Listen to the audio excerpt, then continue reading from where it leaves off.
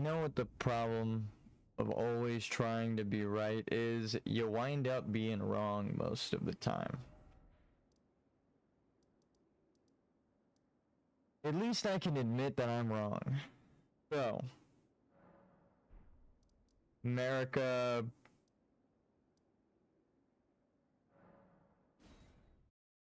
was the flower goddess? Is that what it is? I'm not even going to make the step of the putrescent night being called the Glowmite Queen night, but Saint Trina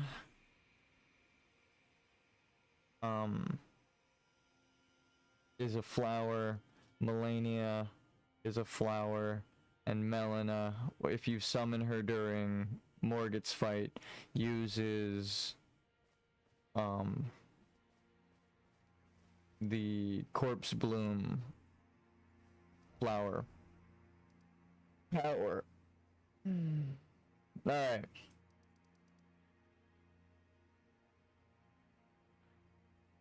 So maybe, I mean, it still kind of hints that she's the Glowmite Queen, but I will say I was wrong that I thought Radagon and his lineage of flame was going to be the reason Melania had Scarlet Rot. This suggests that it's America's lineage. Also, holy shit, my YouTube short got like 1,000 views overnight. Thank you guys. What the fuck happened? No, we'll go right into it. So we did everything. I went back in time. I went back and forward. I went back forward in time to the bosses I hadn't killed, but I had killed already. And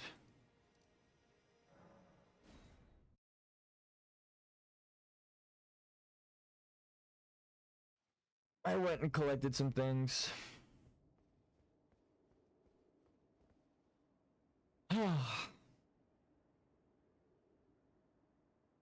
The theme of this game is all of the false gods and religions are based off of one religion that predates them and a misinterpretation in each. All of the crusades and all of the killing for religious purposes is in service of a god who abandoned you, if they do exist.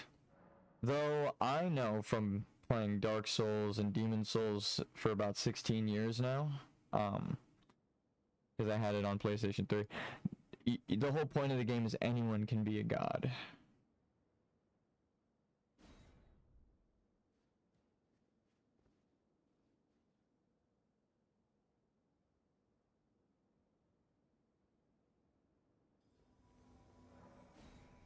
And that the gods are lying.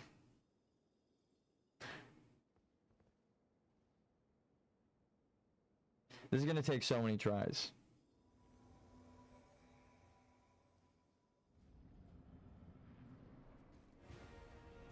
Oh, champion of the festival.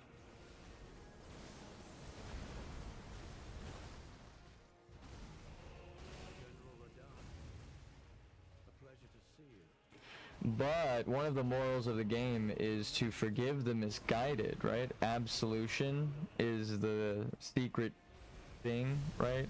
And absolution is forgiveness, right? You seek forgiveness from an NPC, you go to the church and pray for absolution, right? Gonna be all day. I did no damage. I'm gonna have to go collect some shards,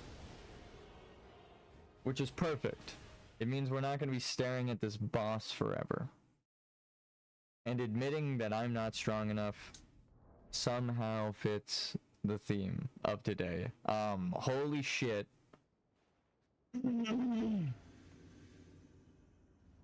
Do I even need... I feel like the whole internet knows what happened. Right? Hassan in H3. Hold on, I'm just coming back here real quick.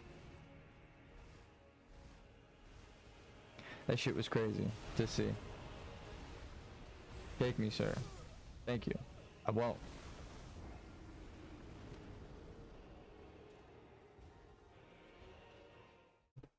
All right.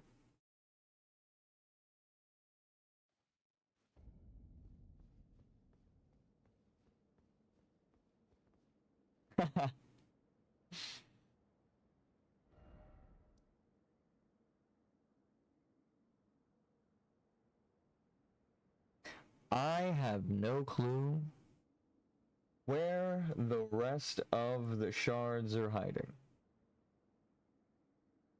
I'm not even gonna pretend to know. We're gonna pull that list up.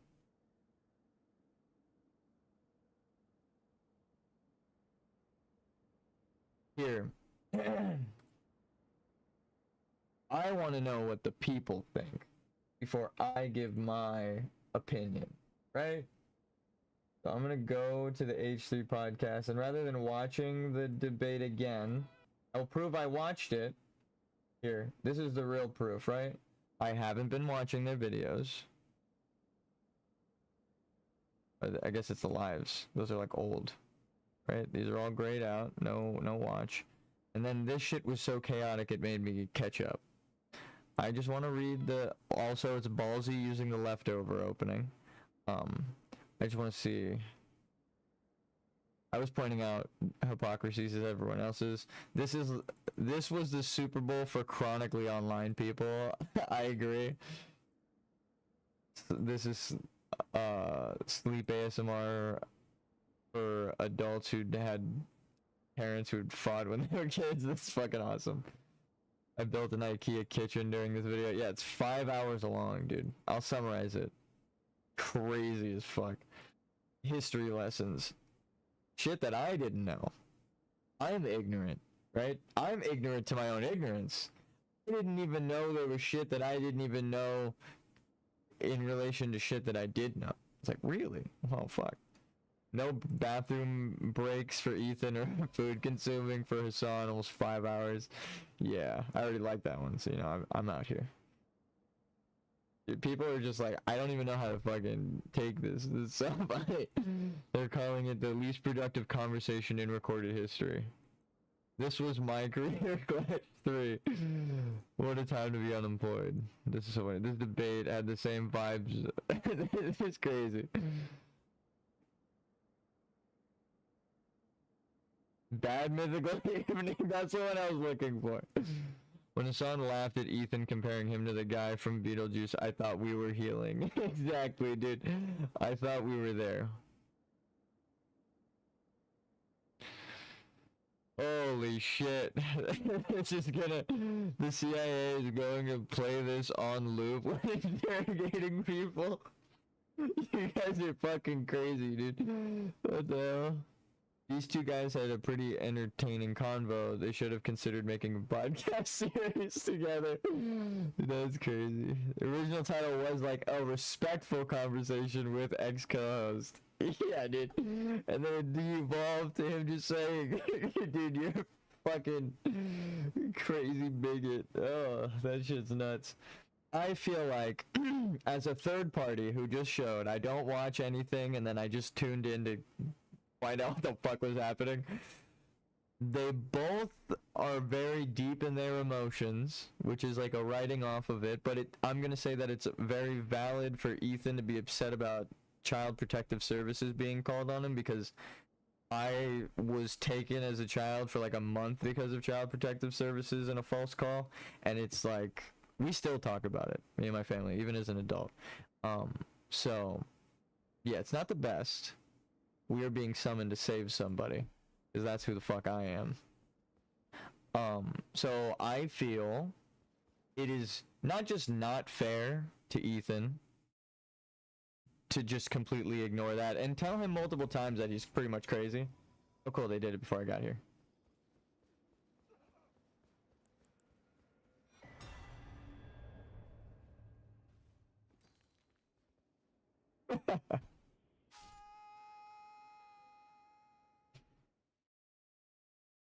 I already got the reward, and it doesn't take my spirit, so.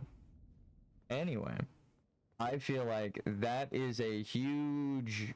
Like, people who might be foreign and don't understand what the fuck Child Protective Services is, or the questions they ask children who might not be.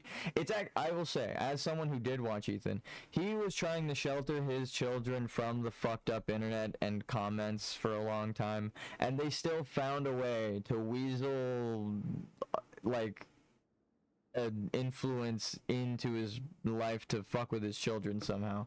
So Hassan should at least acknowledge that his friends that he recorded the video with, because he kept asking, why are you bringing up iDubbbz? You were in the video with the people causing the harassment that he's talking about. So it's like, I see what Ethan mentioned him being obtuse. That yes, that is literally what that is. He's like, I don't know what you're talking about.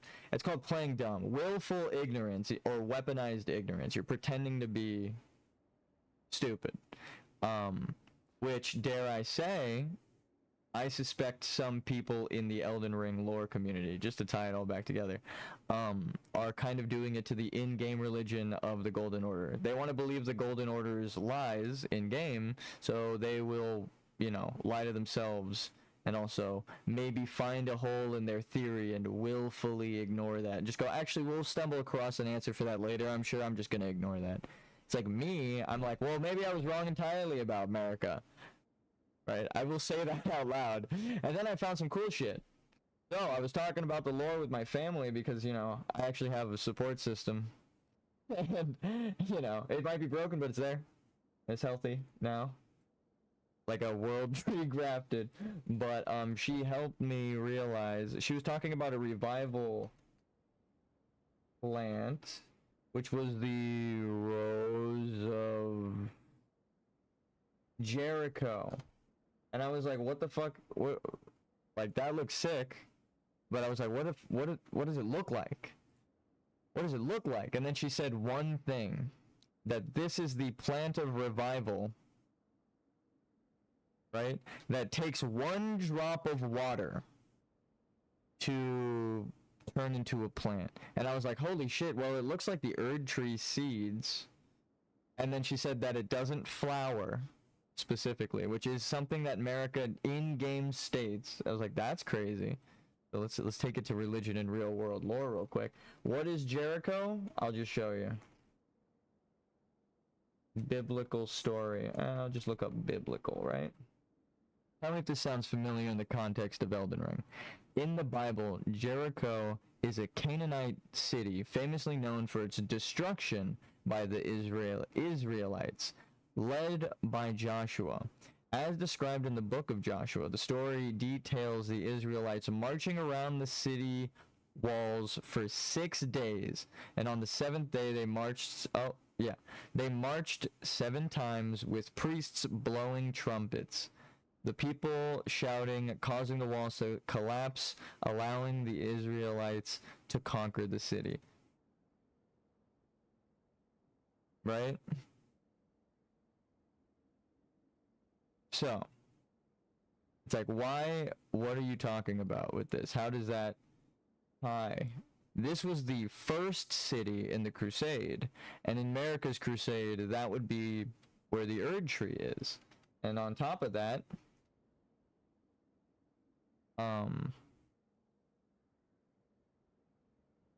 trumpet enemy, Elden Ring. That would mean that there would have to be trumpet enemies along the wall of the Erd tree.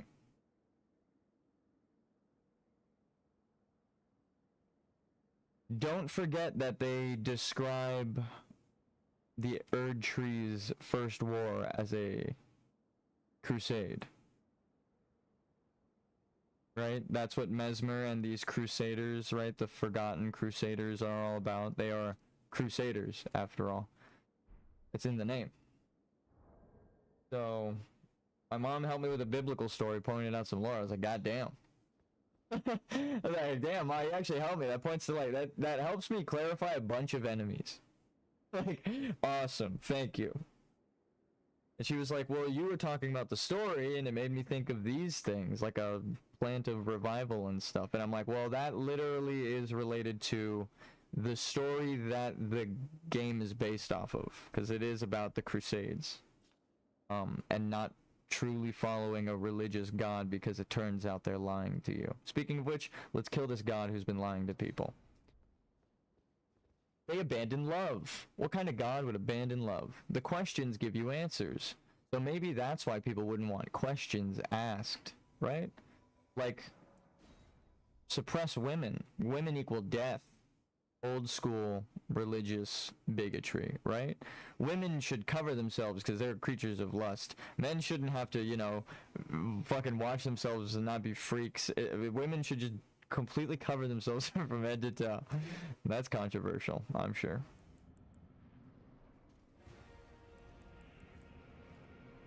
Obviously, I'm being facetious. But if it reminds you of anything, do speak up and out, right?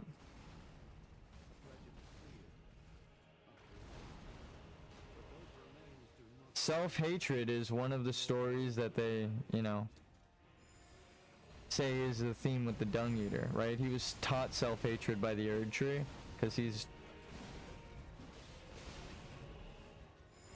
supposed to be eating dung. Why is the Erd, why, you know, why is the dung eater eating the Erd tree's dung? Why is the Erd tree teaching people to do that? Right? Why are they punishing the true heirs? That's strange, right? Religion.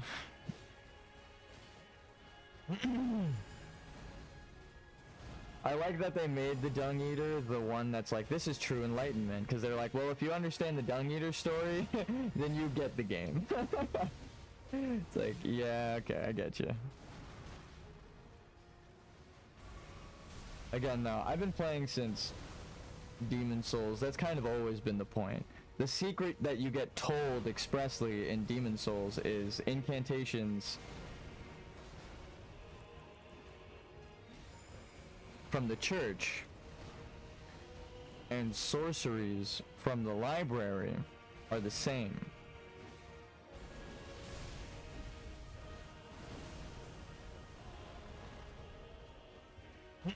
It's all soul magic. Which again, it's pretty much just Elden Ring. That stops barrier right there, baby.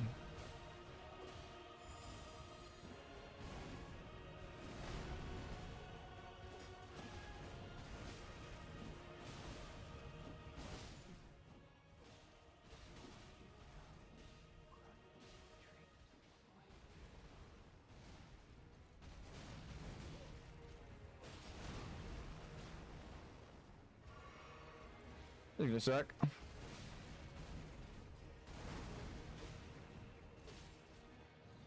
What killed him the first time? Right? It's poetic that Scarlet Rot is his weakness, because that's what killed Radon the first time. Willful the warrior be.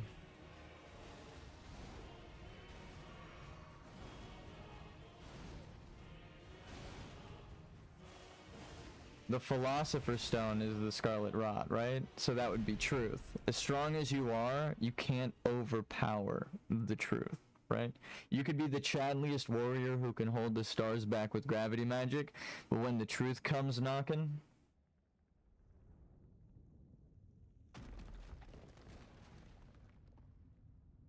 it's time, right? Prepare to die, at least this version of you metaphorically.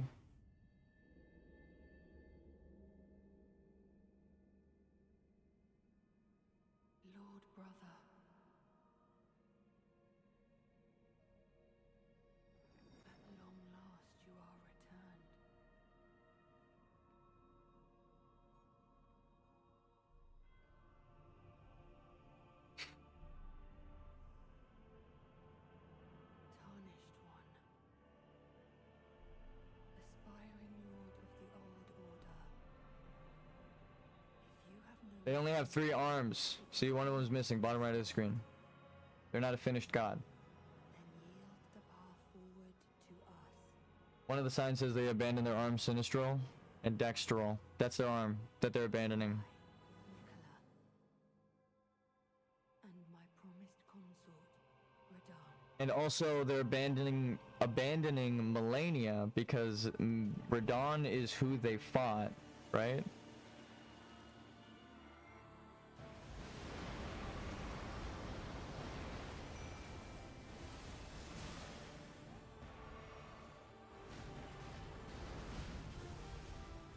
This is gonna suck.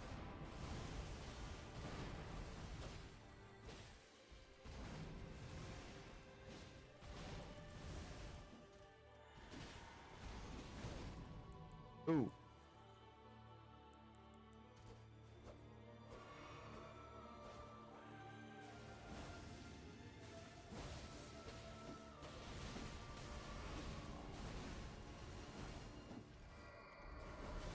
No, it's actually best to roll sideways for that, but the other way.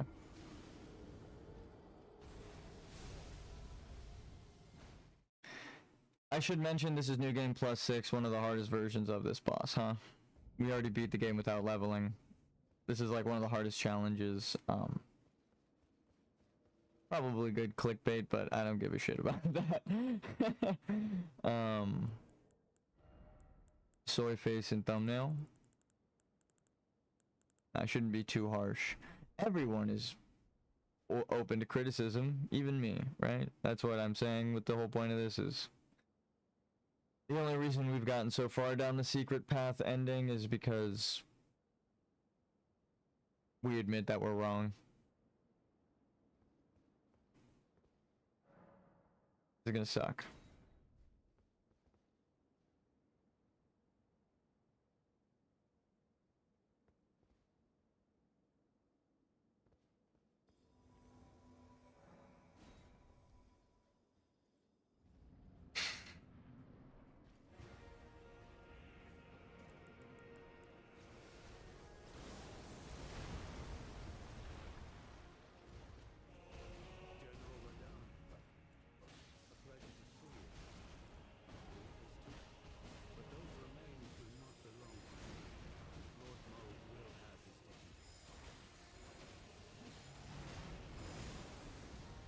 Super secret spot. No. If you run right here, you don't get hit by him.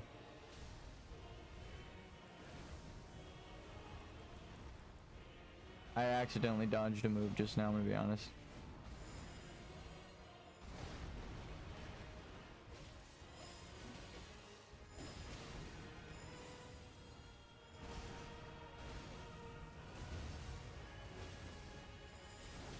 Damn. 180'd on me. That's another problem with having the people summon during your fight.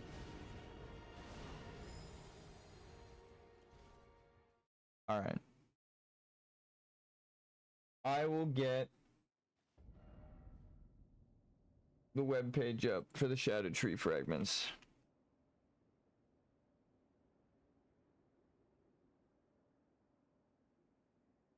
We're pretty much done, but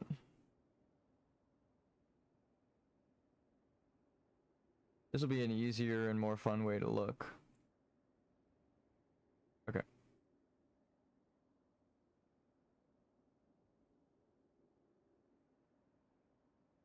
We got these. How many are here? We got that.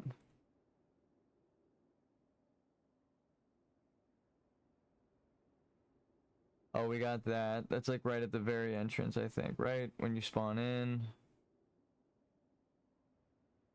Don't know where the grave bird is, so I don't think we got that. We don't really need it. Bellarat Tower secret room.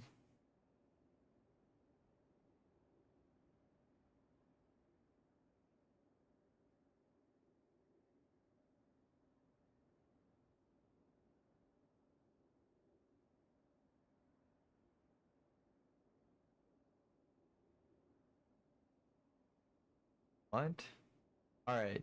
This is the kind of thing where YouTube guides are better, so let's just get a YouTube guide up. Because when it shows me where it is visually, I'm like, oh, I know where that is in the game. So, Shadow Tree fragment locations. Until you reach the Abyssal Woods Grace. Thank you. After that, follow the path. Oh, it's IGN. All right.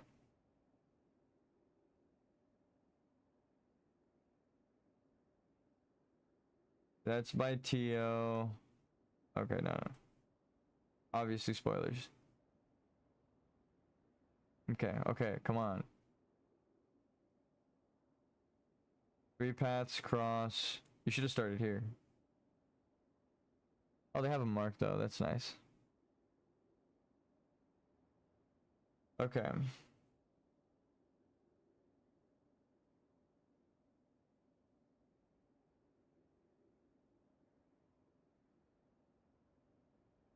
Does this give you two? No, there's one here. Main cross gate. Is it? I think they just messed up the UI. I think they thought it gives you two. Because it only gives you one. See? It would say times two. Unless it didn't come up on the side there. Yeah, it just didn't even come up on the side. Maybe it is two. Main cross, we got that. Got that. Got that.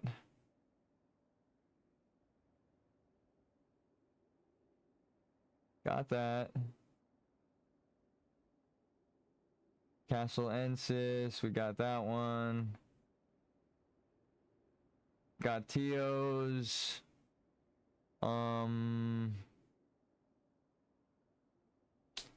exactly remember. Oh yeah, this is the Scorpion Room one. Yeah, okay, we got that. Got that one. These ones are like ones you can't really miss. That one.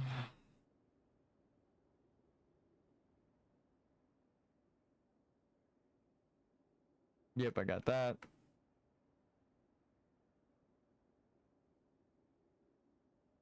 Is it down at the bottom? Yeah, I got that one. Oh, that crowd. Okay, yeah, we got that.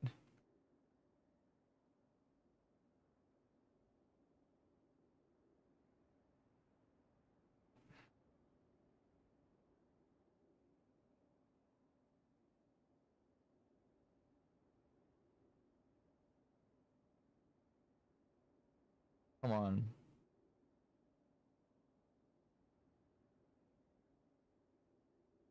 How to reach the jagged peak. All right, the rolling boulder. Shadow tree. We got that. God damn, we actually got a lot of these. High road encampment. Pretty sure we got that one.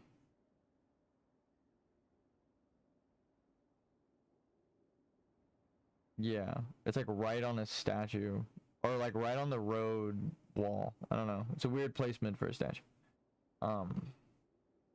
Church of the Crusade. Yep. Got that. Got that.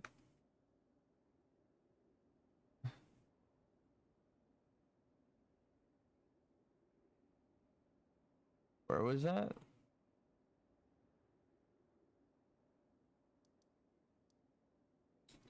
That one does not look familiar. It was like right here. Yeah. Okay. I'm gonna turn the in-game music on. Man, it sucks. I'm gonna be honest. I was a fan of both of them, so that I'm gonna resume that conversation. Oh, is the music is already on? It was rough to see, but I mean, I had to at least acknowledge, like, I mean, it's not like, oh, I'm picking sides or anything. It's just like, god damn, that was rough. That was rough. Watching like the uncut version. Uh-oh. Is there an assassin over here? Fuck it. Let's fight this guy, huh? Oh, wait. I shouldn't because my soul's are elsewhere. And if I die, I lose like 22 million souls.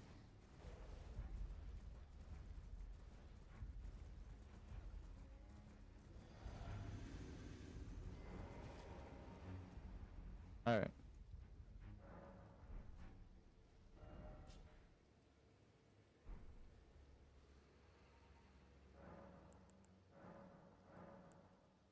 So I need 3, and I have 1.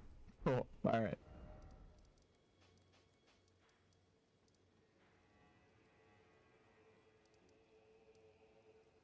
Damn. Okay, so that's 1 that I missed. Go back to the divine staircase.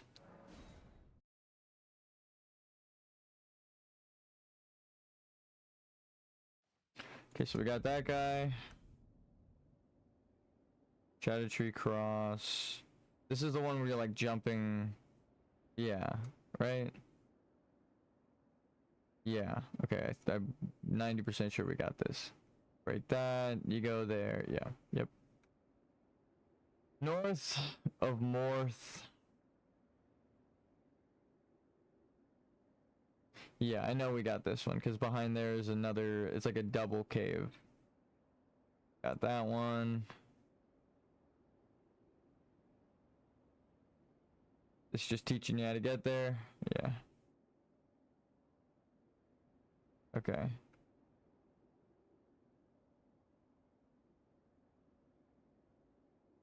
This is the one where what's her name is? Nope, forgot that one though.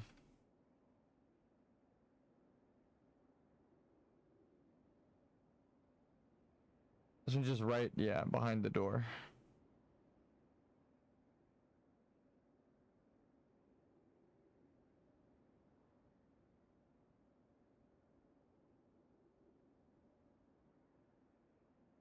He's going through the whole fucking thing with Bonnie Village. Okay, I got that. Back gate. Up. Around. Oh my god. Oh yeah, there's like a bunch of them here. Oh, that one? Never mind. Of course we got that one.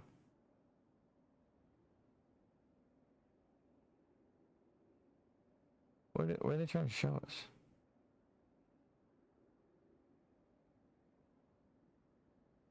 Yeah, we got that one. It's great. Actually, seeing how many I do have already, it's reassuring.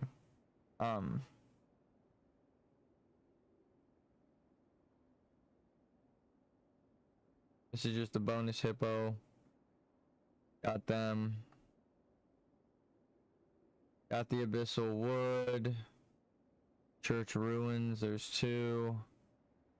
Northern edge of abyssal wood. I think we actually got this as well, but wouldn't hurt to go check. Get us some answers. I would like to say that there's already comments doubting my theory of the upside down grafted tree on my YouTube short, which is kind of like it's actually reassuring to know that people are doubting me, because I'm like, okay, then maybe, you know, they see something that I don't, and there's still more to discover about this game. Every single NPC doing exactly as I say they should. We actually did things that the wiki said were impossible, and I replicated it over 3 different saves the same way to make sure it wasn't a glitch. So we are definitely on path of a secret quest, because I think it's like 6 or 4 NPCs now that are, if you count Iggy and Blythe.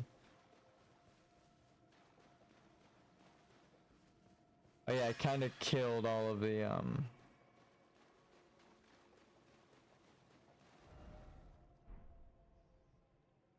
people here.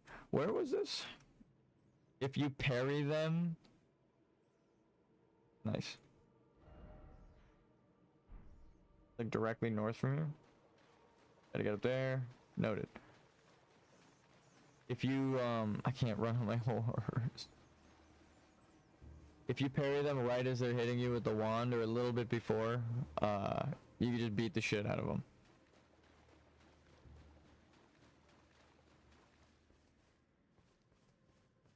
I think there's actually a note in Midra's Manse, the library, that tells you that secret.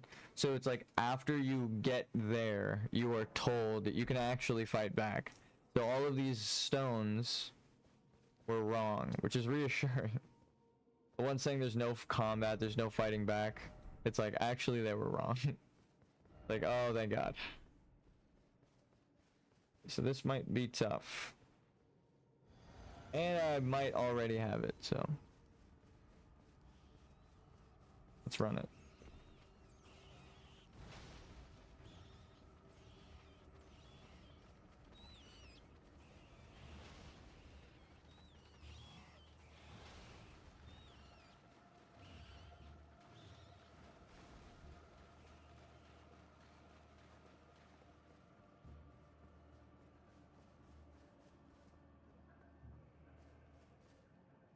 I was at the spot.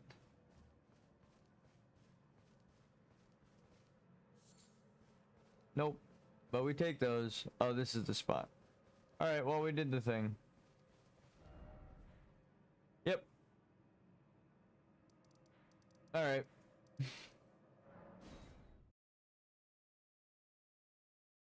So, I think there's only a couple more. Abyssal Wood. Yep. Michaela's Cross. This one, I know we got a couple here. Oh, what the fuck? That is not. Oh, this is just how to get to the ruins.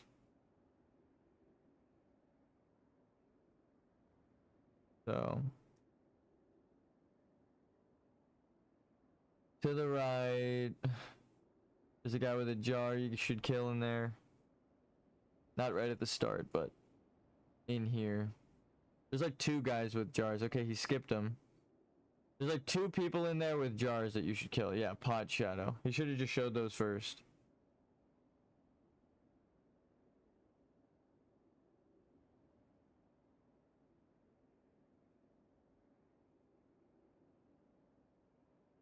That glistening guy right there.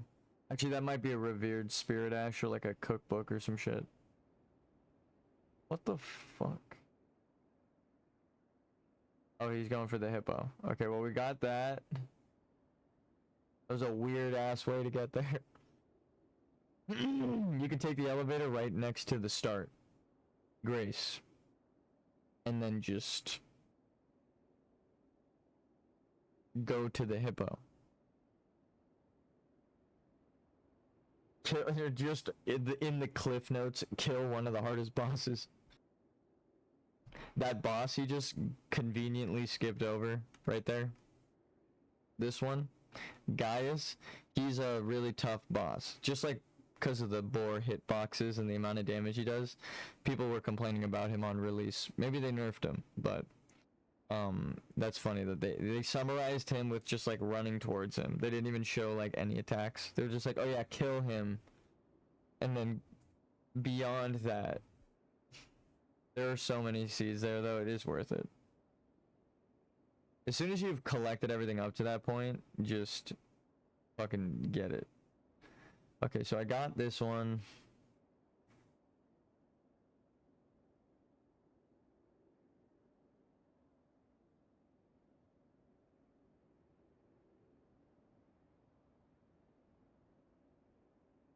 Is this the one where you jump off sideways? Yeah, fuck. This one's gonna be tough. I forgot about this one. This is actually the one that I thought... Or this is the one that we... Like... Or was it this one? No. Right here. This during the DLC, I was looking at this. And no one knew where this last Shadow Tree fragment is. I streamed it. It was live. We looked up IGN. They were missing the last, like, 3 shards. We looked up the wiki, and they were missing a ton. I was like, okay, fuck. We need to look for it. So I looked at this ledge on stream and out loud was like, that looks like a path, whatever, fuck it, let's walk down it. And then, of course, around the corner, there's an item. It's not the Shadow Tree fragment, but it's to tell you, like, yeah, this is actually jumpable path. I think it's like you go and then you jump to a broken walkway slash building, and then you jump from there to another lower section with like a ladder. If I remember correctly. Yeah, so that first guy he just walked by is the item I was talking about, and then this is the broken section, yeah, that you drop down. You like jump down twice, and then right here there's supposed to be like a ladder right behind you. And then right there was the fragment. We found that on stream live, like without a guide. I'm sure other people had found it, but we didn't know a single soul who knew where the fuck that was. So that was kind of cool. This one is, that's a hell of a fucking time to skip, brother. Is it this building right here? I think it is. No, it seems a little too big. That was a weird jump.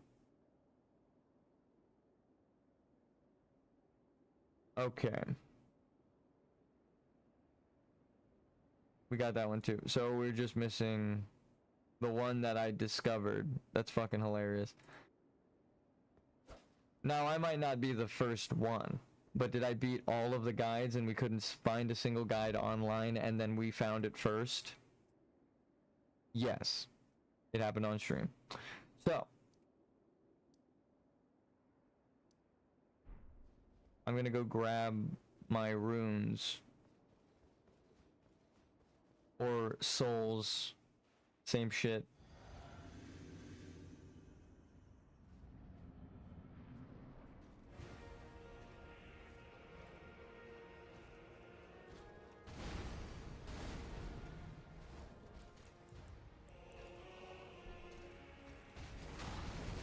I accidentally backed out of it. I was trying to back out of the pause menu. I didn't mean to backstep.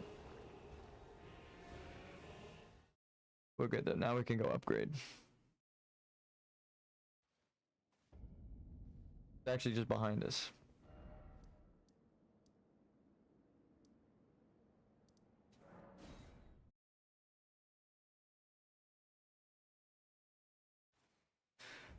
Pretending to know stuff.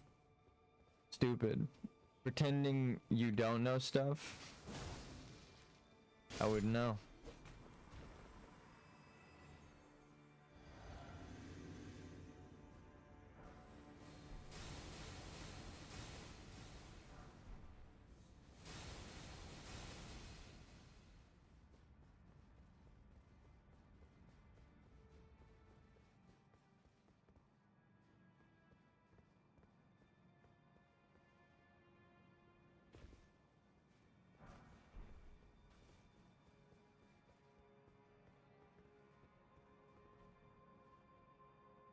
Wow.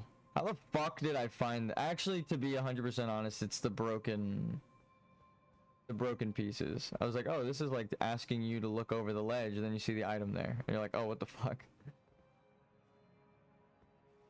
You're like, I'm not crazy.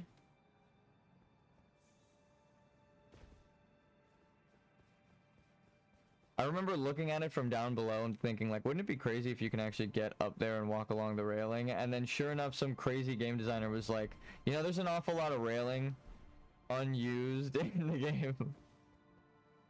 Let's make it useful and just add items. And instead of invisible walls, just allow the player to go the way they want.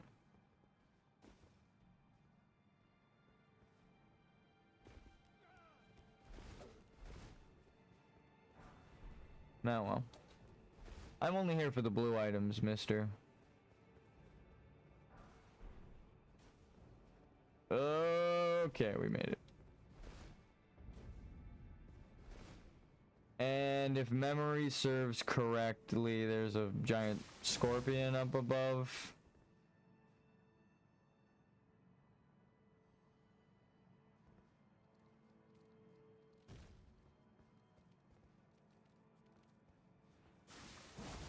He didn't have it in his video, but he killed all of the enemies. I just Just proving that my memory be like that, but also I definitely found this path the first time. And I was one of the first people to get jump scared by this fucking scorpion. It's seared into my mind. And I'm pretty sure there's more in the left over there, but this is a secret path to a legendary item.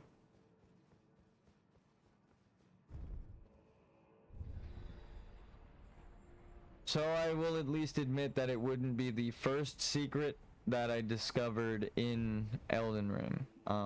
If I get the 7th secret ending.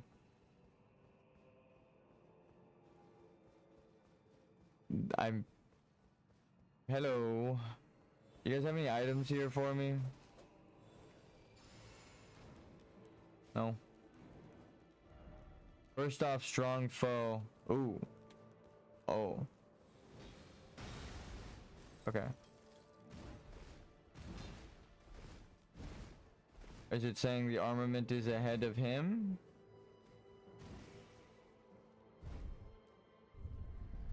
Because I will ignore him. Those are like the enemies in the end of the DLC. They just have a bunch of animation canceling.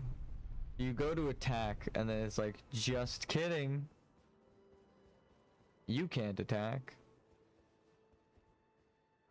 I love the way this game circles around. Actual full circle.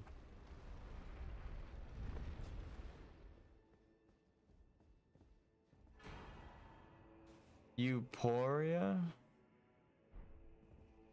What the fuck does that mean?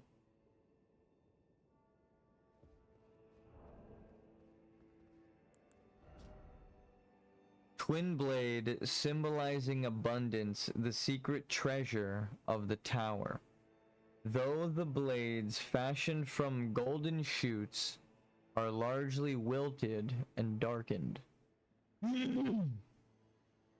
their luster can be restored by dealing damage to foes. However, damage dealt to those who live in death will have no such effect. Damn. So what the fuck does the name mean? Euphoria. Meaning, like euphoria?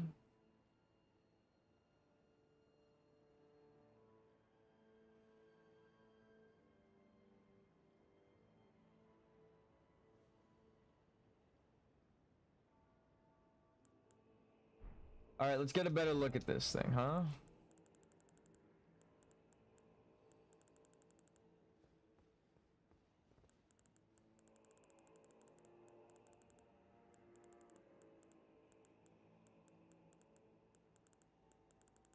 Where the f-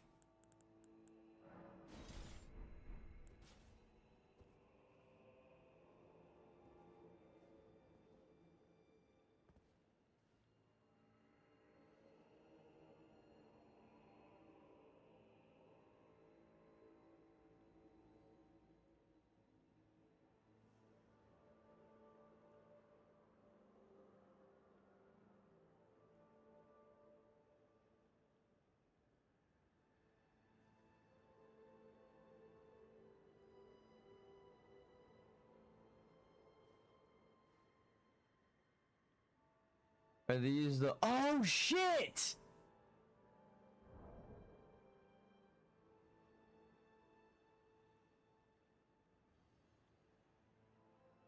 The one thing about intelligence is you don't actually have to fake it when you got it, though. Look at this shit. Alright. I know intelligence, spooky, scary. It's supposed to be the Rosarium Philosophorum, right? Or Philosophorum.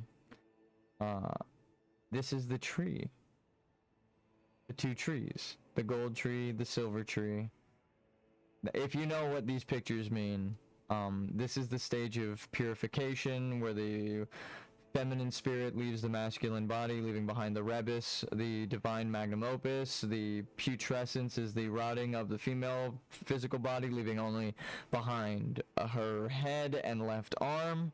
A marriage of the red king and white queen, who represent the moon and water and earth. as well as and silver. And then the Red King is fire, air, gold, sun, red. The Red King. He's Radagon, this is America. Also, I think it's like a mix. I think this is the true mix is supposed to be Renala. That's why they fell in love. But America needed Radagon to become a god, so. And then the lion is eating the sun right now at the end of the DLC. So we would need to crown the princess and then become the lord. And this is predating any religion, right? Or not any religion, but Christian symbolism. This is like ancient Mesopotamian local deity stuff, which most religions are based on. Hot take. Elden Ring does all of your religions better. That's crazy. Here, this will summarize it. To show my blasphemous side. Whenever people are talking about religion, I just say, you know, Lord of the Rings is my favorite book. Or I say specifically, Lord of the Rings is my favorite fantasy.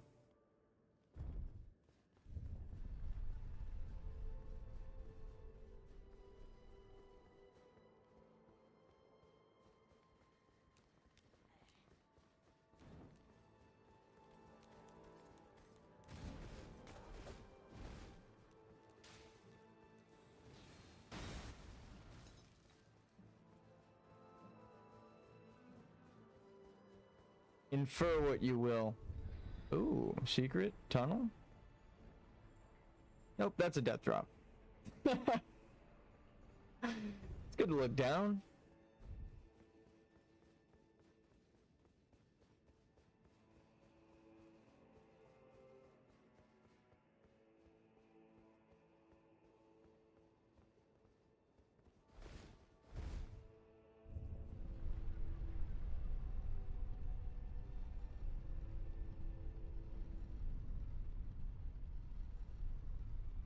As a man who loves science, can't name too many religions that allow for someone like me to have time traveled back into that society, is what I'll say.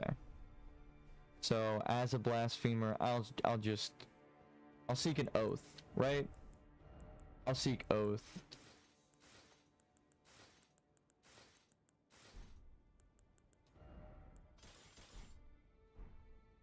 Oath seeker.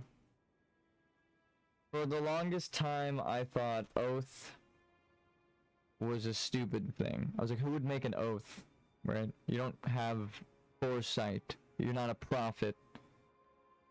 How would you possibly know, right?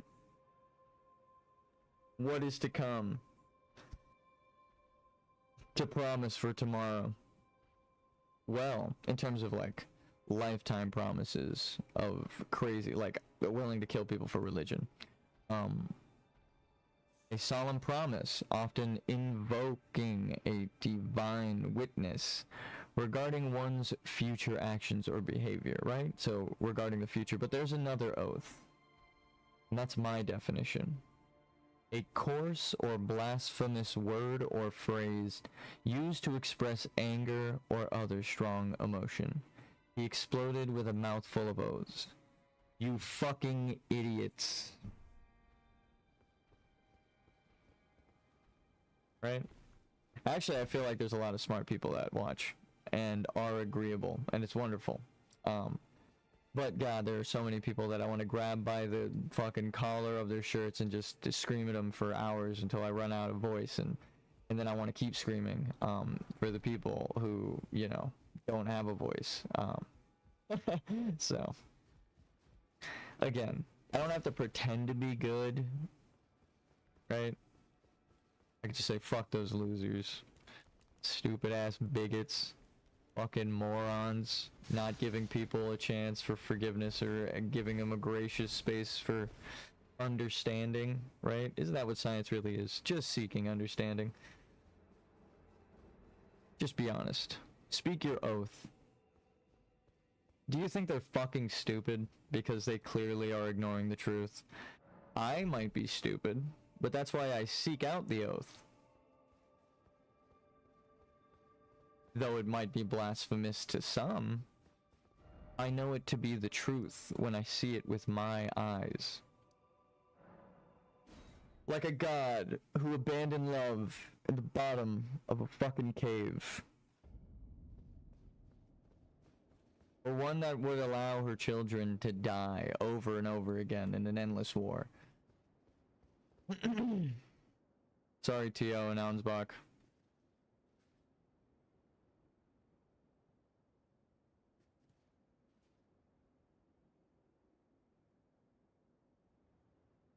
I'm gonna make a save state. And then we shall take arms against the sea of trouble, and by opposing end them, right? Perchance.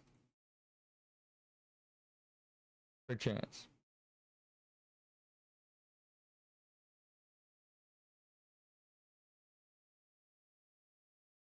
Pre-false god.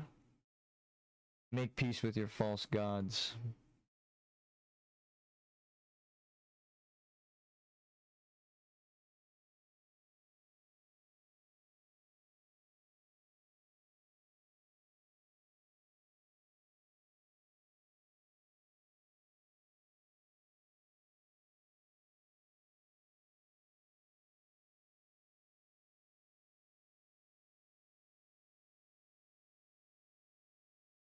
I will be right back.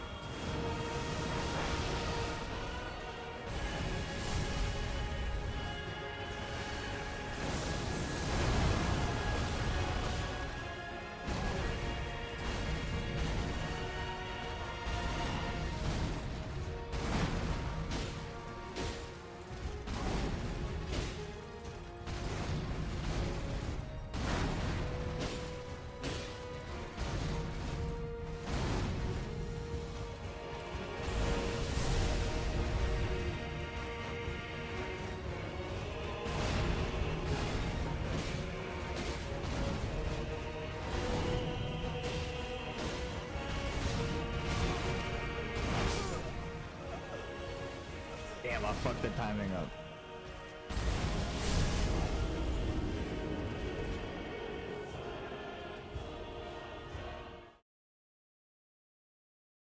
I should be able to upgrade, right?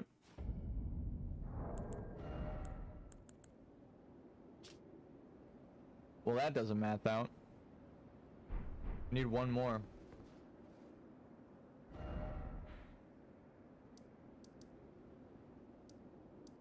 Could be one here that I'm missing. Could be one in here.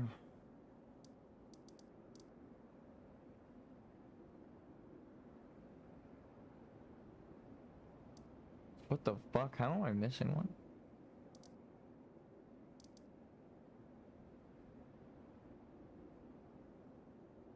Whoa. It would have to be, I even got all of the ones in here, so it would have to be like Scarlet Rot area, I think.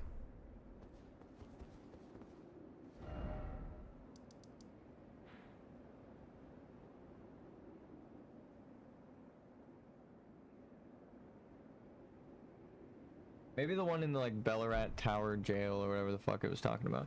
That was the only one that I like hesitated on that I also did not see in the video. Shadow Tree, Ballarat. I'm suffering from success. I collected all of them, and now in process of elimination. I have no idea which ones. I have no idea which ones I actually have. No, I do, but Ballarat jail. Shadow Tree fragment. Shadow. Oh. Okay. Shadow Tree. You know, a good story analysis at this point would be to question the Dung Eater, because that's the next step, right? Rabido, the realization, the reddening of the world soul that is the blue. The Dung Eater eats shit out of people's organs through their asshole and through their fucking chest and stomach. They rip into the person's organs to defile the corpse so that they do not have a sacred burial. They can't have a sacred burial. Specifically, he tells you that verbatim, so there's no mincing of words, and he is taught that by one of two things: the Golden Order telling him to hunt Omen, or because the Halig tree is where you find the seedbed curse, it is Mikola who is forcing him to eat shit, and then he gets jailed up. So either way, it's a sign that the gods are actually vindictive and very mortal, right? They will teach you to eat shit and die happy about it, and because you think them gods, you do it in a twisted, spiteful way. You think this is going to defile the gods. If defilement, if order is defiled entirely, then defilement is defilement no more, is what the Dung Eater says. It has a double meaning. He has the negative meaning, but also he's about enlightenment. He's trying to tell you that he does know, and you having to kill him shows that you respect life, right? He respects it a little too much. He values the shit in people's stomachs, so much so that he'll fucking kill you for it. So yeah, he's crazy, clearly. But it's the religion that drove him crazy, and he thinks he's doing the right thing because the religion lied to him. So yeah, that's an allegory for just blindly following religion and doing as you're told. And that is the enlightenment of the game, that they're not truly gods, they're mortal, they're lying to you, right? And so that's why he has a line of dialogue saying that he is the final step, he is enlightenment, and he has the picture of the sun, but it's red that he's wearing. I was right about him being Rabido. Again, I just had Citrinatus inverted. It was like a cosmic coincidence where the third-party website that we looked up alchemy had Citrinatus and Rabito flipped at the end of the list, and I just took their word for it. I was like, well, this is an old website, surely this is the case. Nope. But I remained wrong for a long while, and all of the theories lined up with it, because that is a cosmic coincidence. Conveniently, how the game mixes it up too. They confuse the last two steps. You can do Dung Eater before Gold Mask if you just walk through the game, but you can't like do Gold Mask while being unable to do Dung Eater. You can always do Dung Eater before Gold Mask, which means you can always do the last step before the second to last step if you just plow through the game.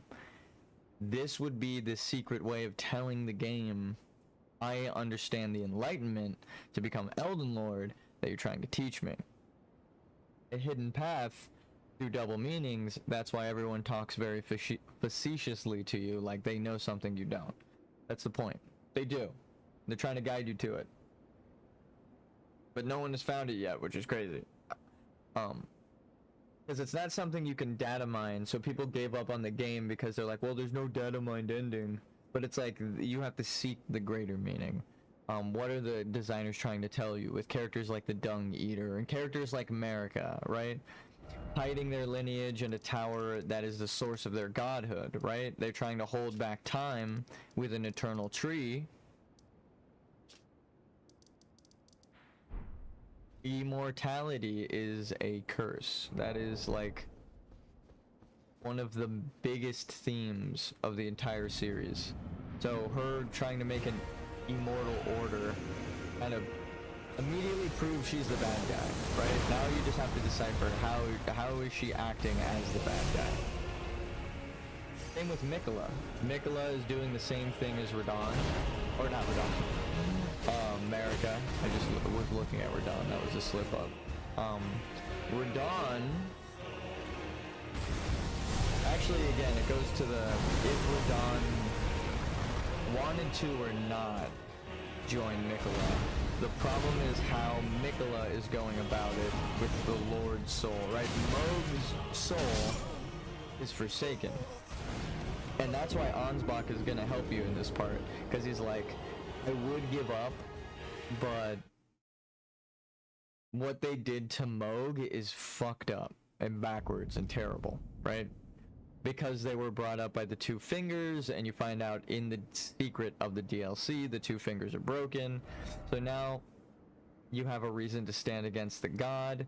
The reason they abandoned love, they're just trying to do the same thing as Mikola. You can't truly be a god without love, right? That's what the whole game is trying to tell you. So it's like, if they're omnipotent and all godly blessing good, right? Well, then how would they allow for these things? Why would they have you build statues for them if they control everything? What kind of god would make you build statues for them? Just start asking questions and you immediately solve the answer. It's the people don't want to ask those hard questions because it's a little bit tough to face the real life answers too. You're all alone. I'm sorry I killed your god. If I could, I guess they weren't a god to begin with, huh?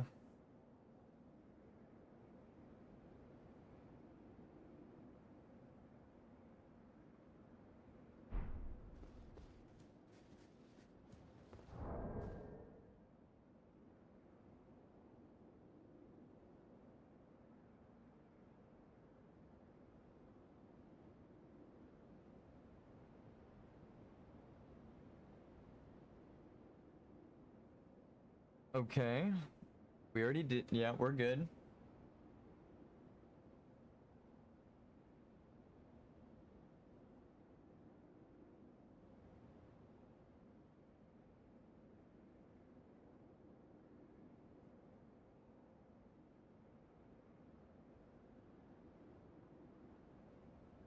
Huh.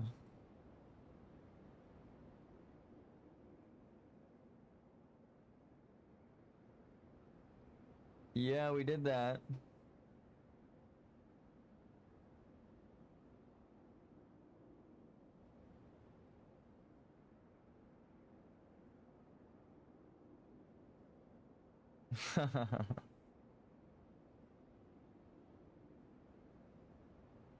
We got that one. The fuck is a curse blade? Oh. We got that one. We got that.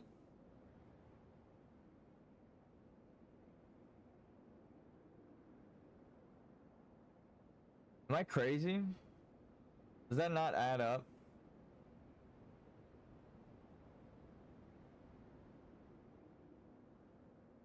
How the fuck am I missing one?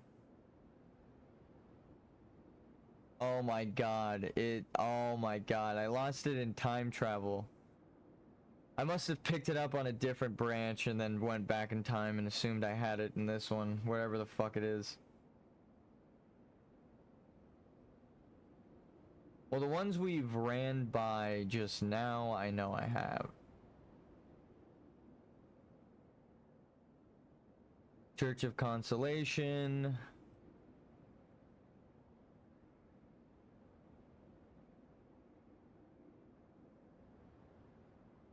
Yep. Yep. Okay.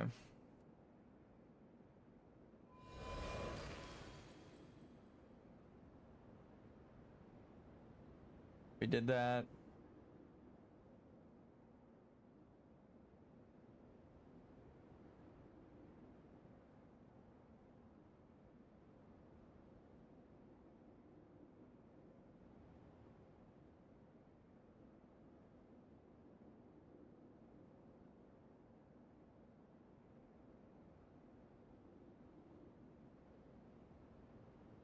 That actually might be the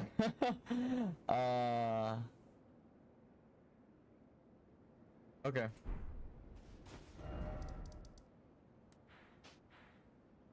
Where was it? Second branch. Yeah, that does not look that familiar.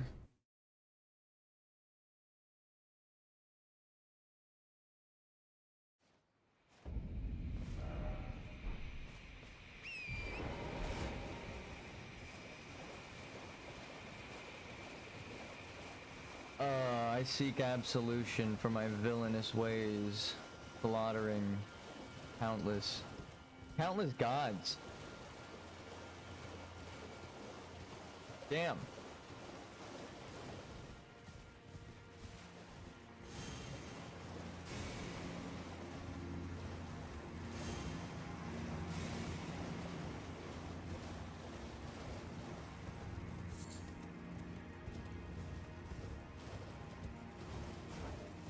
Is this a way?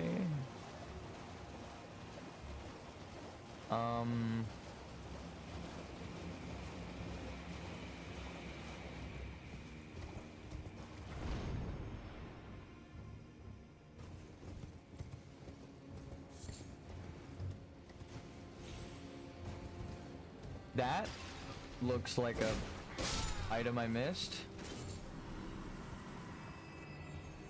Well, fuck me, I guess.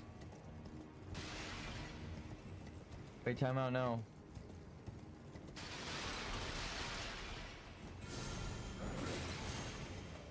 White flowers, dew gem. Room with 2 scorpions. Is this the thing? Nope. Oh my god, Sonic the Hedgehog.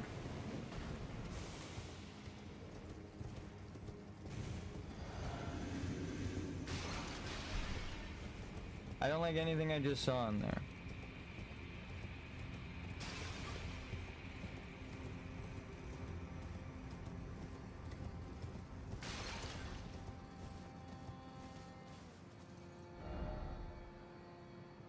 Where the fuck is it? I'm going to mark it on the map.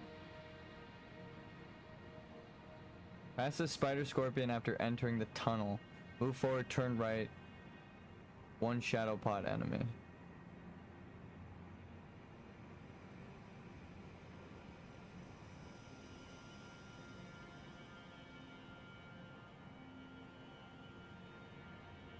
Great.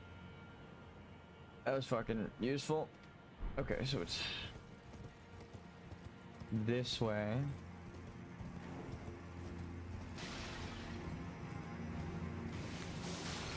Did they say there was a pot? You kids got pot over here. The thing with those enemies is if you run by them, they're like loot goblins from Diablo 3. They just eventually disappear. And you have to like reload the fucking game. Go to like a grace.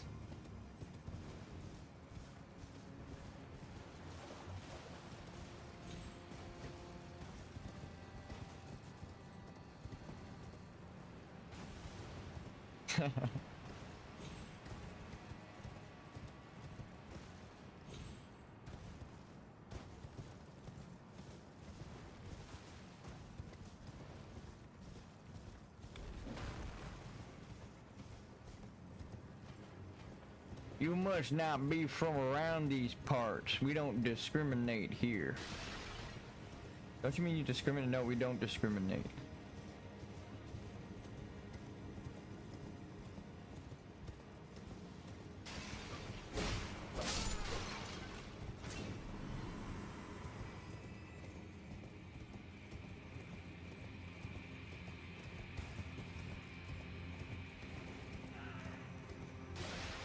I know you don't have anything, but I mean, it's worth it. Okay, well, he gave me the jar. He gets to live. Okay, this is definitely not the way.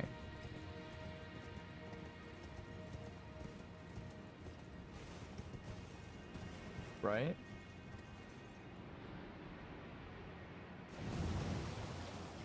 Okay.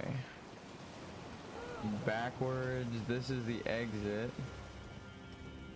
Didn't go this way last time. Oh, this is a dead end, right? Oh, but there's a blue. This is gonna be a talisman, I think, actually. Yeah.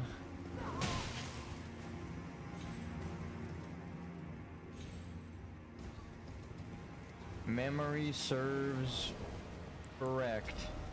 Talisman fashioned from thin feathers that embody the aspect of various creatures. Said to have grown on the human body long ago. Improves backstep and increases damage taken at all. Hornsent view the crucible as sacred. I was reading.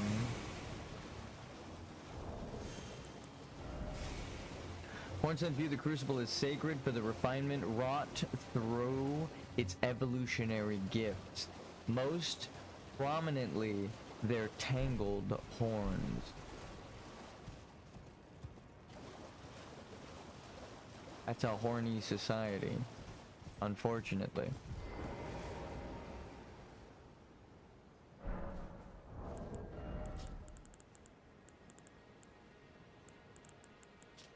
Grotesque mask constructed from countless solidified caterpillars, a ritual implement of the greater potentates of Bonnie Village, used to ward off thoughts of impurity, doubt, temptation, and other wickedness one is vulnerable to while absorbed in divine ritual. You thought I was joking about a horny society.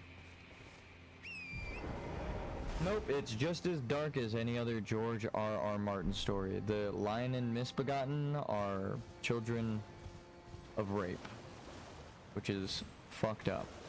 But that is why America is so vehemently against this society, I believe, right? And if you don't believe me, I mean, there are 3 alignments. 4, actually, if you count the meta. The original alchemy Red Queen or Red King versus White Queen mixture is about the Red King overpowering and telling the Queen to submit to him, and George R.R. Martin continuously writes sexual assault into his stories. He is the executive producer and writer of this story and game, one of the only writers in the entire series for Elden Ring. Yeah, if you look for writers in the credits, you won't find many.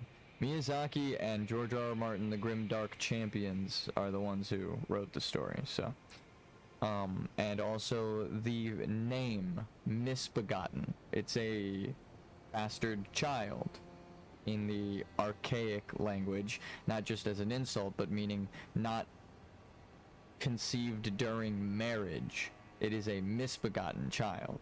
Through fucked up means was the child conceived, is what the name in archaic means. So a lion in beast man had misbegotten children, right? I mean, you don't even, that's all. A lion and beast man had misbegotten children, right? In a society where they wore masks to ward off impure thoughts, temptations, right? Gross. But that is the world of enlightenment. It shows it to you, right? In real life, nobles had incestuous relationships because they wanted to keep their bloodline pure. That is the symbolism of grafting and trying to find the tarnished with strong features but pure blood, right? They have to be a noble, a tarnished, because that would make them a shaman related to America. So they're perfect for grafting, genetically, right? Mixing back into the lineage at the center.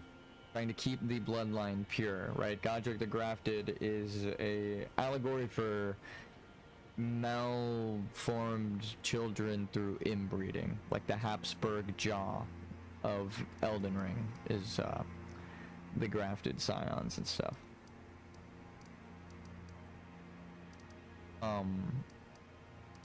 Which is dark, but again, that is supposed to be the theme of pointing out when you peel back the surface layer of the perfectly seeming Golden Order story, you actually get a really dark, fucked up, evil story where America burned her children and literally, figuratively, let them burn eternally in this God knows how long it lasted war for what one of the ageless women describes as thousands of moons, right?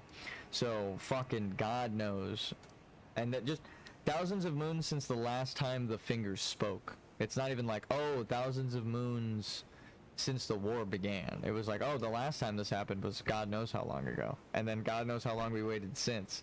So it's like they've been fighting for an eternity almost. America did that. So no matter which way you cut the story, that's the true secret. They want you to realize that the gods aren't gods. They're fucked up creations of man torturing people, which is symbolic for real life, right? All the religious wars and innocent people dying, everyone always feels the same way. Civilians shouldn't be punished, right? The shaman people shouldn't be punished for the efforts of war to create a warrior just for the cycle of battle that these fucking lunatics are creating. Damn, the symbolism goes deep. Or people could just be like, nah, I want to be knight with sword magic fight. Which honestly I understand if you don't want to do, you know, a deep lore analysis, but when people tell me I'm wrong, I'm like, you're just not ready to hear some fucked up stories. You should go play Demon Souls and Dark Souls 1, 2, and 3, because they have like the introductory sad stories, and then these are like George R. R. Martin took it and fucking made it as grim and dark as possible. Really good symbolism, but also goddamn. I was like, I'm gonna need therapy after beating this game. Which seems to be a running theme on this channel. I go in like, everyone recommended this, and I'm like, I'm gonna need to go to therapy after this. Hot take. Most people that advocate for therapy don't actually, or never have actually gone, and need it the most. So, I've gone. Have you? Or do you just say crazy people need to, and then continue to be fucking driven crazy by this world? That's my question. That's my hot take. The people who need to be in therapy aren't going.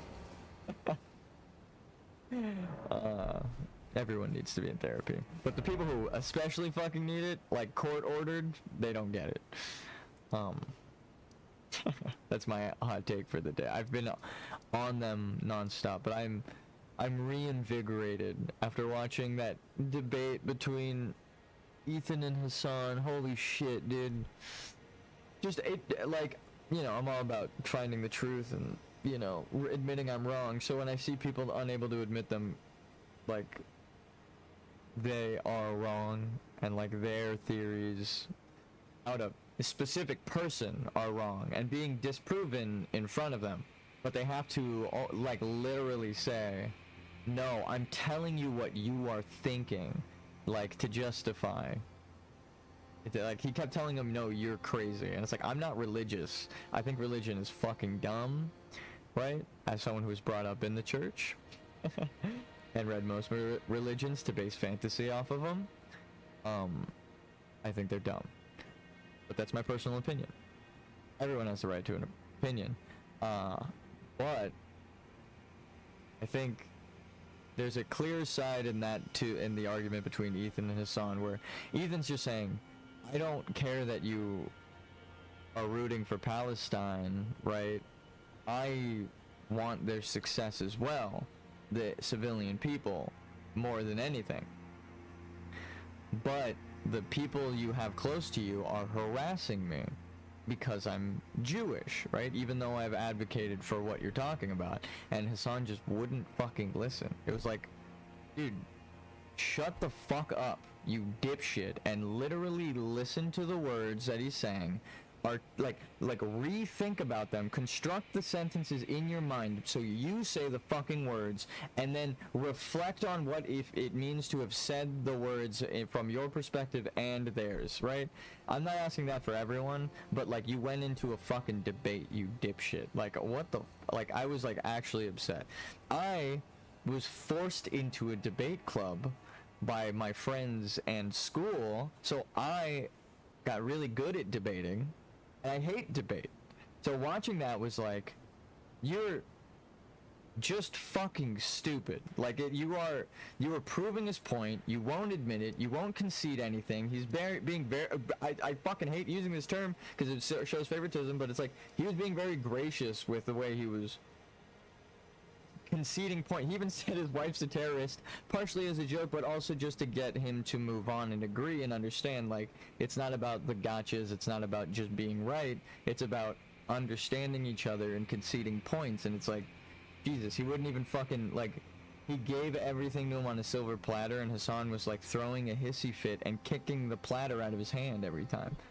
Like, all you had to do was say, those people aren't me, like he was saying, and then go, but I do disavow that action. It does, I understand how you, as a Jewish man, could misconstrue or just understand it better than me as anti-Semitism, right? He just had to admit he's wrong and maybe lacks perspective on it, but he was like, no, I'm telling you, a Jewish man, that you're crazy about the things that you're perceiving as anti-Semitism. I'm like, what the fuck are you saying right now? Like, well, you're an idiot. Like, everything you have... So many things backwards. Also, I found proof on the map I just wanted to point out. Aqueduct Society, Ruins of Rua. The Horn Sense Society is scavenging it for answers, like we are scavenging the ancient Egyptian pyramids. And this is the aqueduct from which the corpses will flowed, isn't it? Isn't it, game designers? They're probably like, damn, that was a fucking stark contrast, but I just wanted to point this out. I've been looking for this. It was right in front of me the whole time. It was just dried up.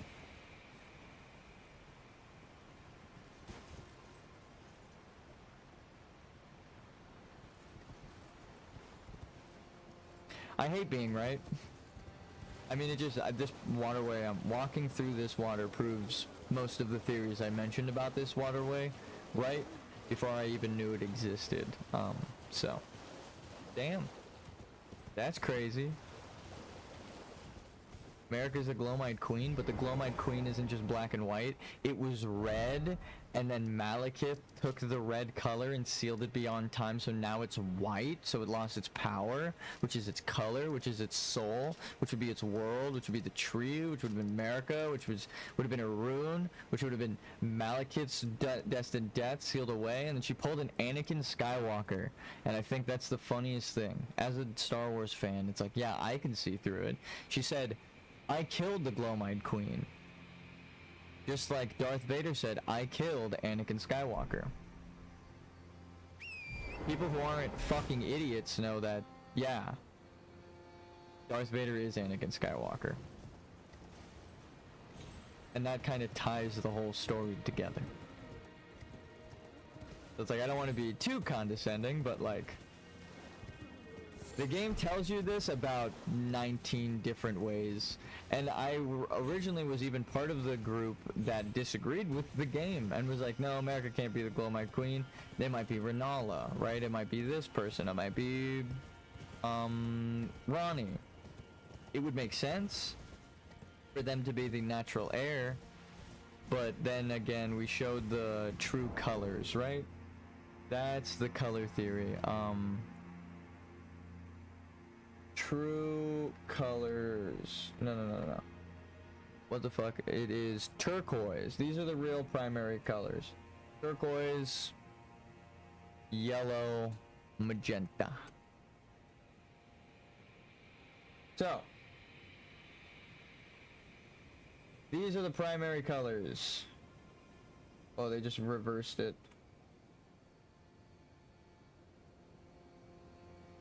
Magenta mixed with gold makes red.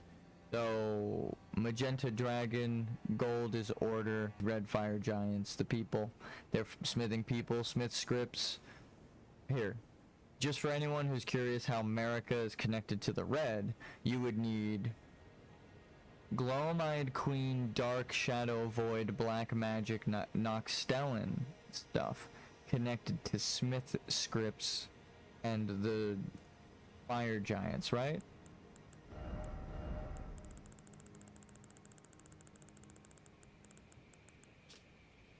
Claws of a bottomless black from which no light can escape, wielded by Anna, sword hand of night, engraved with a smith script, enabling strong attack to launch all 3 claws at a target. The blades are only semi-corporeal and cannot be fully guarded against. Void, night, sky, darkness, right? Smith script. Well, that's the red. So that item helped me realize Jolan and the swordstress theory I had was very on par with the lore of the game. So Ronnie has turquoise eyes. It's all one thing, right? People with a fucking brain might recognize this symbol. Ready?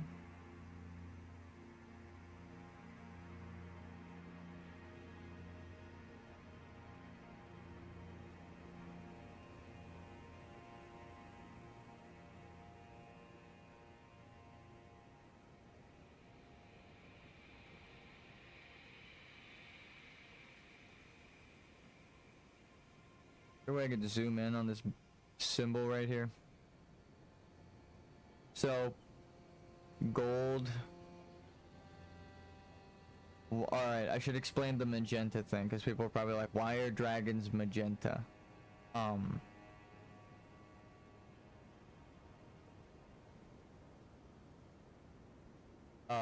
Dragon communion. Dragon communion.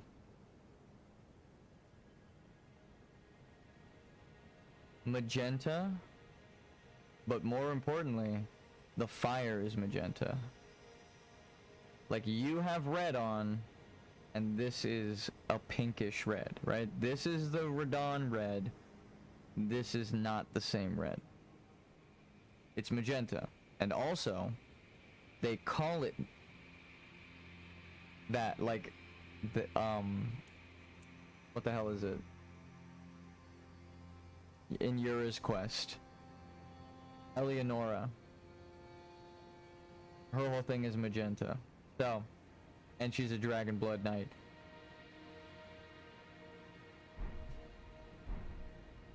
So this is the order of things, the color, but everything has become gold, right?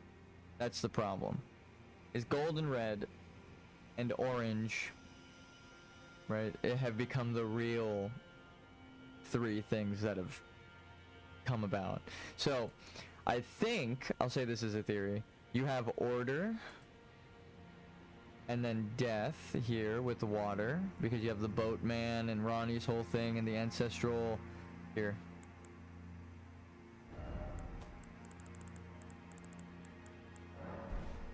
Turquoise, water, death, magic. Right? Blue, water, death, regal spirit. Okay. That's these two. Feel like I didn't need to explain much there, but I mean, come on. So if this is dragon, then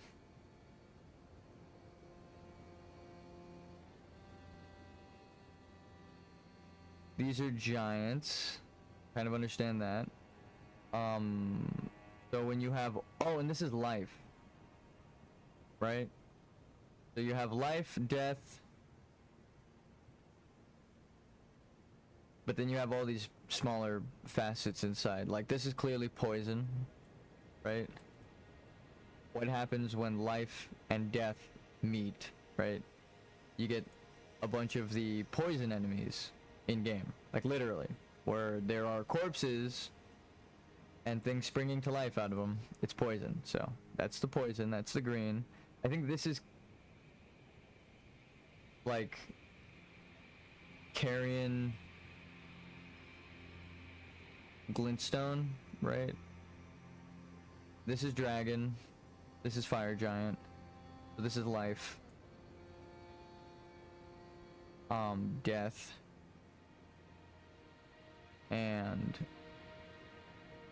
the thing is, dragons aren't just a power. God, you can't see that.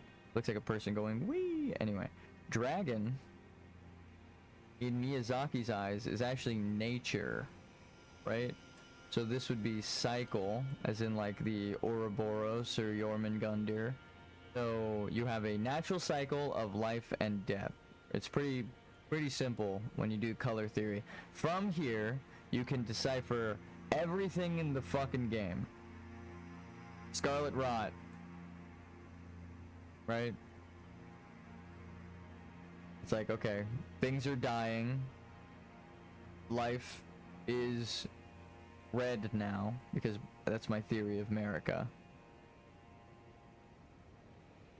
It's actually very strange that the Scarlet Rot is pink in the overworld, but is red here. Again, connecting America. Why this is a theory. I think America's red power was sealed beyond time. So the flame of destined, or the Godslayer flame of destined death turned white because its power was drained, right? The color was taken from it.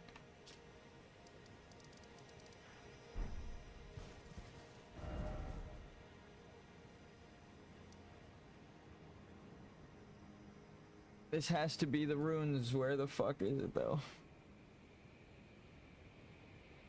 Maybe it's not?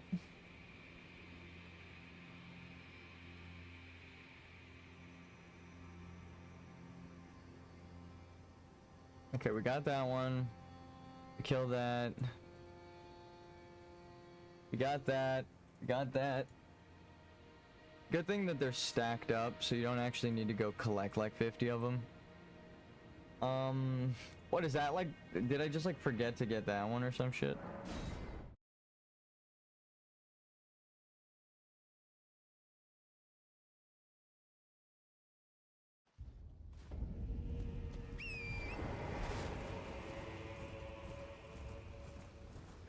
I still have many questions about America. It's like with the answers, I get more questions.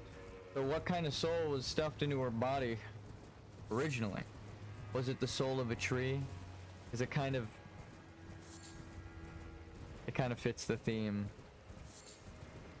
It could also be, well, I mean, I guess if like world souls are trees and everything is, every soul is a world.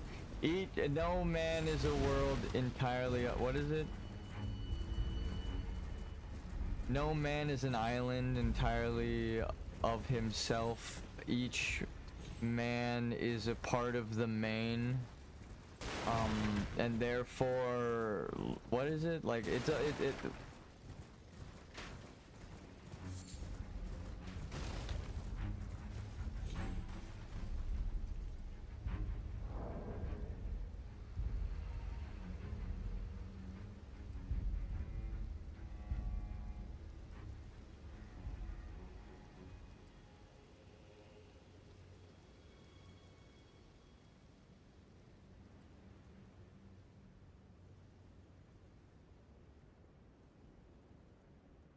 here we go. No man is an island entire of itself. Each is a piece of the continent, a part of the main. If a clod be washed away by the sea, Europe is the less. As well as if a promontory were, as well as if a manor of thine own or thine friends were. Each man's death diminishes me, for I am involved in mankind. Therefore, send not to know for whom the bell tolls. It tolls for thee, right? What does that even mean? He's saying we live in a society. That's the original "we live in a society" meme. But no, it's like the opposite. It's pretty much saying like you live in a society, right? So no matter what, you are influenced by other people, so you're gonna care. And also, when the bell tolls, right, it's about letting the town know what time it is, and also letting you know that somebody died. Like, the bell tolls for a person. So most of the time it'd be like, oh, who died, right? Well, who's the bell tolling for? And that poem is essentially saying, like, you don't even need to ask, because it doesn't matter who died, somebody died, right? But I mean, obviously it does matter, but that's like the significance of the poem, is like, it really doesn't matter who died, because you should care about everyone. So, the symbolism of your character's world is their soul, and when you invade another player, you're sending your soul into their world to kill them. And steal their runes and shit. It's actually dark, but also obviously tied to that poem, right? A lot of old school poems. Whoa, okay. That's just a bridge.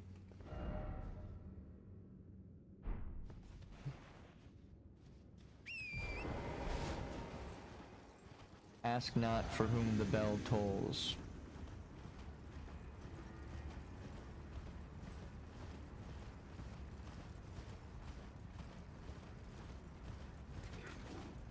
Yoink.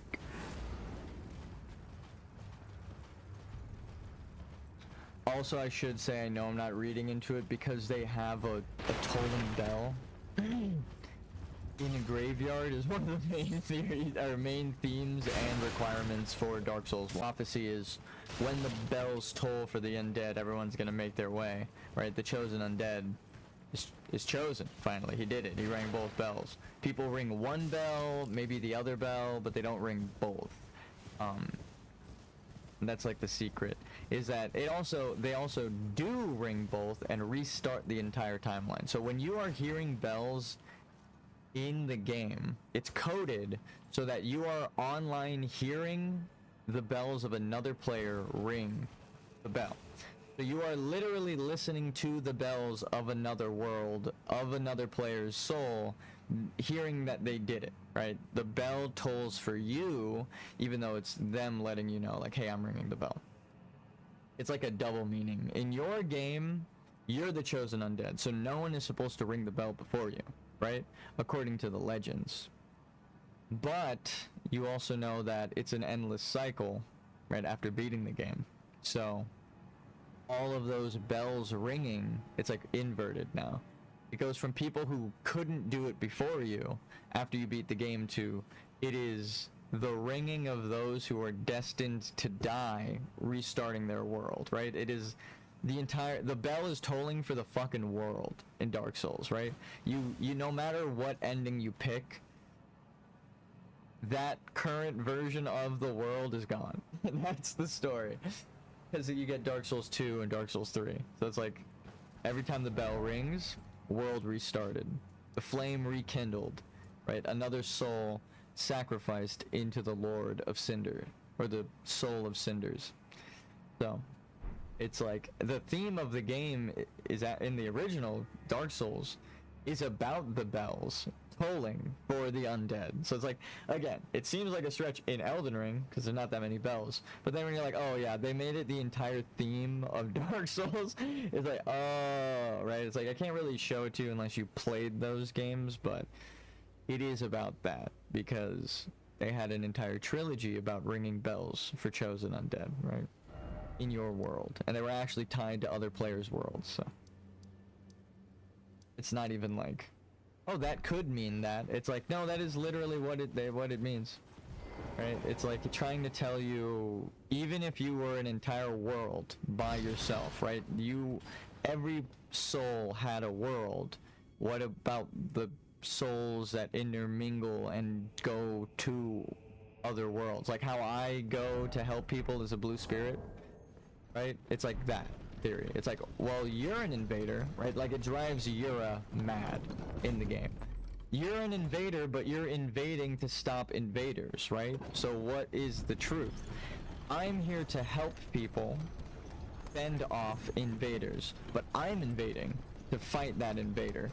So it's like, I'm a blue spirit helping out, but to that red spirit, I'm an invader on his quest. That is what drives Yura crazy, is that he is the bloody finger hunter and he has to use bloody fingers to invade the bloody fingers worlds to hunt them. So he is a hypocrite, right? That's his entire story. The church makes you a hypocrite and you'll be happy about it, which is nuts. It's goddamn beautiful storytelling.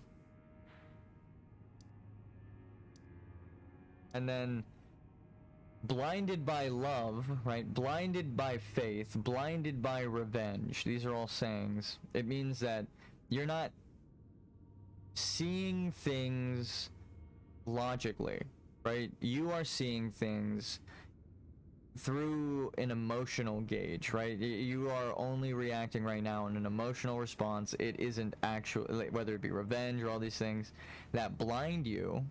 That is what claims people to the frenzied flame, right? Whether it's I have faith my father will return, right? And then it never happens. Irina dies, right? That's the story for that. Or I have faith that the person I'm hunting, right? Ironic that I'm being summoned to another world right as I'm talking about this. But it's like the person I'm hunting, right? Yura, I love. So what happens when I could fight them? Like, I was never going to win to them because I was blinded by love, right? Blinded by vengeance, blinded by, or like the Revenger's Shack, right? He wants to revenge people, or he wants to kill people and get revenge for Irina's death.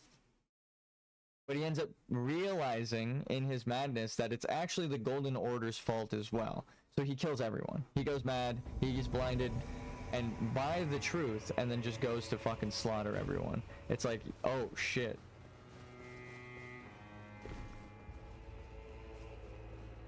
Did you really spawn me in the furthest fucking... Where? They're in the depths. There's no way for me to get down there. From here. The game actually spawned me like 90 miles away from helping.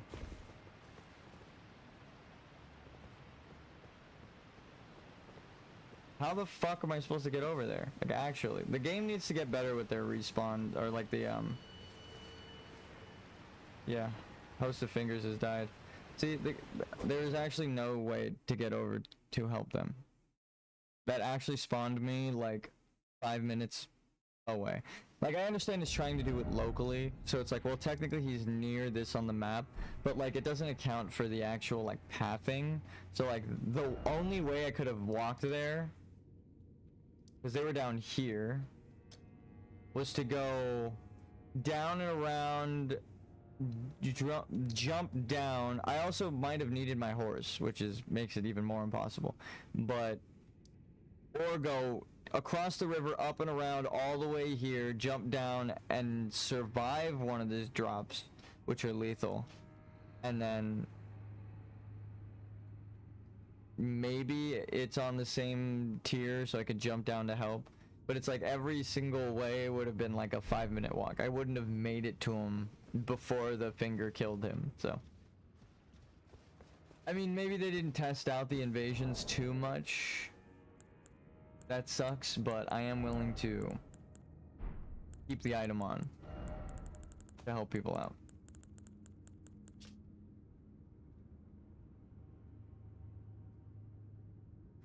Your objective will be to defeat the invader of the summoned world.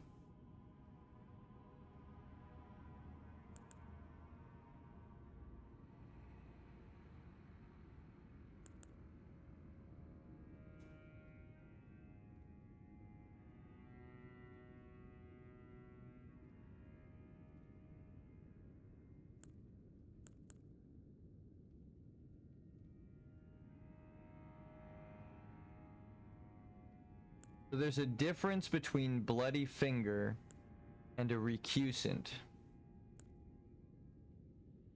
Bloody finger is Moog, recusant is the Volcano Manor.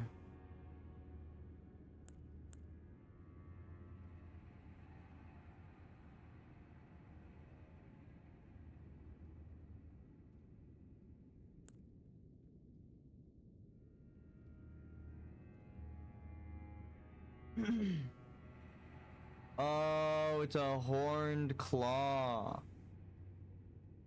That's great. It's a horned finger.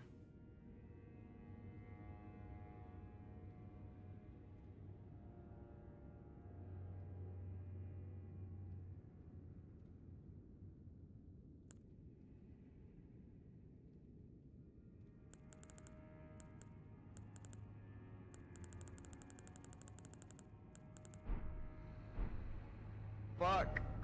I'm one fragment short, and it's just somewhere.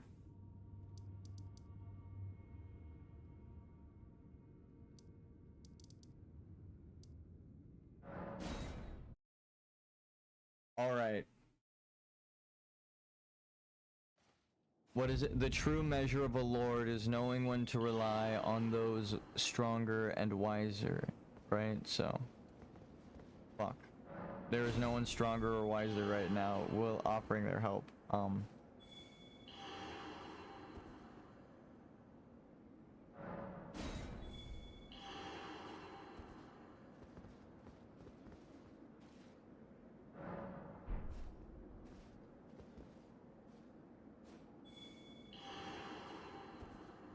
Seriously? There's no one helping? God damn. Oh my god. Why is it what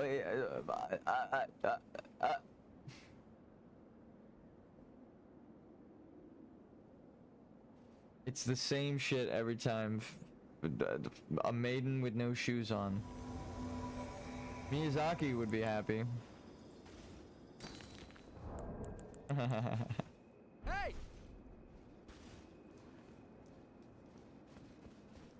Fia's cold feet is like a double entendre. Oh, she's got a purple flower in her hair. That's kind of dope. I want Ansbach to help us. Let's fucking go, baby.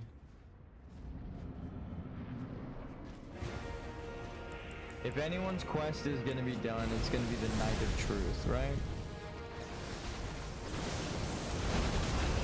Ow. Looked a little buggy, but it's okay.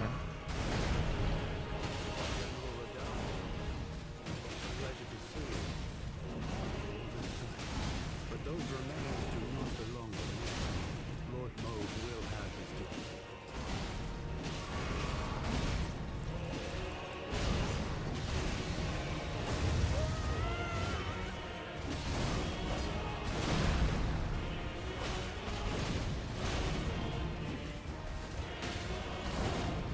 That was weird.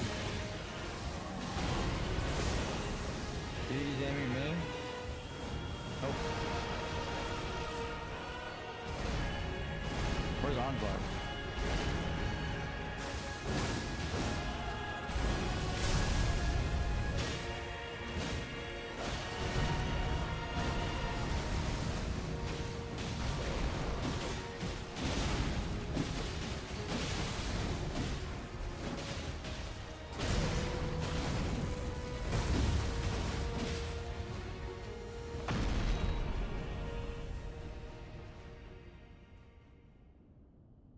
Punk ass. No, I'm just kidding. Do the thing. I was like, no! What the fuck did she just survive that?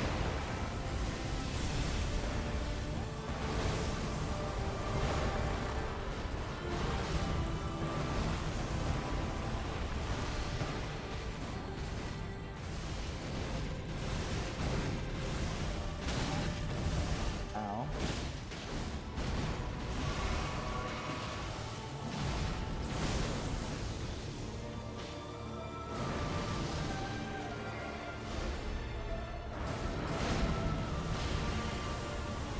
Little weird with the hit with the targeting, but it's fine.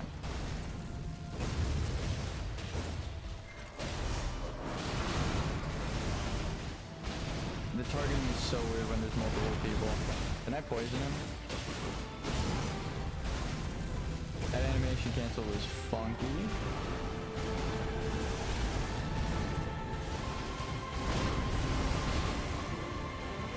One, two, three, four, 5, 6, 7. Please, you get poisoned, dude.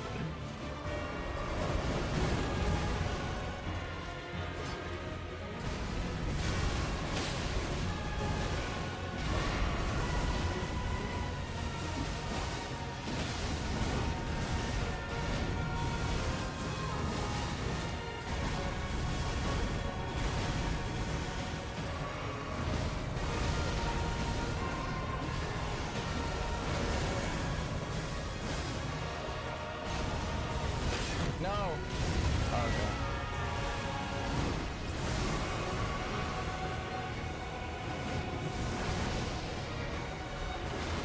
No. Please don't. Okay.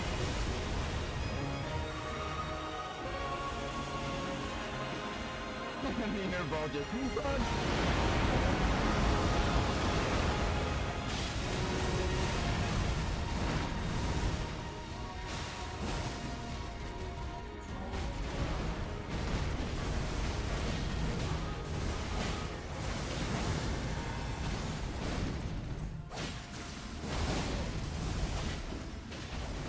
Do it, coward.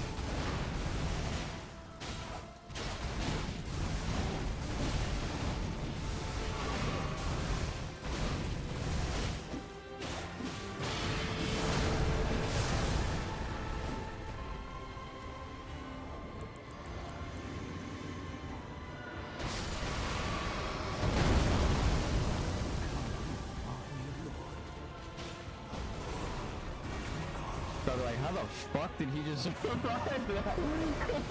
That is probably a first for her. The way she just walked away, ran for her life and was looking back in complete, still no Muslim disbelief.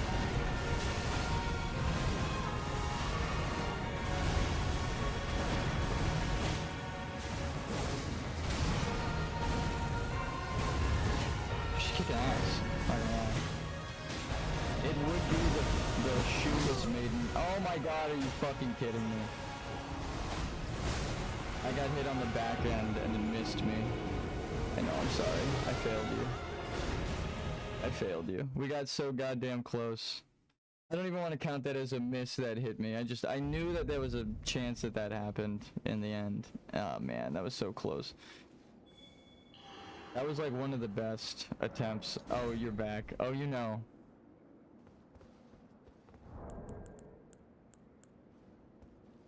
Let's see. Let's see how they react to just be curled up in shame.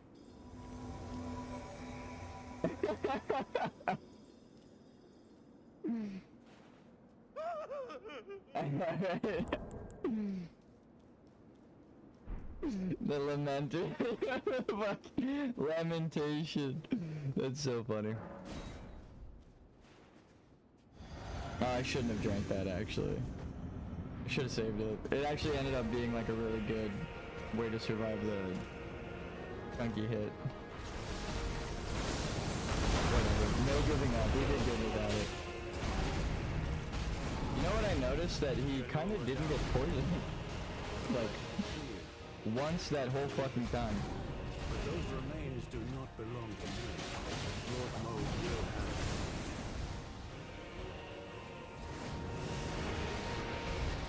Are they just cheating? Did they just sit here all day helping people?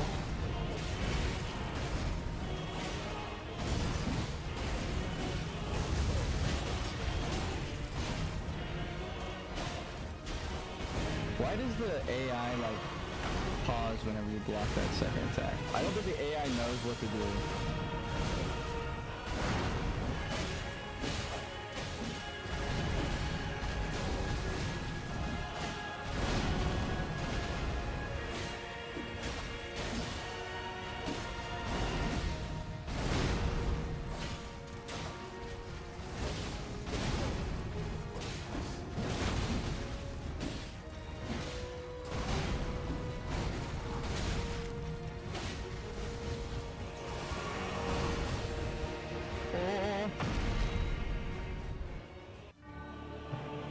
Oh shit, when you charge at the boss and realize, wait, I have to run away from the boss. Wait a minute!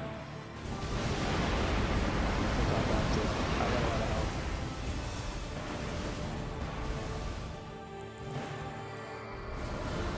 Hopefully he misses. Yeah, we're good. No! Woo!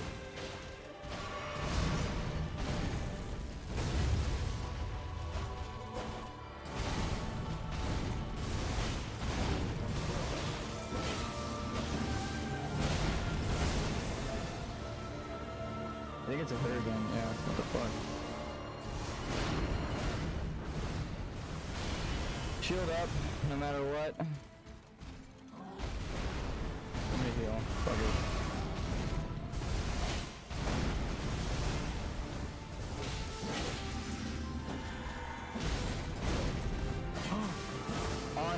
Okay. She got grabbed, dude.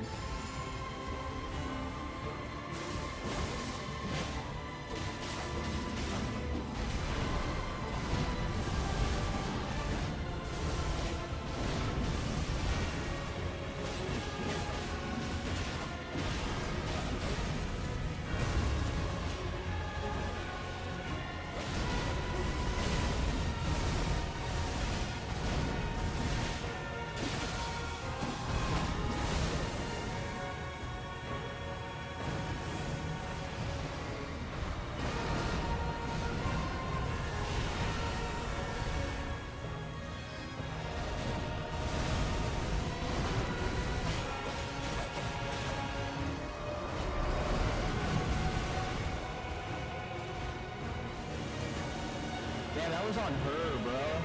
That's crazy. That wasn't even targeting me. They like actually fuck this summon. That was an insane target swap there. They would like went up into the sky looking at me and then like dropped it right on her while and then was facing her. It like during the cast. That's a little tricky.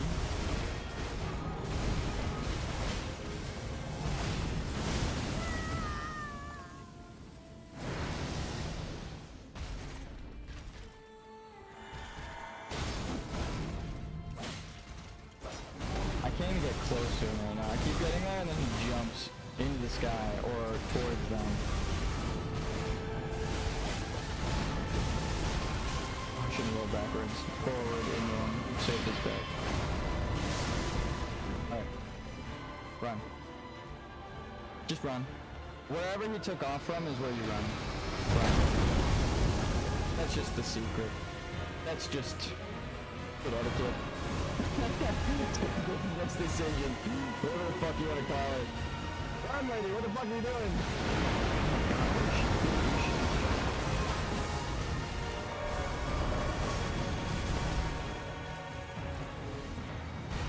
Whose woman's is this? I'm like, no!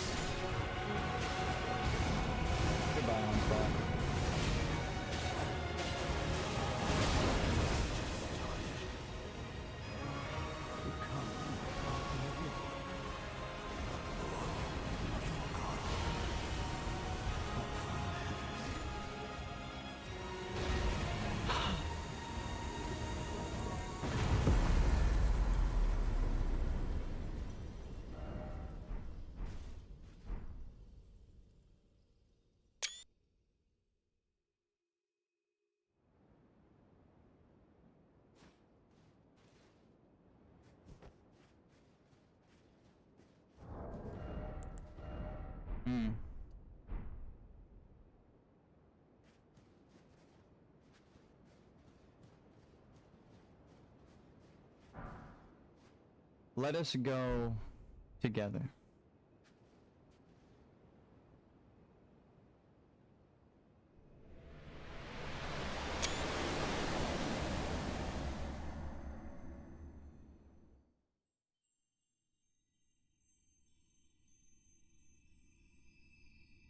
Lord brother,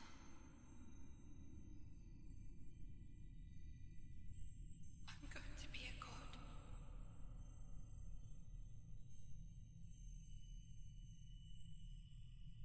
If we honor our part of the vow,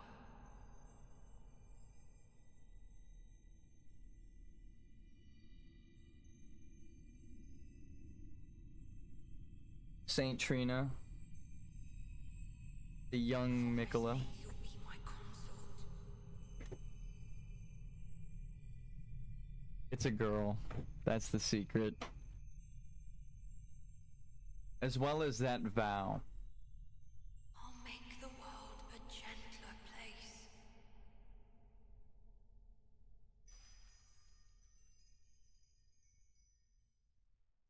How? One word can undo a god. How?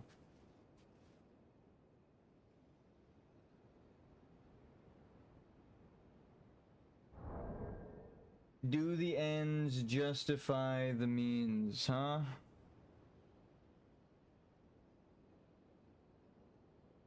Our deprived friend the Horn Scent said it best.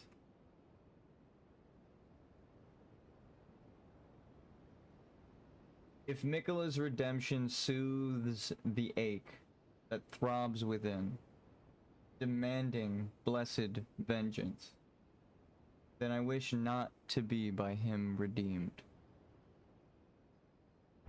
We found our truth, an oath, with a single word.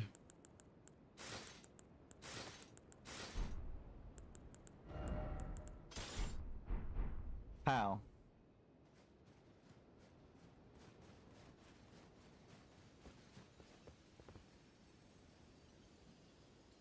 Four words, really. My favorite set of 4 words. Ready? How can this be?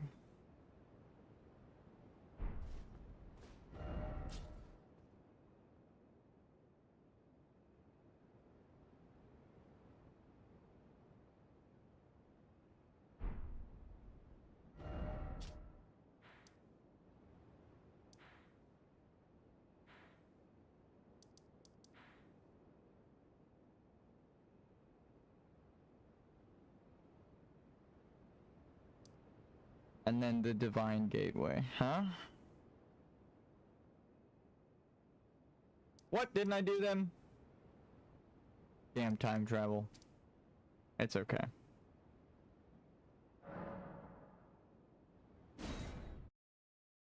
Actually, now we're in uncharted territory. Actually. What the fuck does Gideon have to say about all this?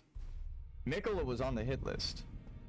Normally he's not here when people kill Mikola.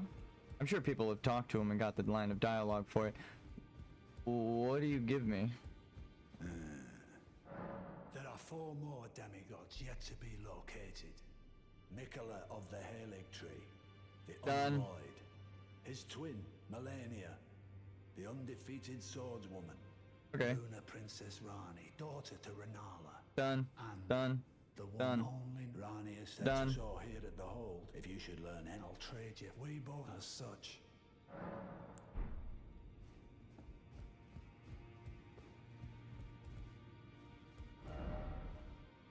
Necessary item required ahead, but no rushing in ahead.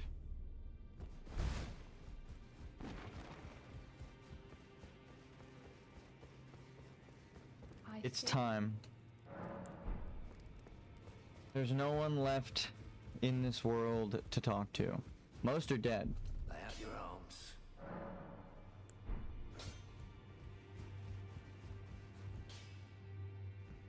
Most of what I know I mean, that Gideon thing is the only real hiccup so far. Nothing? You don't have anything to say about killing Mikola? I'll see it to the end with you, if it please. Mesmer's helm, Gaius's helm, Mesmer's outfit. Young Lion. So it's him reborn. Also, I saw the character model now for the Moog body that Radon is possessing, and there are horns coming out of the elbow. He is an omen in this new body. So it's Radon reborn as an omen instead of a giant. That's scary. That means he's as strong as he once was, but now within a chosen body. So it's like everyone's like peak Radon, peak Radon. It's like that was peak Radon. That's like, hey, I'm putting you in a new and improved body. You're gonna have all of your memories and combat prowess, but you'll be young again in your prime, right? It's like the young. He's not like a baby. He's like a giant Orlu looking motherfucker. So he's like in his prime, and it makes sense because he's like changing lineage with that, right? He's reborn from one body into another. I mean, quite expressly, we are told. So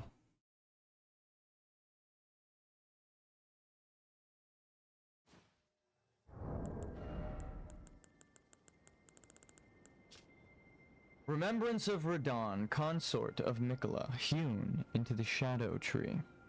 The power of its namesake can be unlocked by the finger reader. Alternatively, it can be used to gain a great bounty of runes, as if they're the same thing. In their childhood, Mikola saw in Radon a lord, his strength and his kindness that stood in stark contrast with their afflicted selves. And so Mikola made his heartfelt wish that Radon would one day be his king consort. So, not strong and not kind is how Mikola is described there in that second to last paragraph, right? His strength and his kindness that stood in stark contrast with their afflicted selves, right? So they're talking about themselves as an afflicted entity, right? Saint Trina and Mikola are in one body, so they refer to themselves as plural with selves, and they notice that the contrast with his strength and his kindness being Radon. So Radon was kind, Mikola was not, in stark contrast. That's what that entire second to last paragraph is. His remembrance tells you he's a bad guy with the wording, right? It's not even a question. If you just read English, if it's your first language and you understand what those apostrophes and commas mean, that means it stood in stark contrast with Mikola and Saint Trina's afflicted selves, which would mean the stark contrast in they are weak and they are not kind, right? Not strong, not kind, is what Mikola is calling himself. The circlet of light which adorned Mikola's head as he returned in divine aspect. So we killed a god. It has begun to fade into nothingness, slightly boosts intelligence, faith, and arcane, while also boosting the power of Mikola's light. This circle was to be the very foundation upon which Mikola's age of compassion would be built, should it have ever come to pass. So cursed with a nascence, meaning nothing he ever plans will come to fruition, never sees anything through to the end. He's missing his fourth arm. We see Rani with 4 arms. She became a goddess and came back. He's missing his fourth arm. So Mikola isn't a full god because of abandoning Melania, who is the left arm. Where Melania is missing her right arm, she, again, with the alchemical representation, she is a head with a left arm. That is Melania. That's what she has left. So Mikola is missing both Saint Trina, the half of his spirit, and then Melania, the part of his body? I guess that's more of a question, but it's heavily implied. Because of, God damn it. It's the ruins of Rua. I'm so sad I ran through that place off stream. There's so many answers there that I was like, oh. Like, I realized that Marika could be the Glowmite Queen still, but instead of the white flame, it might have been a red flame everywhere, right? That is somewhat like Mesmer's flame of death, Marika's son. So, did I not open the seal yet? Okay, well. How many souls do I have? Jesus fucking Christ. Alright, it is time to beat the game. That's a lot. That's asking a lot of me. I don't even think we're getting the secret ending, but I'm like so close. I was like, might as well walk down the path, right? Actually, you know what? I just realized we didn't loot and we left him there, and that's depressing.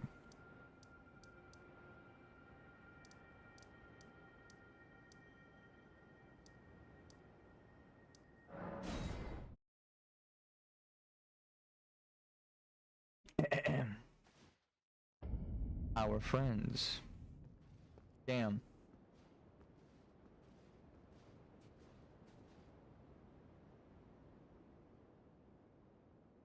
I know why they had to die for the story, but it still sucks.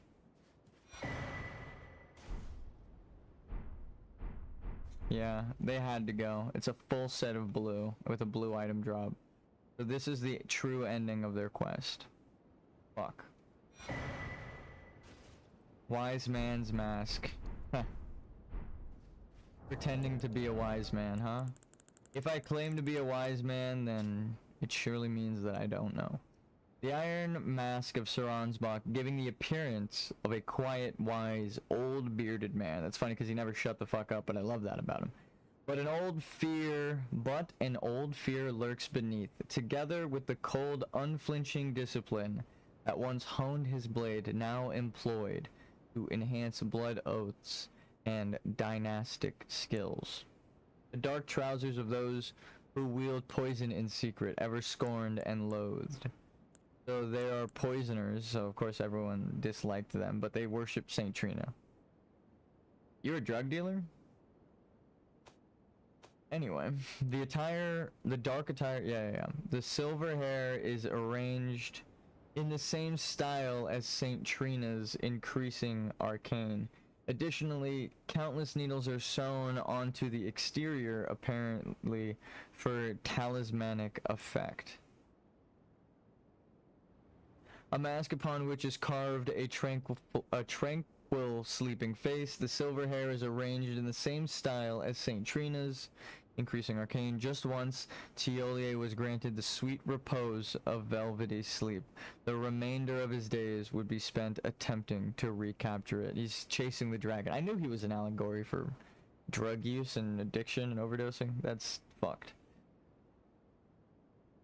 Concealed weapon used by Tiolier, of a design generally favored by poison wielders for dark and subtle purposes, so assassin and sneaky purposes. Like Saint Trina, who blossomed in the deep purple garden, a rich poison is secreted from within, which sends its victims into an eternal sleep. Damn, hey, that's a crazy way to say you kill them.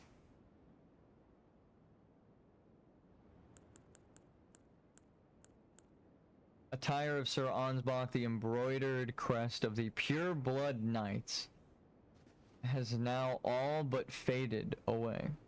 Damn. The symbolism there is like a million layers deep. We just killed Moog. He was hunting Moog's already dead corpse, and then he dies. So he would be the second to last Blood Knight. I'm the last Blood Knight, so it's all but faded away. As in, there's like, there's a little bit left, but everything else is gone, essentially, of the Pure Blood Knight's crest, right? So, that again, story symbolism. Oh man, you missed the best summon for Consort. Wait, I saw the VOD. You actually got him. You bet. and Citrinatus before Rabido. No? Citrinatus step 5, Rabido step 6, Magnum Opus step 7.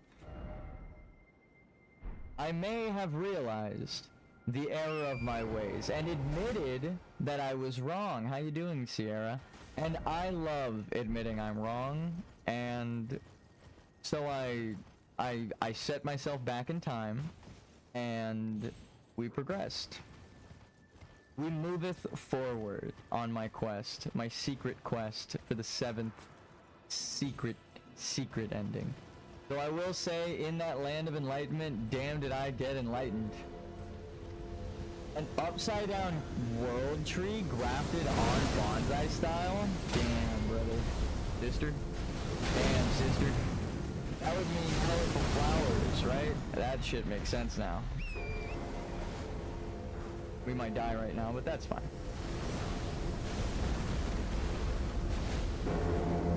Colorful flowers for America. The Glowmite Queen Knight was the Putrescent Knight, the Flower Knight, the Knights of St. Trina. Also, Melania having flowered now makes sense. I thought it was Radon, but I was wrong, maybe? Question mark. I mean, it's not really a confirmation, but it's nice to just say we're making progress. We're getting answers and we're getting questions that guide us further down the path. And I love it. Yeah. But the only thing is that it's driving me crazy. You know, I feel as if we're so close, yet so far.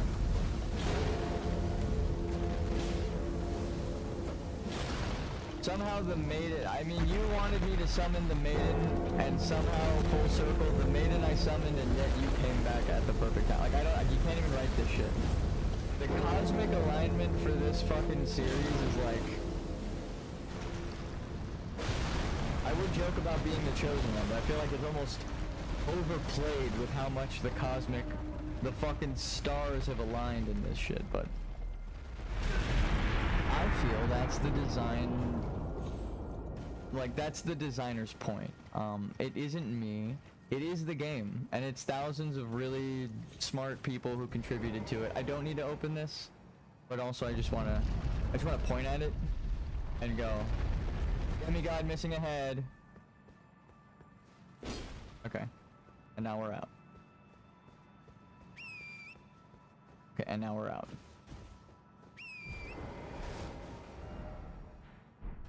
So, if Marika was an Albinoric, her talisman would be silver hair, dyed gold. Hold on, though, you sneaky fucks at From Software. Where would the mirrored theme of silver dyed or natural color dyed gold in the Horn Sense Society? It would be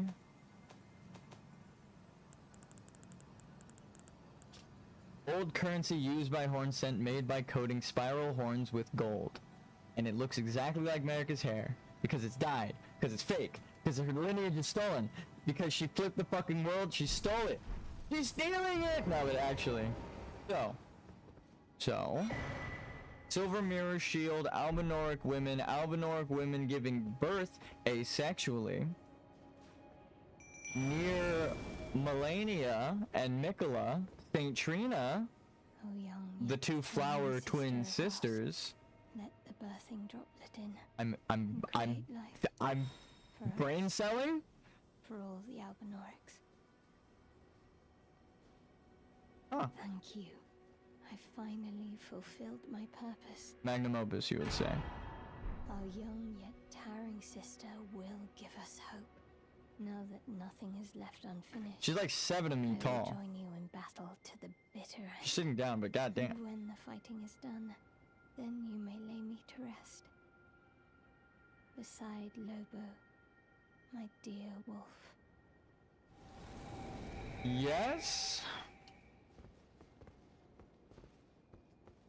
How would one do that?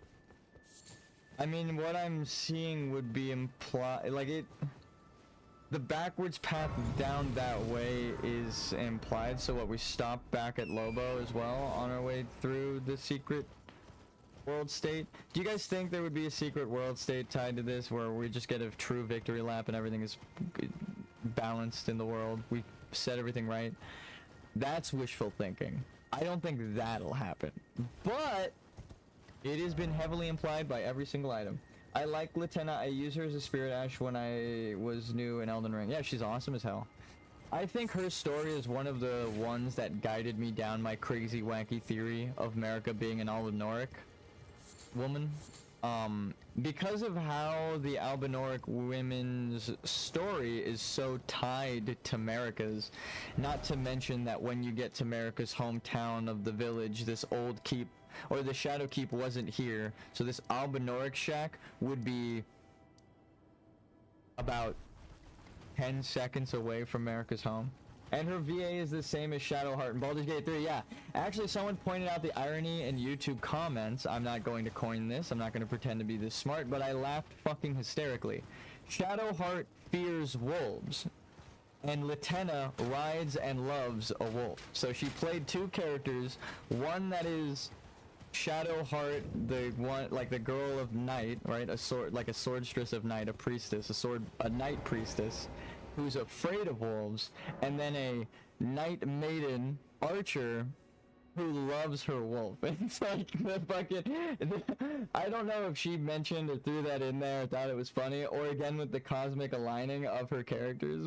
Like, that is so perfect. It's like, you're the wolf lady now, whether you like it or not. You're Shadowheart, who feared wolves, and also Lieutenant, who loved Lobo. Like, that's just your story to gamers.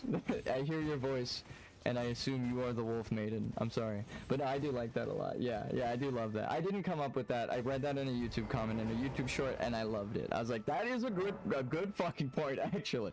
It's like, it's not that you mention it. I'll never unsee that, so. That's funny.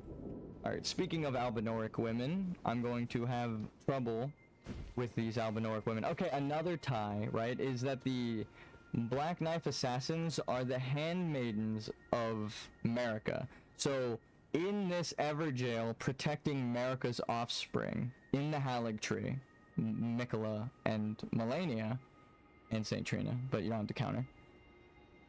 There are Albinorics in the tree, and this invisible world, right, with seals, and it is tied to both the Albinorics. Oh, this area, yeah, this area sucks. I had to do it as a level 1, so I got really good at it, but there's still just one section on the roof where there's 2 archers shooting at you, and I'm pretty sure that, like, I'm not that religious, but the devil himself designed that portion of the map right there. The fact that you can walk safely up to this one, and it gives you a false sense of security, and you can literally collect like every single one safely, but just walking from here to there, you're getting shot by 6 arrows guaranteed, if not 9 to 12. It's pretty fucked. Let's see if we can catch it. That's 1, 2, 3, 4, 5, 6, 7, 8, 9. I can't make it. Please, no, what is happening? Oh my god. Duck? Oh! Okay. Listen. I would say that was skill, but the panic in my voice. Stop it, lady, please. You know, I've actually never gotten an item drop from them. This might give me some vital lore. Chainmail skirt crafted with blue silver. Okay, silver is Albinoric, blue is the Glowmide Queen, or the astrologers, worn by the wolf-riding Albinoric archers. Blue silver is a metal born from the same mother as the archers themselves, and provides protection from magic and frost. Okay, well, damn. I was about to say there's no useful information from that, and then it was like, oh yeah, the source of the metal would be their mother. Like, oh, lore. You know what I mean? Like, I never got that item drop, so I would have never known that, right? Never saw it, so. I know that I know nothing. No, but seriously, there's constantly things I'm running into where I get a new item drop, and I'm like, oh, that changes my entire perspective on all the characters in this region of the map. That's crazy. Let me just pretend like I'm not kicking a disabled woman off of the roof. She was shooting at me. It was self-defense, okay? See? I'm a time traveler, so she shot at me in the future. I knew it was gonna happen. It was also the past. She shot at me before. Not in this world cycle, but in another one. She's tough. She could take the fall. Her legs will break her fall. I'm sorry. But no, the Albinoric women are actually like... that is, again, the swordstress puppets and the tough Albinoric women, and Miyazaki constantly writing, like, badass women throughout the stories is one of the reasons I respect it so much. He's like the opposite of whatever toxic masculinity is. Strong femininity. I don't know. Those are words, and I don't know if they work in that order. But it definitely is a thing. Watch as I am grabbed by an assassin. Please don't kill me, please don't kill me, please don't kill me. Oh! Give me a hug. Okay, never mind. I thought the swords, the Black Knife Assassin was gonna kill me. So anyway, Black Knife Assassins, Marika Maiden here with the Albinoric Maidens, all tied to the Astrologer Society, and the Frenzied Flame ending is supposed to tell you it's all the same shit, right? So if it's all the same shit, that would mean that America's evil. No, I'm just kidding. If it's all the same shit, then the color being drained from the destined death, like, flame, the Glowmite, what the hell is it called? Godslayer flame, only makes a little bit of sense, because then it would make all of America's silver red, which would make her heir to this lineage of flowers, right? Where all of her children would get that power from. Like, it's like there's two possibilities I'm seeing, and I think that's the confusing part. She's either naturally heir to it and was, I think it's Jolan's story. Like, just skipping all the theorizing, the one story I think it reflects is the Albinoric, or the woman who was born in an Everjail, whose family was kept a secret from her, and she was used by the Fingers because the Fingers wanted to become a mother.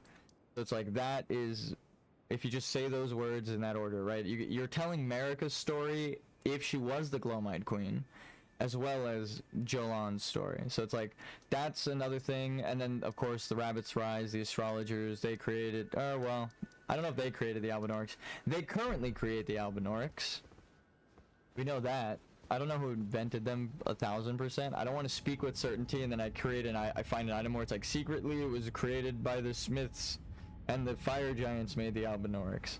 I'll be like, okay, well that really ties the theory together. But you know, it's like I could find one item that changes everything. So that's why I kind of speak in like, this is how it is. Maybe. Like, I think maybe it makes sense. But so did the other story until we found out the fucking truth. So I don't blame anyone for being misguided. I'm just very fucking confused now, which is apt for the Lord of Frenzied Flame. Alright, before we go to your home, let's connect the theory, right? So the snakes would be Bonnie Village, right? The grandmother and Marika's lineage of Scarlet Rot and death. So this guy ties together the gladiators, the snakes, Scarlet Rot, and the Crucible Society. Like a very convenient enemy to have placed where in a world where you're gonna be looking for answers, right? It's like after the DLC, This guy makes a million times more sense, but it's like his red cloak, the wearing of the serpents, right? The gladiator pits. He looks like, or he's wielding an axe like Horaloo. I'm understanding a bit more. Holy fuck! Okay, dude, goddamn, that windup was crazy. I'm dead.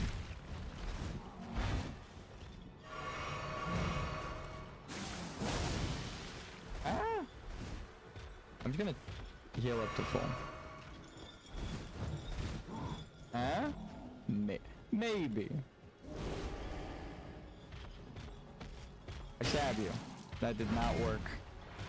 That is my go-to. When someone is charging at you, just stand your fucking ground and heavy attack. That shit's the best. It's a confidence booster for sure. Especially when you actually like break their poise and they like flinch for a second and roll away in fear. You're like, oh, I'm the one now, right? You're like, I have the positioning I want. They're gonna just have to do that shit again. No, wait, please.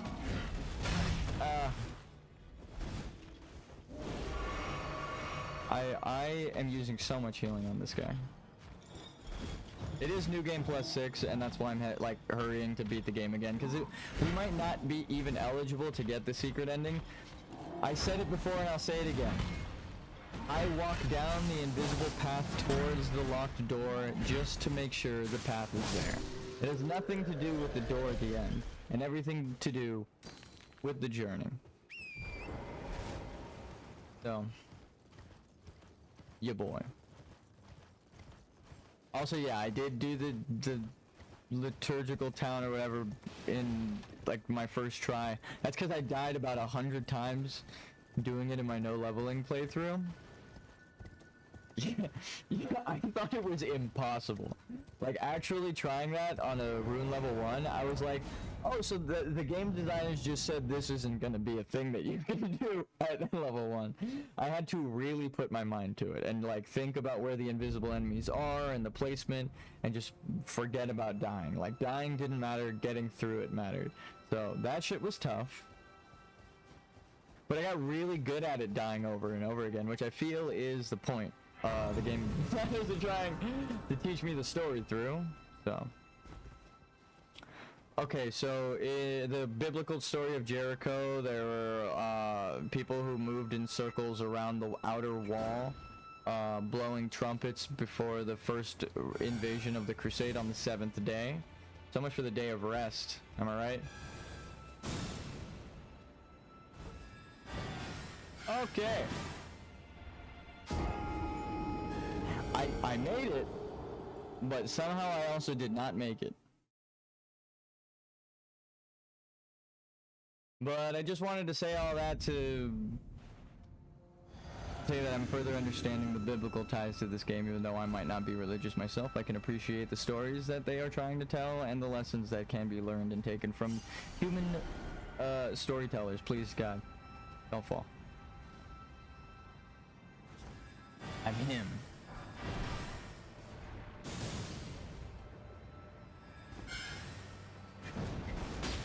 Scoot.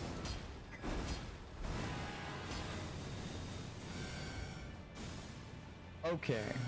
I've discovered we've come to a bit of a problem up ahead. And behind us. Are there blue items? Fuck. No. I remember. These guys are like here only to knock you off. Knock it off.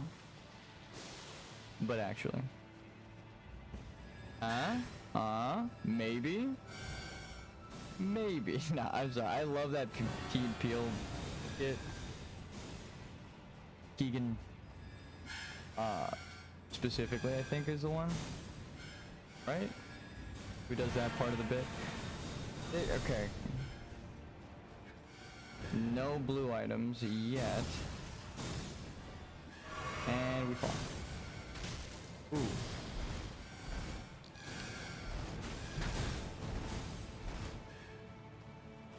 You couldn't give me a single fucking blue item on this entire pathway.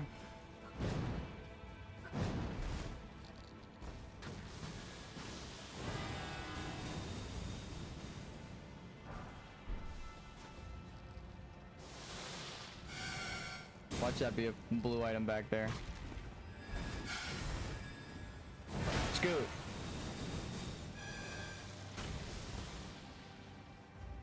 Some enemies can't be poise checked, so I never try that. But when it's an enemy that can be poise checked, you know I'm scooting their ass over. Alright. Excuse me, sir. Can I grab this? Thank you. I appreciate the musical message. Envoy's crown. So if these are the priests that represent the invasion of Jericho, this is going to mention something about them spinning around maybe walls of the city and their trumpets, right? That's what I'm assuming this item is going to say. Or it's just going to mention their trumpet and not actually give you the lore. Maybe the trumpet will give you that lore. It's a Newman room.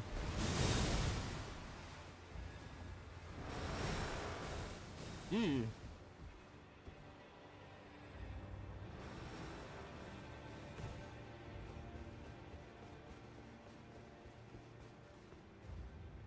Do I have my... Nope. A lot of people dislike this area, and to be fair, fucking same sometimes. It really depends on how well we get through it. If I start getting tripped up and psych myself out, that shit's gonna suck. Oh, red is blood.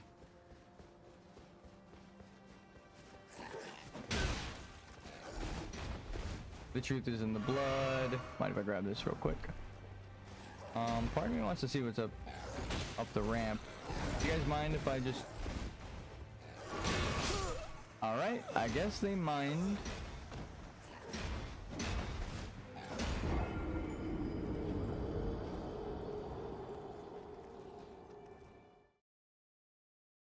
What the hell are those faces? I'll say it.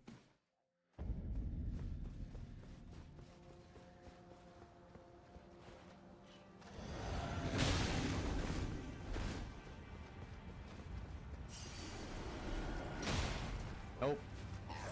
Yep. I'm dead. Fine, I'll fucking kill everything. Is that what you want from me, game? God damn. I'm trying to do not really pacifist run, but just not needing to kill everything. It's literally like play like this.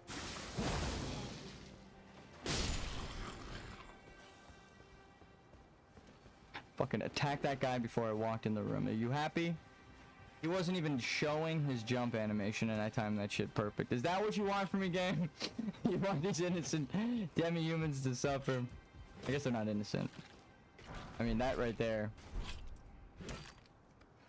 I don't even know what the fuck he's doing, but that is not innocent. I mean, I guess he's not attacking me, but that doesn't make him innocent. Well.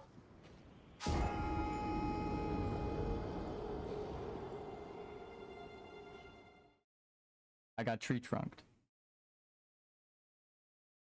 Okay. We run. I drink.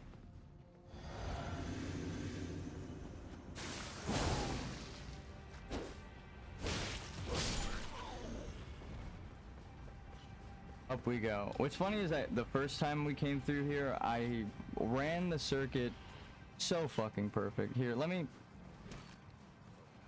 let's reset it, huh? Let's pay the toll. Ooh, I'm glad we did. What the fuck is your problem? I'll leave you be.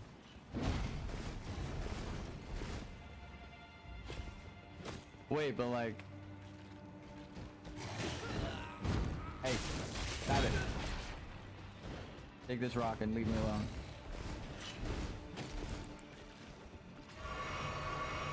That's not, listen, who the fuck said you could do that?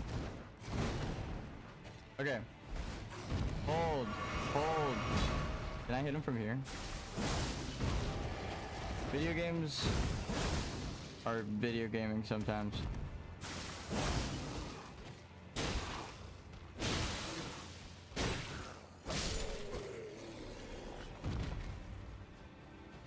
Video games do be video gaming.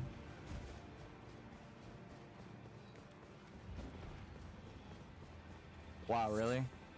And an Aeonian butterfly, that's what you got for me up here? I mean, it was a blue item, so we'll take it, but...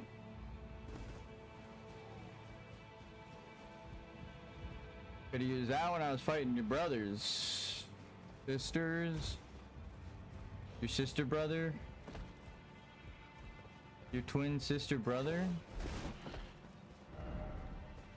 I understand it's a trans allegory, but like Saint Trina is a soul and so is Mikola, right? So the physical body of Saint Trina, that is also a person, right? Like I understand what it's supposed to represent, but also in the game story, it quite literally is another god with different magic powers.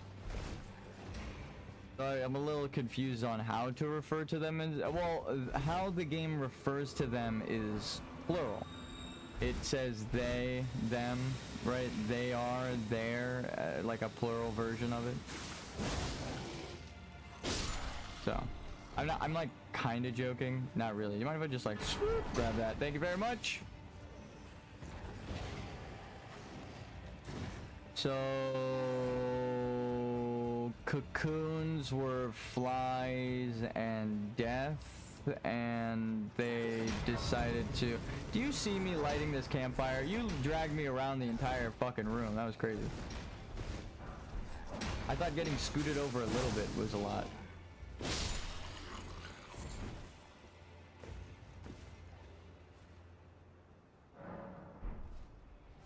Okay, is there a blue item below? There is. We grab this. Sip that. We jump. Jump. Grab that. You can't kill me. Only I kill me.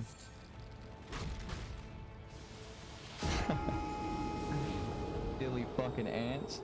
Whoops. Yeah. I die many times in these games. I've accepted it. You know, I'm prepared to die, as you would say. In the game. This is one of my least... There is 10% of... Aww. Oh, serpent, snake, snail, water. Yeah, that was a Dark Souls. Yeah, that was a Dark Souls 1 reference, yeah. I love Dark Souls. Pretty much every time I go, it's a Dark Souls reference. It's Sigmar of Katarina every time. Whenever I hold it down. Like when I notice that I'm doing it, I start to intentionally draw it out. Like there's something about my brain that's like, how many Dark Souls references can I make? Wow, how many can I slip in there secretly? Oh, hello there. Ow. Can I get the fuck out of here? Thank you.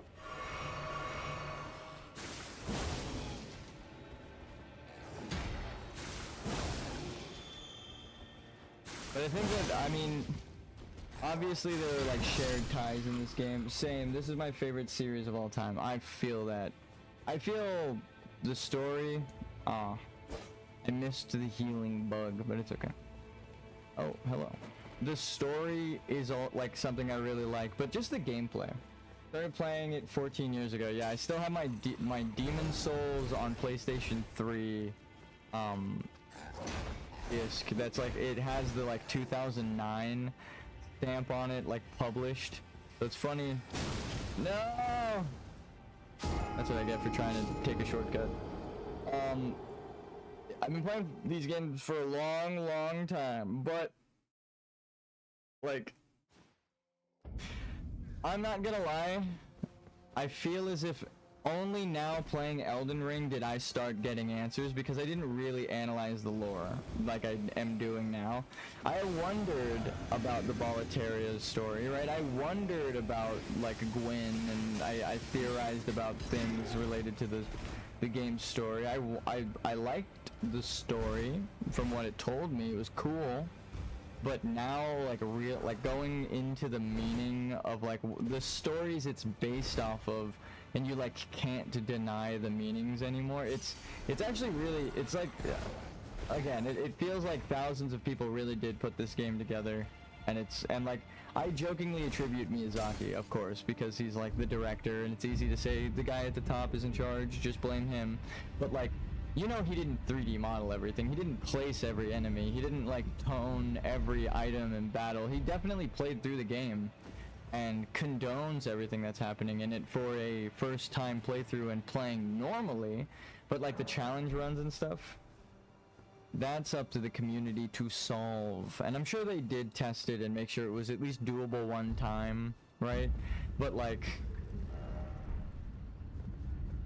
that's me putting a lot of faith in the game developers, and I'm not much of a religious person. Now, I do like that, like every single bit of design, right? I feel like, oh, maybe I was reading too much into it. Maybe I'm reading too much into it. And then I got to the actual credits, and it's like 8 minutes long, and then it keeps going with just bricks and bricks of text and how many people worked on the goddamn project. I was like, oh, I'm not reading into it enough. Also, Loretta just blinked into existence, it felt good, because like when I started realizing things, I was like, oh, that's like in Dark Souls, and also this game gives me an answer to what I had. Like, I don't know if it's the same in Dark Souls, but now I can at least, like, I know what they would make it now if they remade it. Like if Miyazaki was just given all intellectual property and a limitless budget and like actual realistic development time, I can only imagine the magnum opus. They could make a game forwards and backwards. I'm sure those guys at From Software and anyone that helped with it.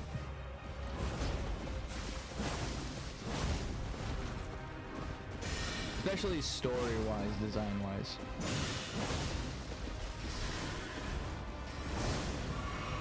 Is it weird that I'm looking forward to New Game Plus 7? We're on like the second to hardest New Game Plus.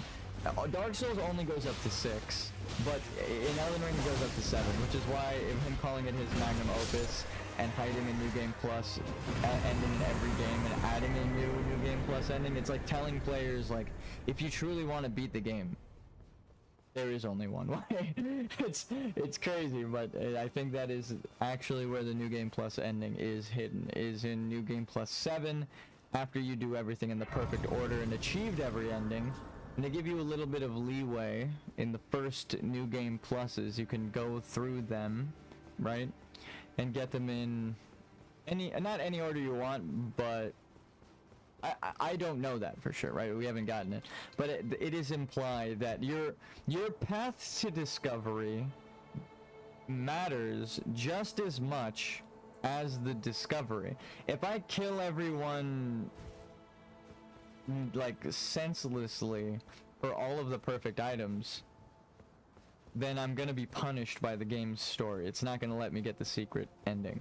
So it's like I can know the optimal way to get through to 100% and get the items, but it's not about being optimal, right? That's why finding this optimal path through the game has been so backwards for me, because I have to go, alright, I'm now here at the boss, right? You essentially walk up to a treasure chest and go, I'm not supposed to open this treasure chest yet. I am now supposed to go and talk to all of the people from beginning to end until the end of the path, right, backwards, and then when I've reached the end over here, I walk it again.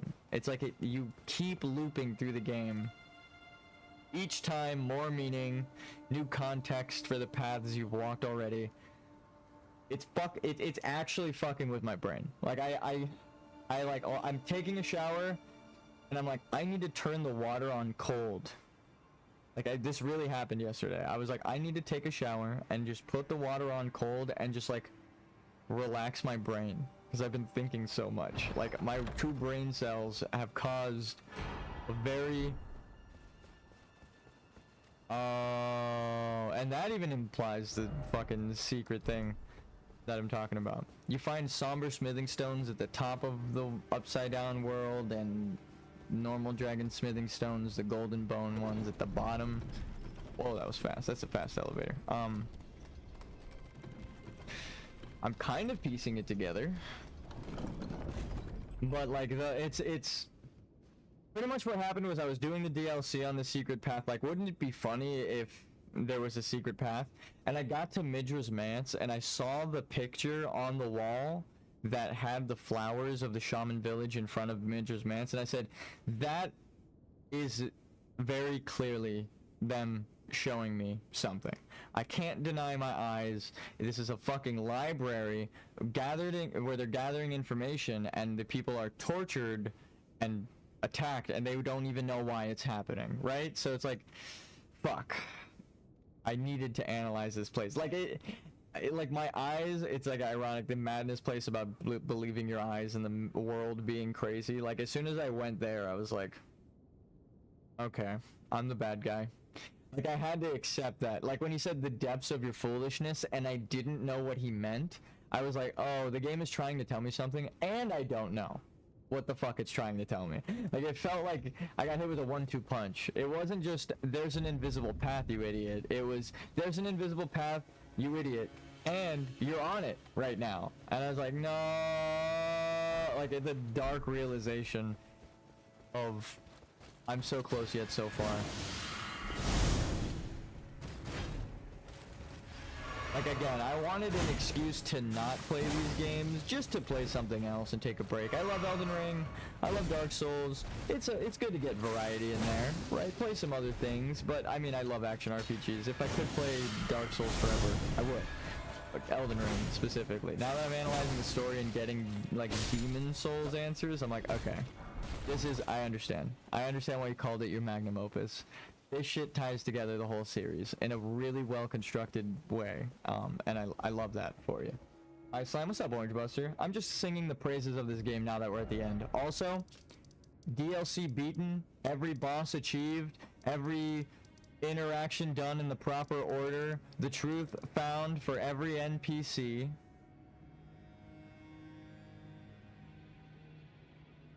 Goddamn, I'm good. Anyway, hope all is well, Orange Buster. Did you see the fucking video? Did you watch yesterday? I haven't watched H3 in a long time, and you know me. I was a Leftovers fan, fallen fan over here.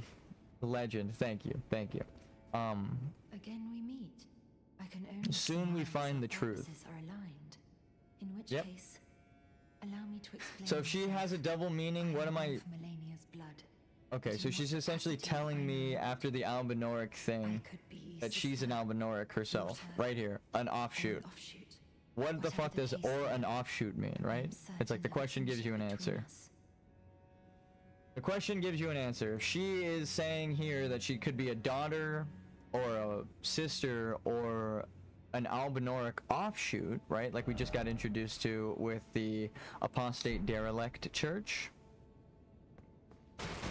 If I'm to assume that it's just going off of normal words, the apostate means like someone who is following that religion, and derelict, like a derelict ship, means like abandoned, just left to its own devices in the void to rot, right, and wander. It's just like floating, abandoned on its own. So apostate derelict means an abandoned apostate or a wandering apostate, or like a wandering priest. So the vagabond armor found in the north makes a little bit more sense about a priest that wanted to become a finger maiden and then became a priest instead. Stories upon stories. There is something I must return. The will that was once her own. The dignity. The sense of self that allowed her to resist. That one hurts my feelings. It's like telling me that the people who haven't found the true ending haven't decided for themselves that they want to think for themselves. And that makes me depressed. I'm hoping that there's like a secret Discord out there with thousands of people in it that have already found this discovery and have been talking about it, and I just don't know. But every time I post about my discoveries and this happens. It's almost like verbatim. Every single fucking time it is told to me in the exact same way by people, and I'm at this point not even mad.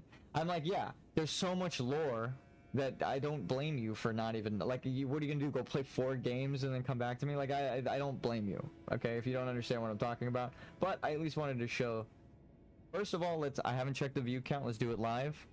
I'm over 1,000 views on my new YouTube short. The algorithm has favored me once again. Okay, real quick. And 15 likes. People are on that shit. Look, I commented on it, and I liked the hater, which is funny. I like the depths of knowledge, but like, that seems like a stretch. Good theory, though. I'm doing visual ties and just showing what this is on my YouTube short. So I thought it was extra funny to be like, it's a stretch. Even though I'm only showing you visual ties in the game, people are still like, nah, who knows, maybe. That sounds a little far-fetched, right? I was like, I am showing you the proof in the fucking YouTube short, and people still can't believe me. So I'm like, at this point, I don't know what the fuck it's gonna take. I could get the secret ending. Oh my god, I just accidentally tabbed back in and almost attacked Millicent. But it's like, I could get the secret fucking ending and people would be like, yeah, nah, it still probably doesn't exist. I don't know. Alright, whew. So,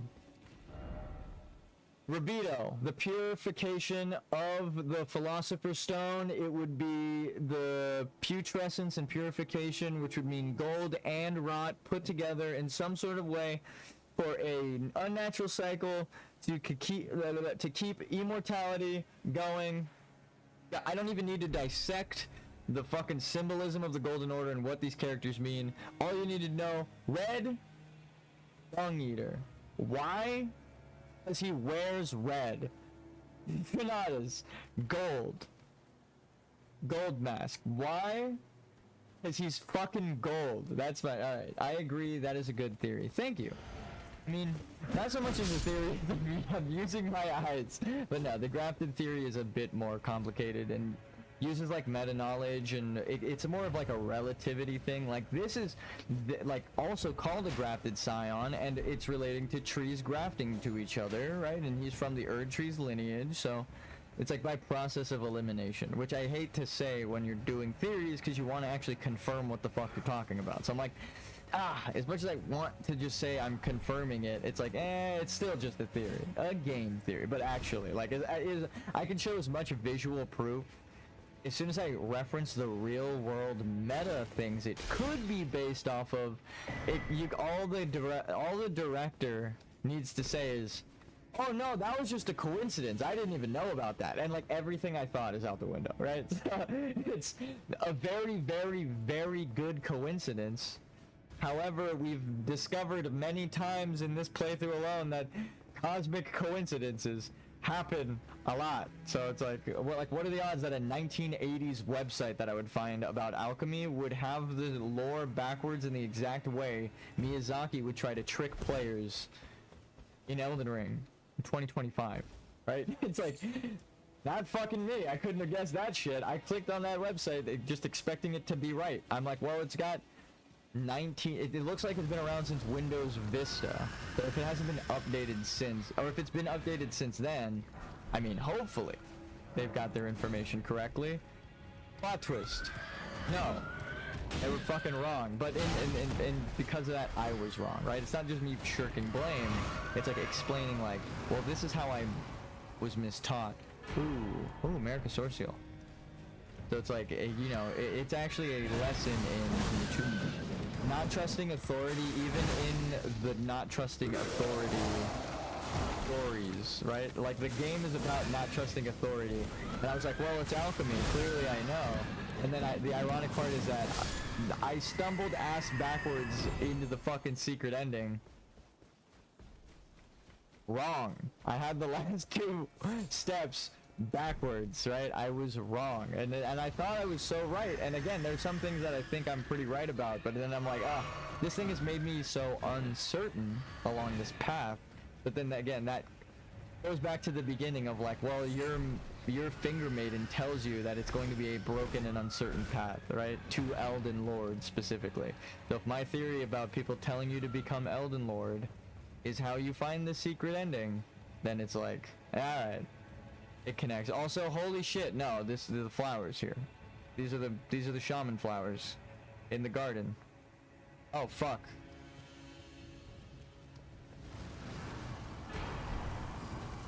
So, what were they? Was she a grave warden? And she, where the fuck did that go? He fell in love with Horaloo, another grave warden.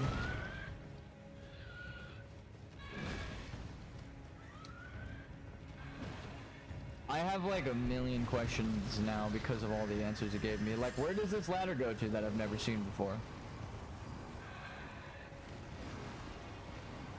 I'm gonna get my fucking answers, but like this changes a lot. I thought I had to turn around and run out of there. Oh, the worst place in the game. I'm just gonna take a sip of this. You guys mind if I just... Okay, you mind. Wait. There's a grace here. There's a grace here. If they killed me, I'm not gonna lie. I would've been fucking furious. No, go away. No, go away. Stop.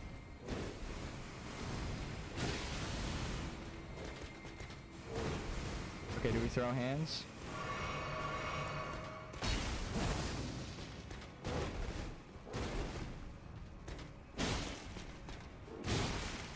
Oh, so when I jump attack, I get poise check.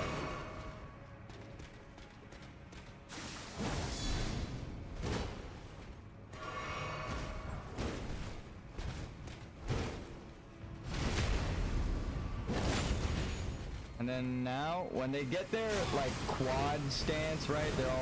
They're doggy position. That's when you can start charging up your auto attack. As soon as they pick their knee up to start standing up, you can attack them.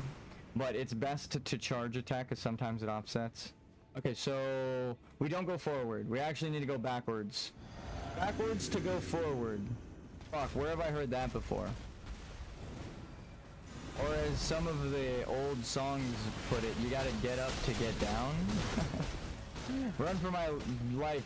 They're trying to kill me over a shitty joke. No, stop it. Please. I'm safe right here. Holy fuck! I didn't know they could walk that far. I'm gonna be real. That was like a jump scare. Like, all 5 enemies of every varying size. You got like the small enemies, medium-sized enemies, and then a boss. A repurposed boss enemy. It's like, oh. The only other thing you can throw at me is like a Stell. Like a monster that's too big for the arena we're fighting in. Thanks. Also, grafted. I see. Flowers. Flowers grafted. Ah. Actually, to keep a running theme, I'm not going to kill the dung beetles because that's rude. They're just doing their thing. I don't think I've actually ever killed one of those for health.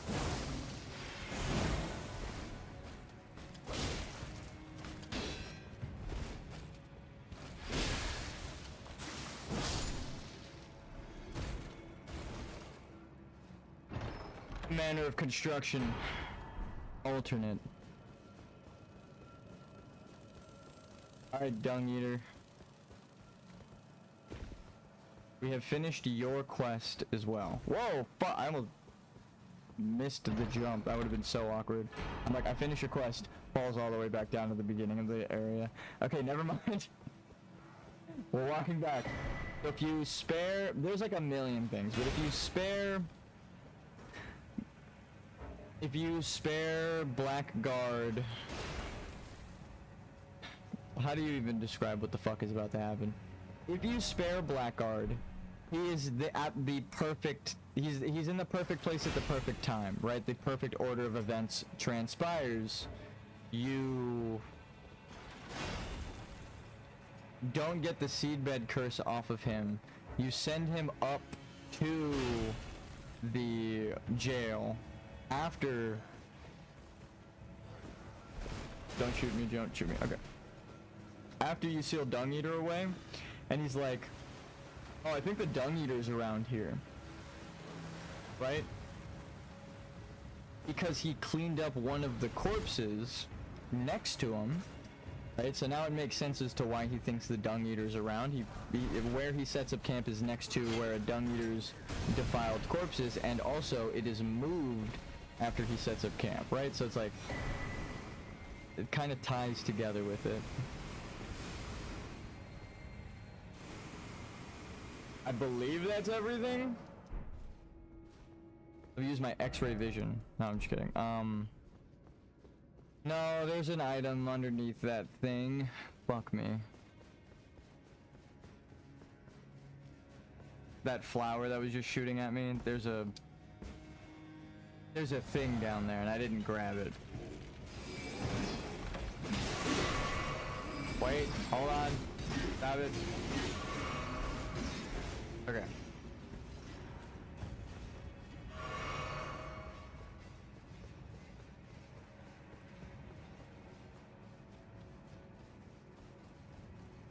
So because this is called the brace of the Halig tree, is it like this stone structure is around the tree? And the Halig tree is not the zone we're in. It's called the Area, what is it called? Elphael is actually the zone, and now we're in the hollow Halig tree. Is that what is happening? The hollow tree, the Halig tree, the holy tree, the hallowed tree, the hollow tree, the great hollow, like in Dark Souls. I think that's what this is referencing. Like, it's a weird leap, but when you say it is a big great hollow tree, right, and you're like, oh yeah, that's kind of the point of the great hollow. So like, maybe I love saying it like that. Key and Peele has forever influenced my vocabulary. I feel bad. Orange Buster was here, and then I was like, did you watch the H3 episode? And then just radio silence. I'm taking it as either yes and I don't want to talk about it, which I feel that, or no and I'm about to watch that shit right the fuck now, which I also respect. Honestly, that shit changed the world, my worldview, right? Ironically, while playing a game about admitting you're wrong, I watched an argument between two friends where one of them couldn't admit that they were wrong, while the other one gave them the grace, no pun intended, of saying like, I'm wrong, and I'm okay with you being like this, as long as you just admit you're wrong, right? Like, it's insane. I couldn't believe it. As someone, I'm going to say it just to summarize, I had Child Protective Services called on me as a child, and I was taken from my family for like a month.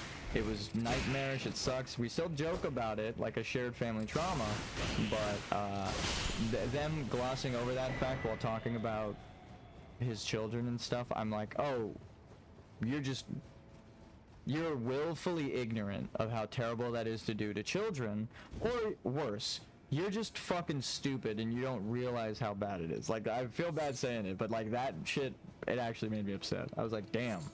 It's like he's trying his hardest to make it seem like he's like doing a logical argument, but he's getting so mad, and the other person has conceded every point and agreed with him many times. So I was like, I don't even know how to feel about this. It just made me upset and sad. It felt like it was very topical, because the whole fucking point of this game is religious undertones and being taught wrong by religion and forgiving people, right, who were taught wrong by their religion. And it's like, you shouldn't hate them because they were taught wrong, because then it'll fuel the bad cycle. Like, that's literally the Elden Ring story. And it's like, I go and watch a podcast where they're arguing with each other specifically for that. I'm like, oh, so this is just, okay, that right there, that triggered me. But it felt topical, right? It wasn't just like a, oh, I want to analyze some YouTube drama that's happening right now. It was like, damn, I don't want to be invested in this at all, but it feels directly tied to everything that I've been playing and talking about, right? So one, I would be a fucking hypocrite to ignore that willful ignorance and also complacency. And on top of that,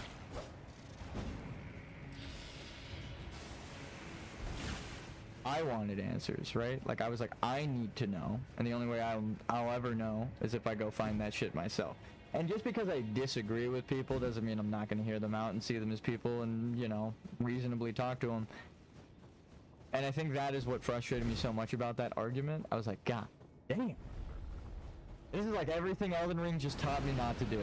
In like a 5-hour dispute between friends, I didn't know how to feel. I wanted to feel like, damn, Elden Ring is right and Miyazaki's smart, but I was like, I don't want to be proven right by watching people I enjoy the content of essentially make an ass of themselves. And I won't even pick a side, right? Though I've made it obvious who I kind of side with, but it's like, I wish that it was all good. It was the worst Let's Play episode to date, but somehow still the best frenemies episode. Am I wrong though? Am I wrong? It's the worst leftovers episode and the best frenemies episode at the same time. How did that happen? I mean, just to lighten the mood. The fuck was that? What the fuck is that about? You could have set him up in a pink background with, and then dressed Ethan up in testing garb. iDubbbz is actually becoming a clown. Agreed. I'm not saying Ethan is better though. Agreed. But iDubbbz is getting too much distracted from his girlfriend. Is distracted from his girlfriend. I agree with pretty much everything you said, and I think that's a dangerous thing to tell people, right? Because it's like it gives them it's like an I'm endorsing you. But no, I totally agree. The thing I said, the fair weather friends thing in the past, not before Ethan, but like in Elden Ring streams, again, it's like it is topical, right? Using your religion as a scapegoat to torment your friends who cared about you through your life, right? That's essentially Dee's quest. It's like he abandons Rajier because Rajier gets sick because of the Death Blight, and he's like, you fucked with Death Blight, dude, you deserved it. That's what the Golden Order taught him, right? So it's like, again, to tie it back into the story, it's like he abandoned his friend because of religion, and his friend needed him, right? So it's like it's like, again, that almost is exactly what Ethan is saying is with iDubbbz and why everyone has that criticism. I may have phrased it wrong. What I'm saying is that his girlfriend is a bad influence to him. Yeah, and I don't, again, the whole point of this is it would be misogynistic for me to just say, yes, I agree that a woman influencing him is bad. So I'm going to nuance my answer and say, it's actually, I feel his girlfriend has been a positive influence on him because of, like, if you do look at his past comedy, right, he you know, he ended up not becoming that person, right, of like who I would say is an Andrew Tate fan, and then it came full circle where he grew too complacent, and the girlfriend's influence, it's not about her being a girl, it's that he grew complacent and just he didn't care to talk about a friend who was there for him and defended him. So it's like them saying it was a transactional friendship. I'm like, no, dude, he defended you, right? Like, if I ever defended a friend and then they did that to me, I would understand feeling hurt and betrayed. I wouldn't be like at them for it. I would just be like, okay, damn, that's how you really feel. That's who you really are. Okay, well, that sucks. And that kind of is what I feel you're saying, but also what Ethan is saying with iDubbbz. It wasn't just his girlfriend's influence. It's like who he became now with the influence of all of the people around him, right? Like, that's insane that we're talking about it. I'm glad that we get to go into it, but yeah, it's like Hassan not talking about the CPS call, right, which is the whole thing, the reason Ethan's mad, and then saying like you're crazy for being mad for someone trying to have your children taken from you because of internet drama. That's a lie. You're crazy, right? Like when I say it out loud, what he actually said, it's like, oh, Hassan's a dick, which is sad, but like that's what I mean. Like iDubbbz did that. He made the content cop. He's the one that facilitated the argument and the whole point of it, right? Of like he didn't want to be considered a fair weather friend, but he ended up proving that like no, it was all transactional. Because you weren't actually there to defend a friend who defended you, and even in private conversations, right? He's telling you it's about CPS call and stuff, and you didn't defend it. It's like, again, I actually agree that it's like, it's the thing that I've always complained about with streamers, ironically as a streamer, but I have a convenient scapegoat argument, right, as they would say. My friends and family told me I should be a streamer because I do challenge runs for fun, and they liked watching me as I joked with them, sitting next to me in the room, right? They said, you should be a streamer to me. I didn't want to be a streamer and started up my streaming thing, and you can kind of tell by the way I run my channel. I don't really care for clout, I don't really care for collabs. I rather get my truth out there and analyze game design and have fun and just live my life and use this as more of like a documenting journal, right? Just stream of consciousness, ask for forgiveness if I fuck up, I'm only human. Like, look how good I'm glitching this shit out. But like, it seems like a lot of streamers right now, I don't want to generalize, not all of them, but a lot of streamers are worried more about clout and the fans of other streamers. So like with iDubbbz, he would rather not piss off Hassan's fans, so he just didn't say anything about his friend who's getting tormented by them, even though it would have been the right thing to do, because that friend stood up for him in the past, which makes it not transactional, right? By definition, right, not doing something as a transaction, he did it for you in the past when there was nothing for it, and he put himself on the limb for you. So it's like him saying it was transactional, it's like actually you're just showing that it was transactional on your half because he didn't do anything for that at the time. There was no transaction. He did it because he was your friend. You're retroactively rewriting history, right? You're saying something about the past that isn't true in the moment that it happened, right? So you're retroactively changing how that shit worked, iDubbbz. So that's why I'm like, I don't agree with the way Hassan argued, because it stems from that, like, a fallacy in their argument, which is, it's okay to call CPS falsely on someone's children, and that's fucking insane. As someone who had that happen to me, that is deranged, right? They ask you about, like, sexual assault, all these fucked up questions. It makes you... as a child, I remember thinking about the questions that the people asked me, right? The social worker that I had. And I remember her face. She was such a nice lady, and I didn't hate her. I never felt any negative feeling towards her. But the system of, like, I know my family's good, right? But this fake call has now made this lady come into my home, and she's, like, doubting my parents and looking at... or my mom. My dad was a dick and wasn't even there. But...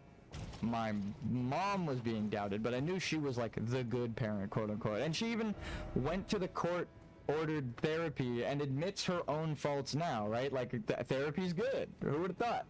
So like, and it wasn't even like court-ordered therapy. It was more of like advised that she go to battered wives counseling, and then she ended up like going there for so long that she fucking like ran the place, and I'm like super proud of my mom. It's like the greatest come up story you could possibly have when it comes to abuse, and it is related to exactly what they're talking about. A false call on my house about, you know, people trying to get me and my brothers taken away from my mom.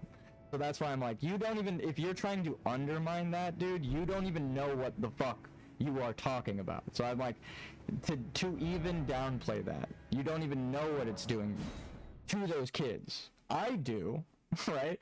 I had to go to therapy for years because of it. So I'm like, you are an asshole for not mentioning that in your video, iDubbbz. And that, again, it's like, that's not defamatory for me to say.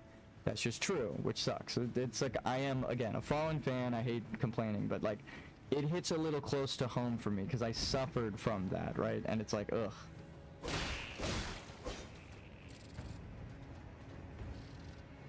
And I didn't even suffer to the extent that, like, I was put in foster care for like a month or two, right? There were people who have false calls put on them and are taken from their family entirely, never returned, and are in a foster care system that fucking sucks. Speaking from experience, they don't care about you. You're typically just a paycheck for them. They can't have kids, but they need to have government funding. So it's easiest for them to keep getting children through foster care. And I lived through that. I was one of the children put in a household where there was like 10 foster kids, and they were like, yeah, we just need the food stamps, right? So it's like, it's fucked up. You aren't guaranteed to be loved in the house you were taken into. There are crazy people in the world. So separating a child from their family is never fucking good. Whoever made that call is a piece of shit. And it should be noted, as someone who went through that, it's illegal to do in California. You can't make a false claim. So if they're in California, which Ethan is, he can press charges because they broke the fucking law. So that's why it's like, you don't even know what the fuck you're talking about if you're not mad about it. That's a broken law, right? But like, Hassan isn't from California and also seems a little disconnected. So it's like, again, someone who went through that, I'm like, how are you downplaying a crime being committed against somebody and their children? You fucking idiot. Sorry, I'm getting heated. So, anyway, Millicent. That was pure rage right there. But again, that's stemming from personal experience. And I feel I have a right to speak on that, right? As someone who was traumatized through that and also sought help and therapy for it, you need therapy for it. And it's like, it is part of growing to admit that, right? It was shitty that someone did that to my family. They didn't have any control over it as a kid. They're going to have to learn that for the rest of their lives. Someone did that to his kids. So yeah, he gets to be mad. And then Hassan and iDubbbz downplaying it. Fuck them, right? Capital, all of the letters. So, it's literally what's happening right now. To be or not to be, right? A metaphorical death, too. It's not just about dying. It's about dying in metaphorical death.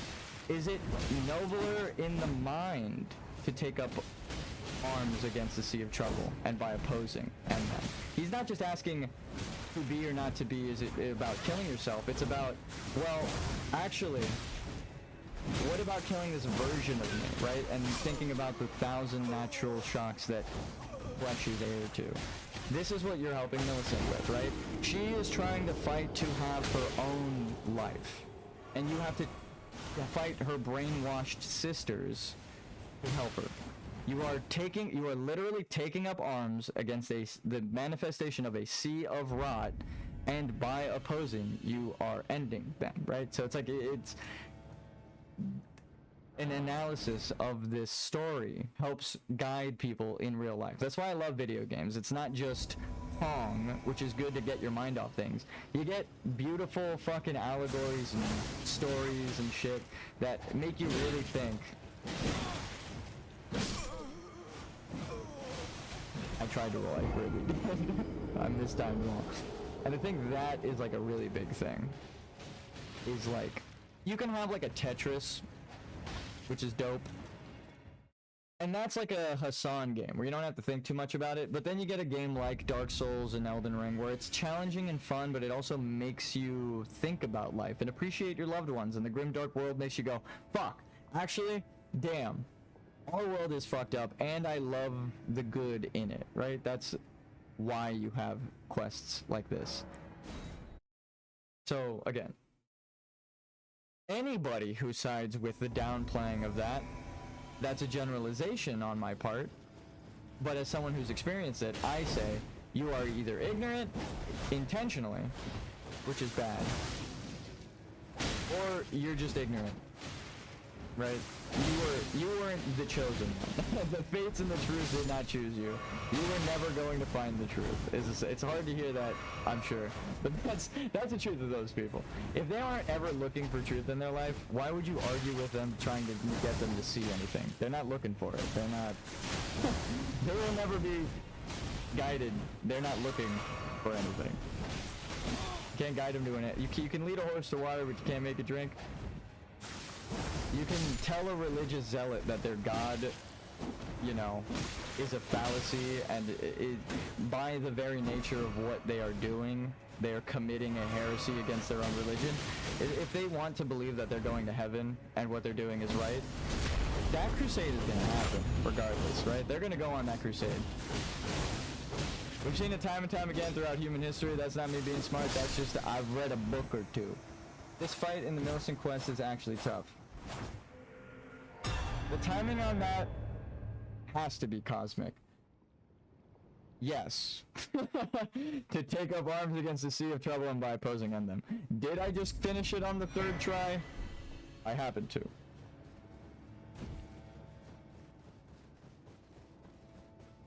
On New Game Plus 6, one of the hardest difficulties and versions of that boss. Well, normally, yeah. I'm seeking truth, and there's a you can hear it in the way that I'm talking. I'm so frustrated and mad, but the games and the streaming. I've been in your debt from beginning to end. First of all, that's beautiful. With your help, I was able to live as my own person, But there, boom. if only in passing. Right? She tells you the moral of the story. And she'll even confirm it right now when I talk to her, but I want to talk about that first line. She's saying, like, you helped me from beginning to end, thank you, right? So, it's like, I needed to kill those people to get it out of my system. The religious zealots that are her sisters brainwashed. But, more so than that, she is telling you that it is, the magnum opus is just her life. Just seeking truth and living, and opposing the Sea of Trouble, the Lake of Rot, right? She ended her own suffering. She got answers and realized Melania shouldn't be reborn, right? If it means all of these brainwashed people are reborn into Valkyries and she loses her will and all of her sisters lose their will, right? She would rather die. But this is where things end. I paused to even tell you, but I took out the needle myself. Tell Right. whoever put you up to this that if I am to flower into something Oh, I didn't talk to other Gowry. than myself, I didn't talk to I'd rather Gowry. rot into I fucked this whole nothingness thing as I up. am. I missed one talk to Gowry. Well, whatever, it's fine. Please. Let That's me what save states are Scarlet for. Rot rides now. Do you know how many times I've killed these bosses in like the hardest fucking New Game Plus? I won't be God more damn. than a mound of flesh. Curse lady. Untouchable.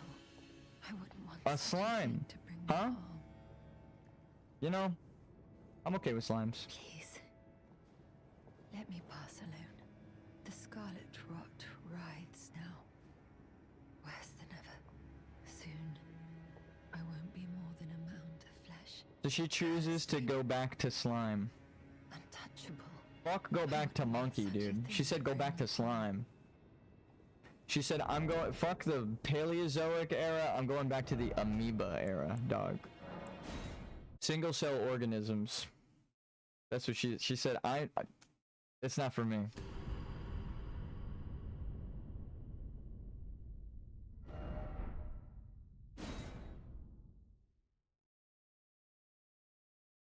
Okay, but seriously, this is a sad quest, and that right there. That's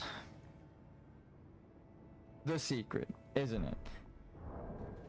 Because who in their right mind would embrace the frenzied flame at the beginning of the game and then go get every ending in every possible order in accordance to some ancient real-life script they seem to be following, only to then abandon the frenzied flame in the end to cleanse yourself, to pick a random ending out of all of them. Like, think of all the endings. There's America, there's Ronnie's, there's a frenzied flame, there's Fia's, there's dung eaters.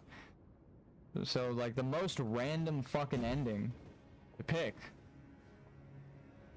would be gold masks.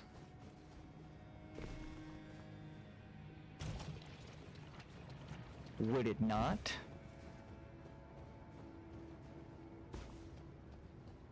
Seems like if you were to go through the entire game, cleansing yourself and seeking every rune of mending, there are so many better choices, right?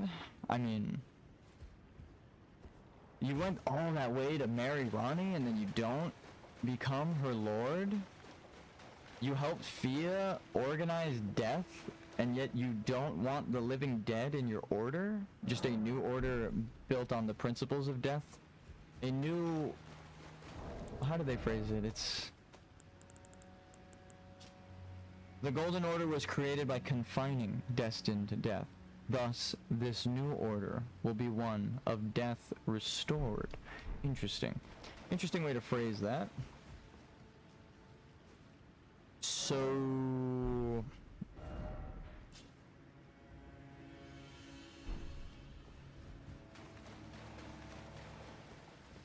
Nicola Melania, you, which would be Malekith, me, as in Gideon, who trades your findings for sacred spells and ancient rites known only to him. That's his boss battle. And then we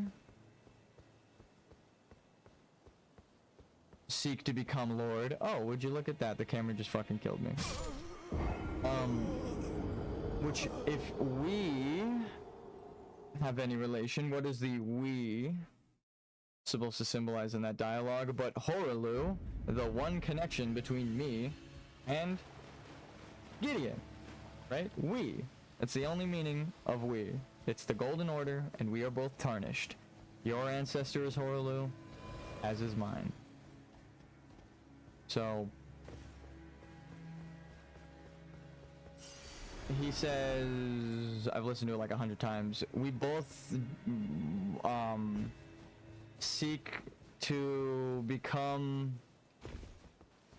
be Lord and stand before the Elden Ring to become the Elden Lord, right?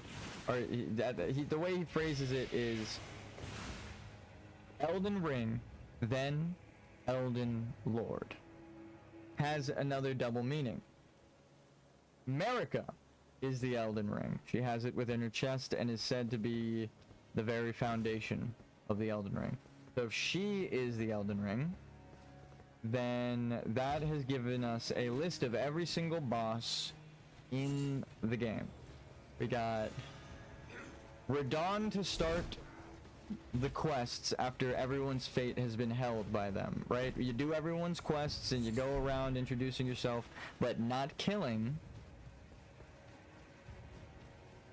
the remembrance bosses, right? Stopping, sometimes doing nothing is doing something. You stop just before the remembrance boss fog gate. You go back, you talk to everybody, you do their quests, and then you progress everything in the order of meeting the maidens, right? So you meet Melina, Hayata, Fia, Ronnie, or Rena at the time. Then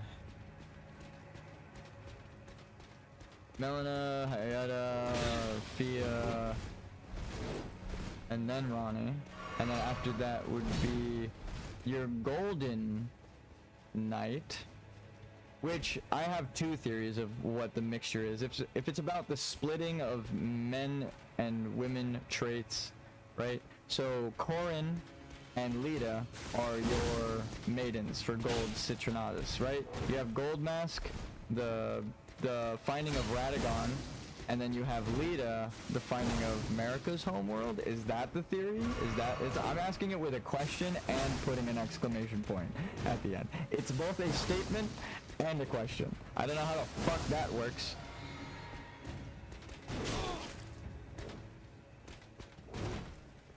But I feel like that's the best way to find the secret, is go, I think? I mean, that's what I'm looking at, and then you find a theory that points it out. That's backwards. So, what would it be? Radahn,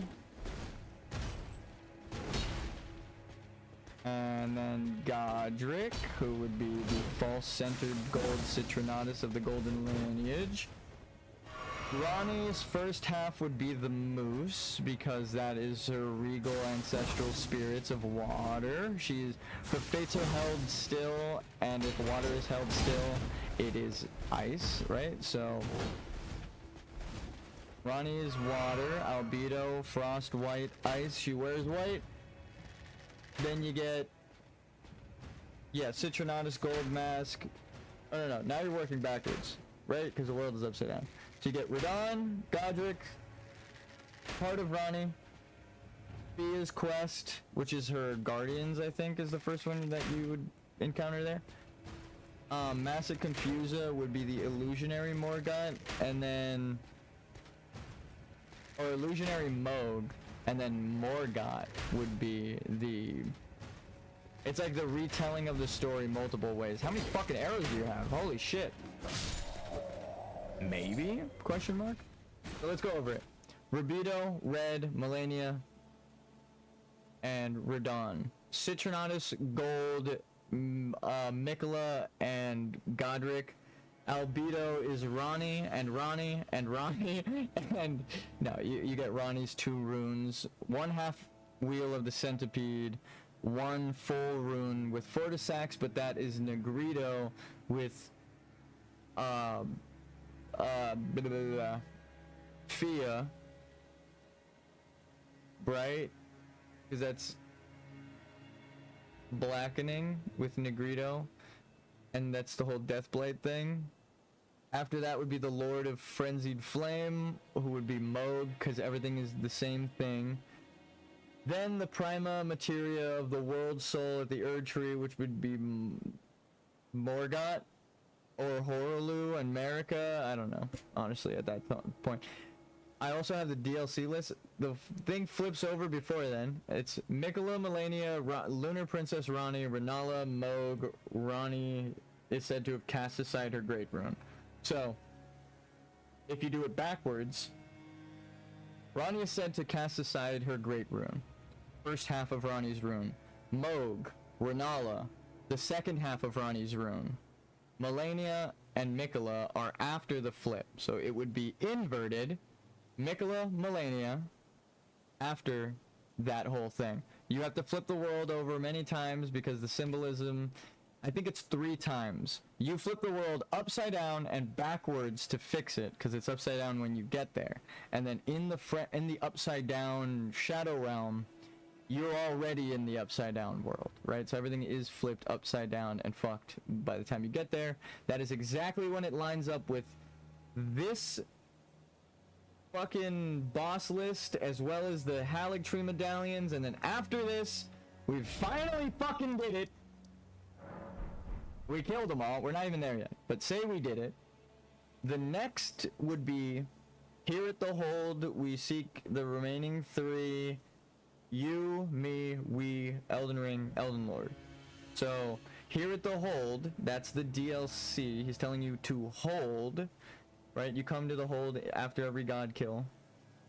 You seek the remaining 3 demigods, which would actually be Mikola, Melania, and Mesmer at this time.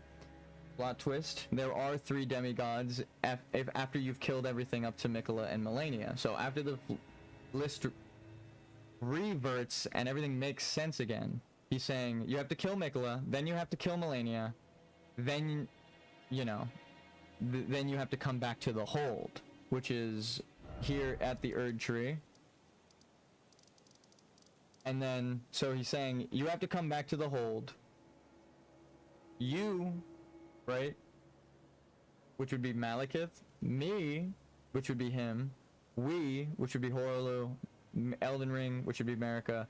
Elden Lord, Placidusax, where you have to go to cleanse yourself at the end of time, completing the true ritual to inherit the title of Elden Lord. Now that your character has got told everything by every single fucking character in the game with every secret interaction, even in DLC. Ta-da!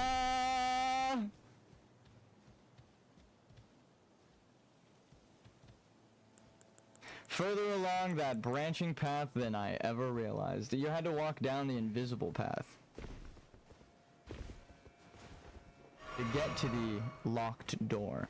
The problem is now, we know the path is there. I've dropped many, many rocks. Any questions, any comments, any corrections, any concerns?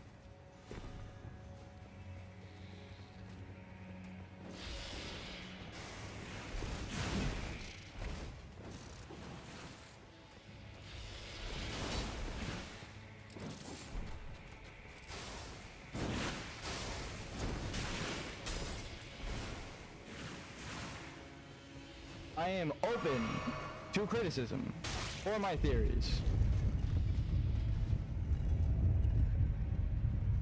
He's laughing outside, which is a good sign. I think my aunt's here. Oh, man. Alright, let me mentally prepare.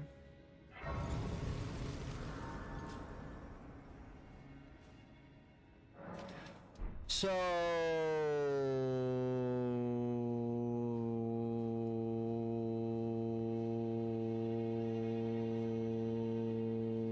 It's a mystery that we were never supposed to solve. How the fuck did I solve it? I just realized the whole point of the Newman connection and that whole secret thing is like, you're supposed to make the connection yourself. How the fuck? Travelers, travelers, travelers. X.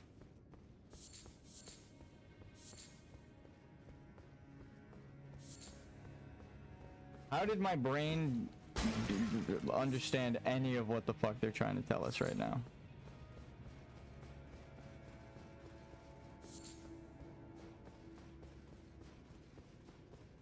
And then this circles you back around to the beginning. Okay. And then this is when we were going to talk to Millicent and do her quest. I think I did it out of order, but again, this is what we're practicing for.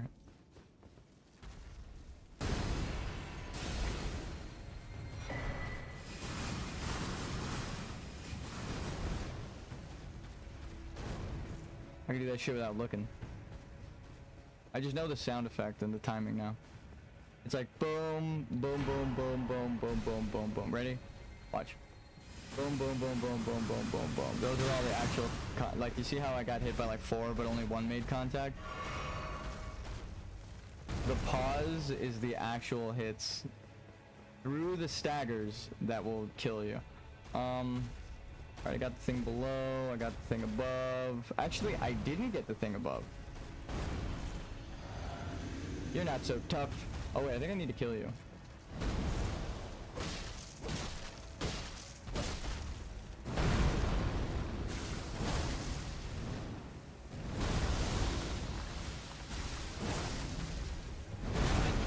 Ow, that was all my health. That's not good.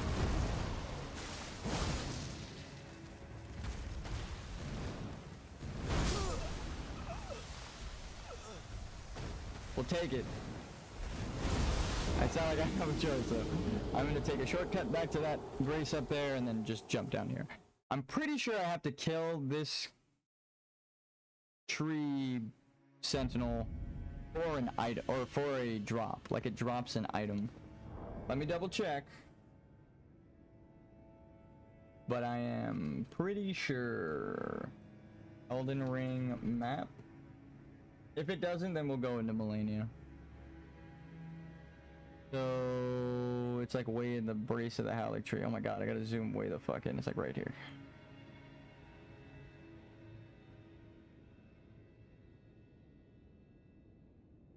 Dragon Crest Shield Talisman.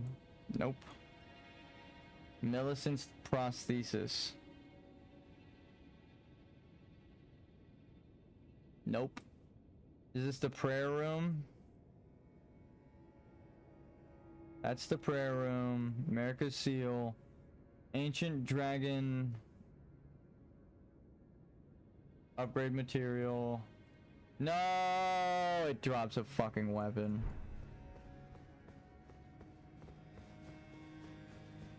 Oh, that's funny. Are you supposed to like jump up to there? How do you even get there?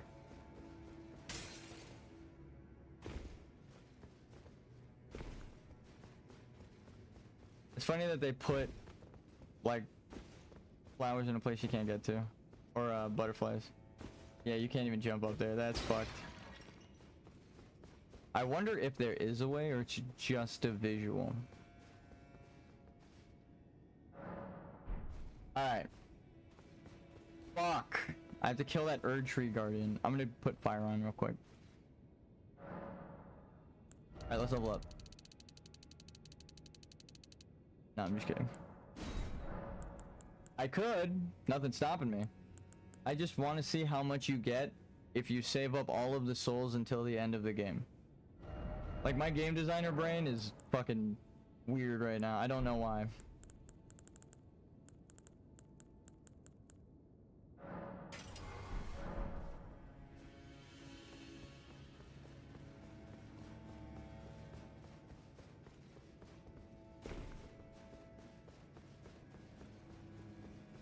So, like, how is anyone supposed to solve it without the alchemical arcane knowledge? Like, your character doesn't know anything about real world alchemy, right? And the stories and stuff. you have to interact with everyone, but you wouldn't know the order to do it unless, like that. I have so many questions.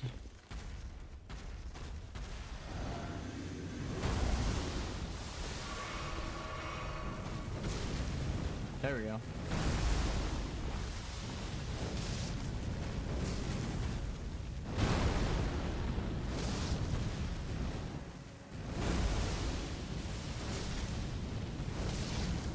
Burn it!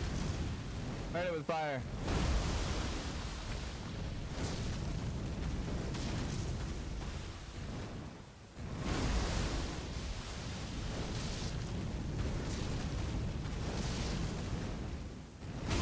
No! Oh!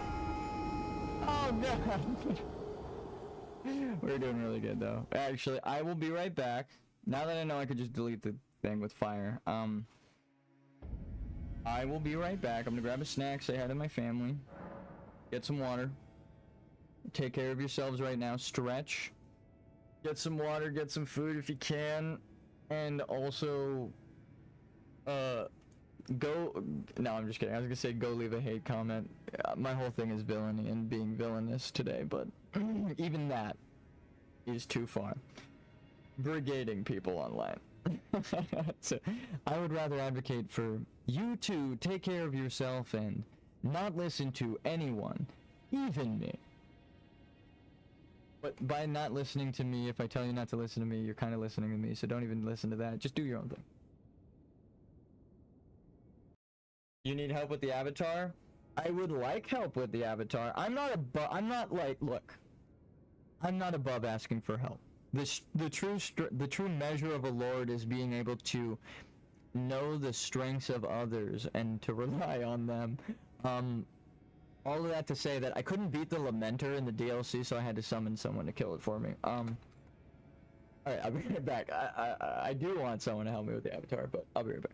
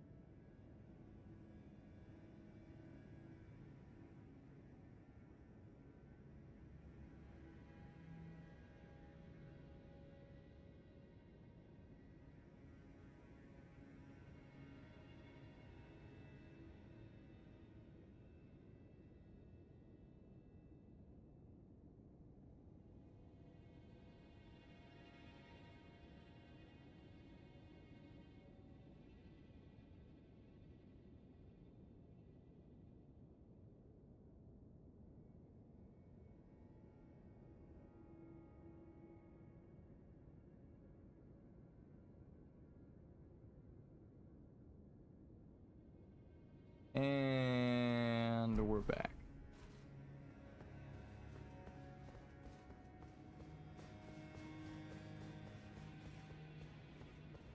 Really can't grab those? Oh, you can. That's an item. That's fucked. Damn, I wonder if there's like an OCD player who tried their hardest just to get up there, to pick those up. The fact that it prompted me with pick up the material means that those are actually items floating up there, the butterflies. I've never been up on top of the flower. I don't know how the fuck you would do that.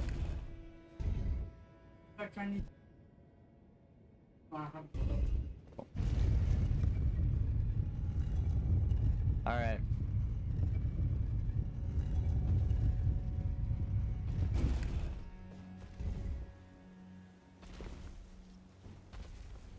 Let's take it to the railing, all right?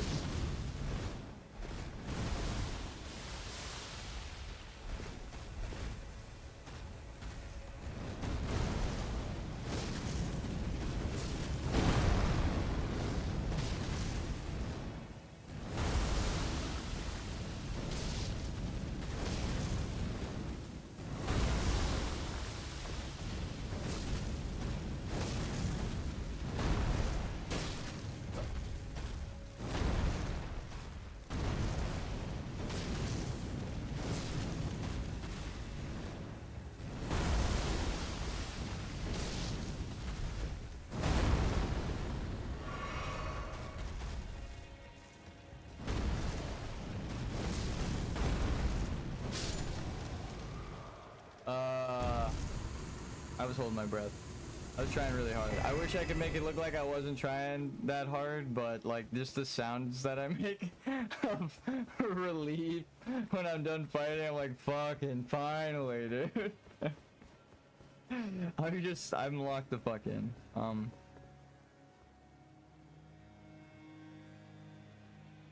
Like there's so much to this place. Like you could tell me that there's like a whole hidden dungeon on top of every dungeon in this game, and I would believe you 1000%. Like if you told me there was just like a genuine secret path through every level, I'd be like, well, honestly, that makes sense. Like it's not even the opposite of like, oh, how would it be? I'd be like, dude, there's so many paths. I wouldn't even know where to start looking for one of the secret paths, because there's so many goddamn paths.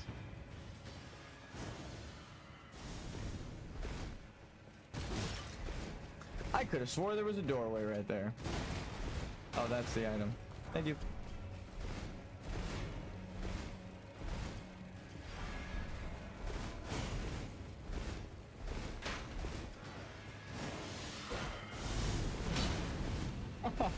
I tried to hit him and then I got smacked.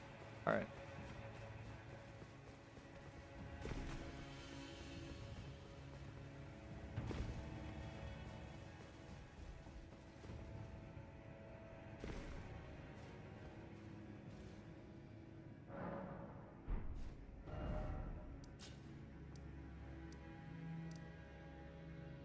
Elfail in inner wall. Okay, well that kind of answered my question. I never read the grace names. Yeah, so it's Elfail, brace of the Halig tree. So the stone.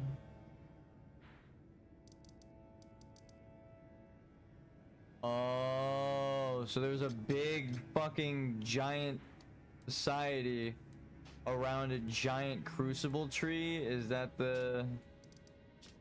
And the big center part is the absent tree that the ruins of Rua were built around? Maybe? Question mark? That would mean that there's like some sort of big eldritch magic in the middle. I guess they do have a fucking cloud right there. Like normally I wouldn't think anything of it, but I was like, well, there would have to be something conveniently where there's a big cloud. Ah.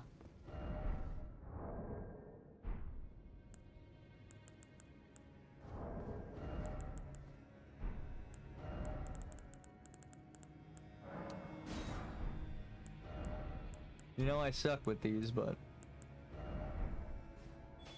Nope, that's not what I wanted to do. She is cold feet. What the fuck? There's a bunch of maidens. Hello Kitty girl and Alanis. What the hell though? This person conveniently was here. Hey!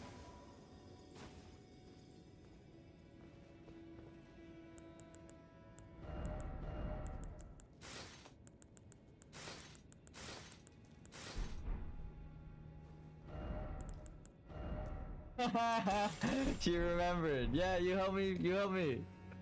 Take a picture. Hey!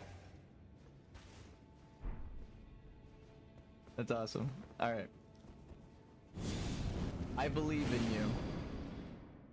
And if you don't believe in you, believe in the me that knows you can do it, right? Believe in the me that believes in you. What are the odds? What are the? Is that you? Are you watching me? Holy legend, this guy. Is it actually? Is it like a cosmic coincidence that the person went from? Like that. Actually, though. What the fuck are the odds of all of the bosses? We get the boss. Now we have to kill her, out of principle. No, I have Flaming Strike active. I've kind of fucked up there. I needed Blood Slash, if I'm being honest.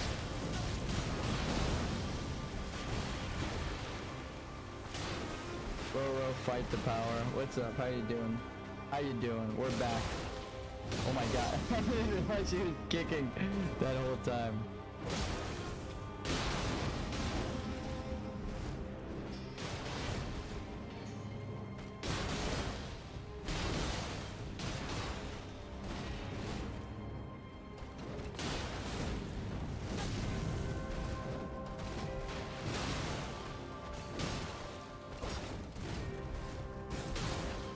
Waterfowl soon or no?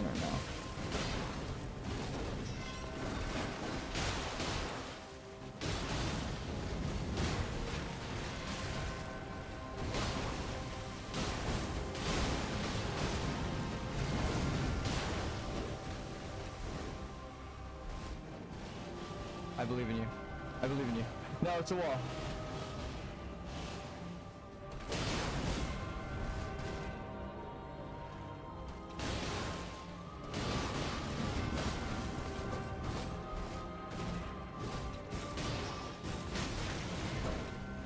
That was a sick animation cancel. Normally I would complain, but that was so smooth. I was like, alright, you get that one. That one's kind of cool. It flowed so well that it looked like she hit that before I hit my attack button. Normally I'm like, that would be an input read, but she did that shit like a millisecond before I pressed the button at all. So that was actually that was just really good of Melania. I think the way she moved, she was responding to the girl attacking or like throwing the daggers or something. Are you guys ready for this? This is what a week of no leveling and getting my ass beat by Melania looks like on an actual fucking character.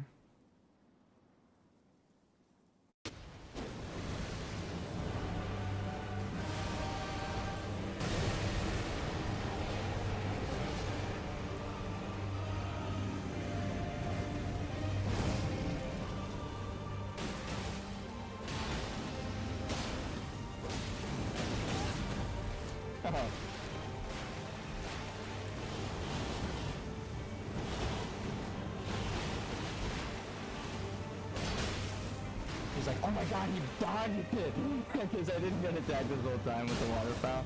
He's probably like, oh, he did the thing! That's funny that she was actually doing the best out of all of my summoned friends. But now I'm doing, I've trained for Melania.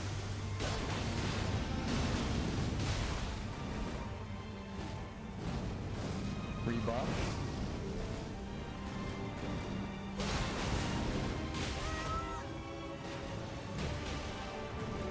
The trick is you attack and then you roll, right? You attack and you roll at the same time. Run, lady! Run! That was cool. One of the attacks went from there. I wonder if she can die. Oh, that's close.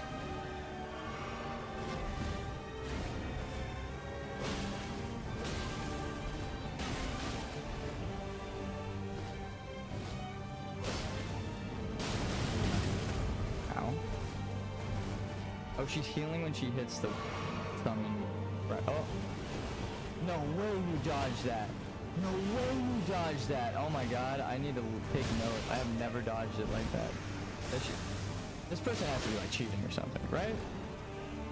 Am I crazy? Like the way that they actually dodge everything is insane. The only time they got hit is when I jabate them into an attack because I staggered the boss. Did you just stagger her out of a fucking waterfowl dance? What the hell?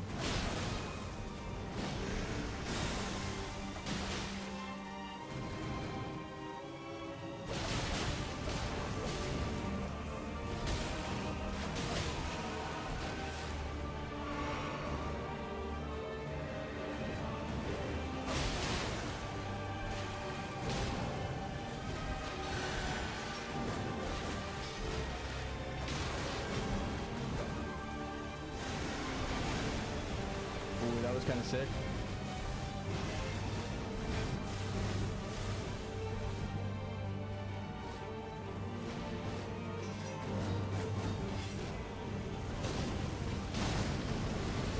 Oh, fuck.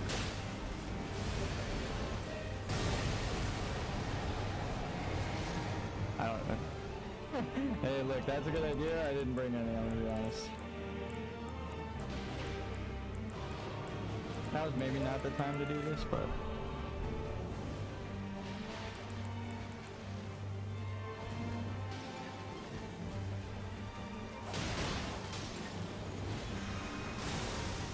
Your strength. Extraordinary. The mark of a true lord. Who is this? Who is this? Who is this? That's what I wonder. Dear Mikola. Oh, dearest Mikola. My brother. I'm sorry.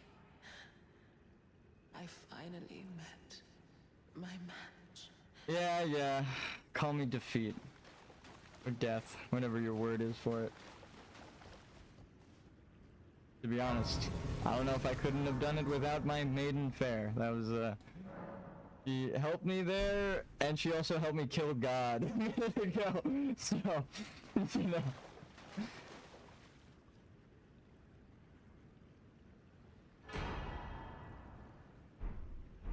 So, Mikola's needle.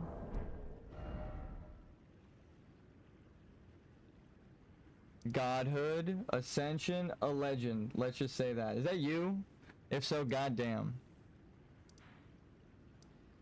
Go to fucking Malekith next, because that's what. No, I'm just kidding. Dragon Temple. Actually, though, I'm about to run to Malekith. But now, we talk to Gideon.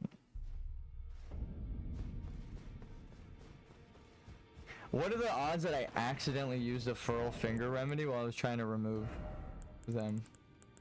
And then that was, I wasn't even going to do multiplayer, and then I accidentally hit that while trying to put the frost bombs there. And if you rewind, I actually checked to throw a frost bomb, and I didn't put them there. So in the middle of that fight, I just looked down in my pockets for no reason. It's actually me, Lamau. That was also coincidental because I'm using effigy. That's crazy.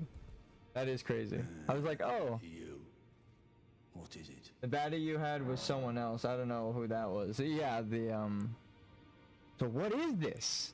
Ah, so the secret medallions led you to the land. I fucked up so many dialogue options, but let me. Expect to find Melania there. Yep. She who But wait, fought you the didn't gods you will didn't stand have still. this option a second ago. If the scarlet rot hasn't eaten her away completely. But with the Halig tree as it is, I suppose Mikola must already be. Ah, my apologies.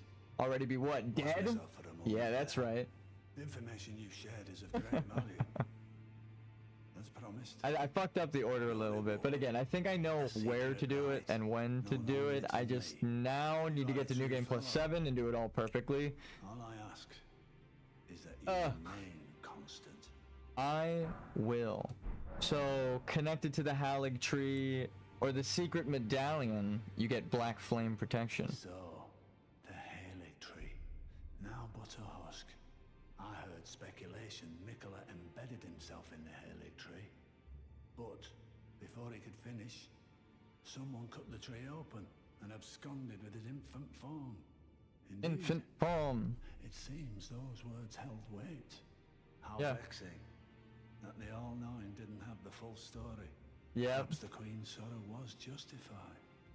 Ah, my apologies. Whoa. Lost myself. What the for a fuck was moment that there. line of The dialogue? information you shared is of great value. As promised, your reward. A secret right, known only to me. You are a true fellow. All I ask is that you remain constant. Lord's Divine Fortification. I'm sure people have got it. I just want to reread it. Lord's Divine Fortification. Yeah. So the Halig tree, now but a husk. I heard speculation. Yep. Yep.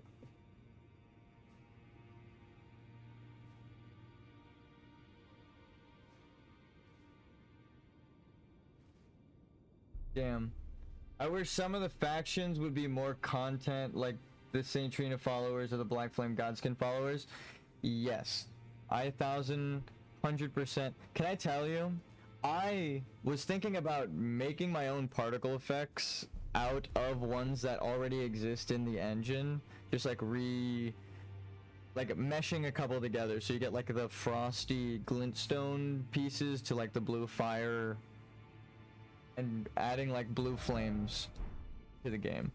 Blue fire was my first D&D character was essentially this with this. Like that, this right here is literally my first D&D character. I was just an elf or half elf. Sleeping Black Flame are interesting, cool. Cold Lightning as well. Cold Lightning, I love that it is the frosted water connection to the regal ancestral spirit and the frozen fates and trying to stop the cycle of the Noxtellan society. That I love that. That shit's the bomb. When I found out what the significance of like ice lightning, like why it's ice, I was like, oh, it's like the theme echoed in the tier that Ronnie sends you on her quest. I fucking love that shit. You're right. I think all factions could use with a DLC. Even though we got a DLC that actually adds all of them and then some, I wouldn't mind more. No, I'm just kidding. This game has so much, so I haven't even gotten the fucking secret ending that I theorize is in the game, but I would love more answers, like anything, man. Anything. Just kind of the colloquial man as a general person. No, but seriously, it's kind of crazy. Alright, I believe now the admission of Gideon saying that the All-Knowing didn't have the full story when I joked about him not having the full story before, so he didn't have Mikola in the correct order is actually fucking wild. Well. Wait, what? Well, what is it now? What do you mean? What do you mean? What is it now? Yeah, I did everyone's quest. We did Ensha's invisible quest. Right, we didn't get ahead of ourselves. Necessary item required ahead, but no rushing in ahead. I think that I've never seen him run out of dialogue.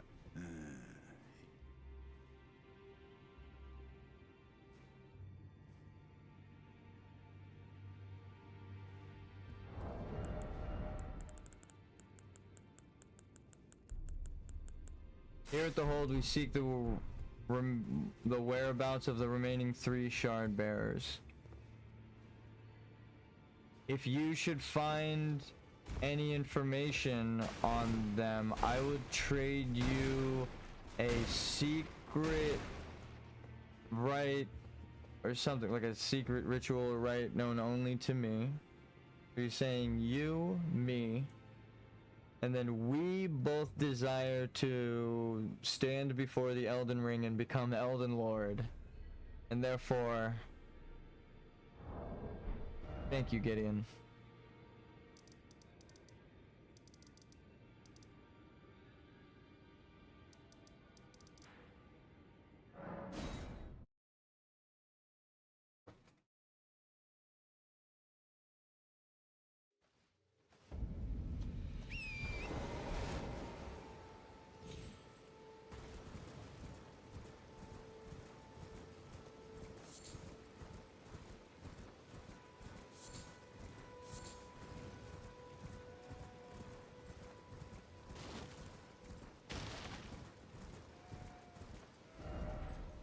No, I'm getting ahead of myself. I saw the path before me and then I saw it backwards and I realized that isn't what he asked me to do. No one asked me to do this, but you know what they did ask me to do?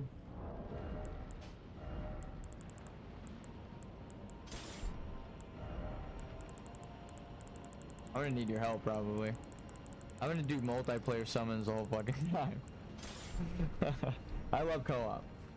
I mean, I did it in the DLC originally. It's super fun. But also, the, like, the sad reality is one day multiplayer will be gone. So having this documented as how it works and what it is and how much fun and what, like, that it's cool, I think is also kind of important. Didn't I kill the Godskin duo?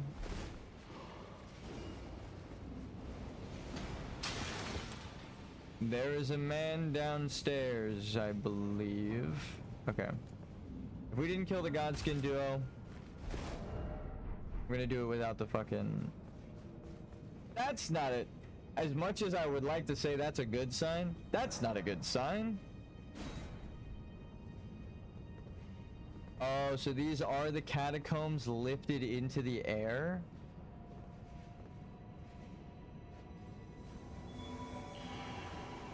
Is there a multiplayer sign around here?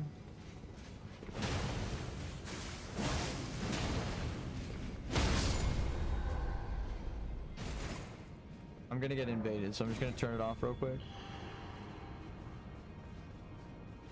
Bernal.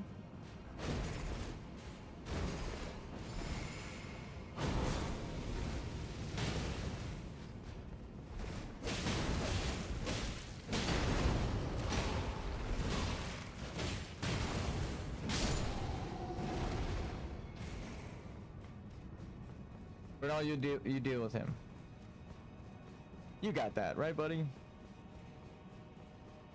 Is there a summon thing down here, or is it like... Oh, it's right there.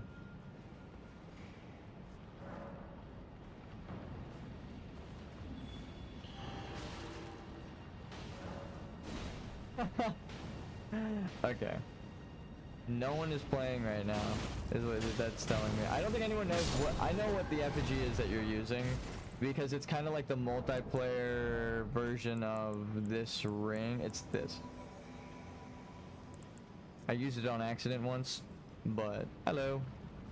Kind of cleared the way to the boss already. Let's jump. Is this a gold door for you or no? Can you go through this? Is this here for you or no? Okay.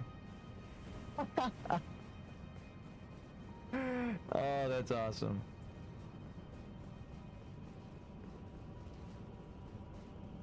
I had a theory that it was a fog gate, so I didn't want to...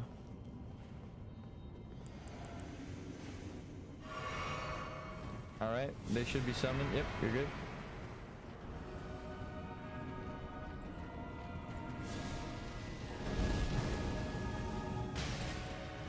Oh, damn.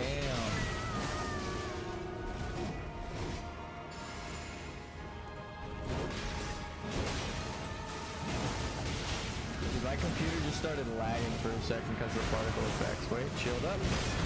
Yeah.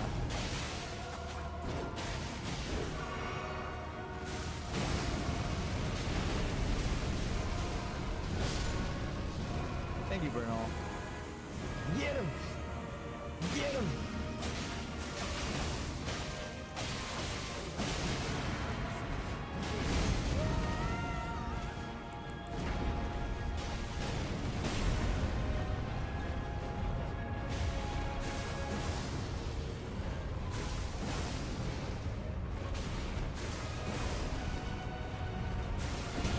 Oh my god, he just kicked me off my pedestal.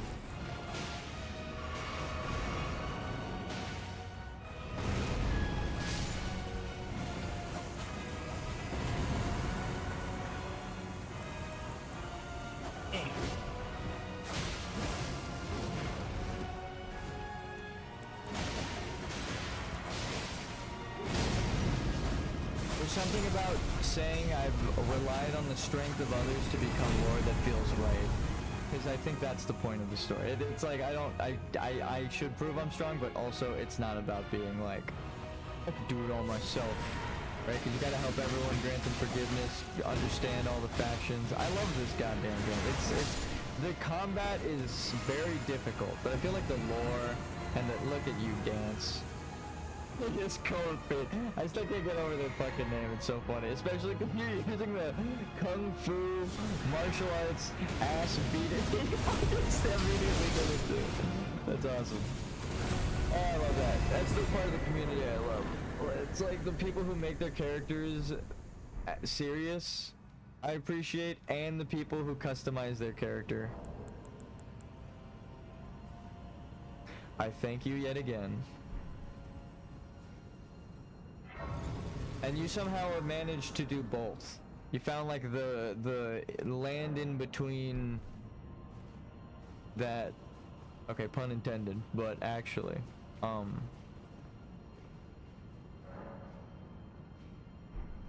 altruist mimicry. Huh. That's actually that's a pretty cool name. Is this the exit? And then I believe my brain has calculated the path to Malekith. If I don't die to Malekith, technically my character is the canonical lord because I never died to destined death, and all of my deaths predate destined death. Right? Like every time I miss that jump, Jesus. I have like 90% of the effigies activated. I didn't even realize you need the thing active. I've missed like half of the summoning pools that I've touched, which are also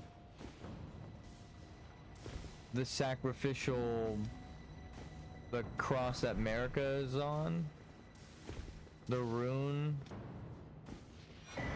I'm sure there's some symbolism to the rune arc being the cross that is the basin of blessings, literally holding her up, right? But also being her confinement. I'm sure there's layers I could peel back there. My brain ain't good enough, but I'm sure it's there. Okay. So, if my brain calculate correctly,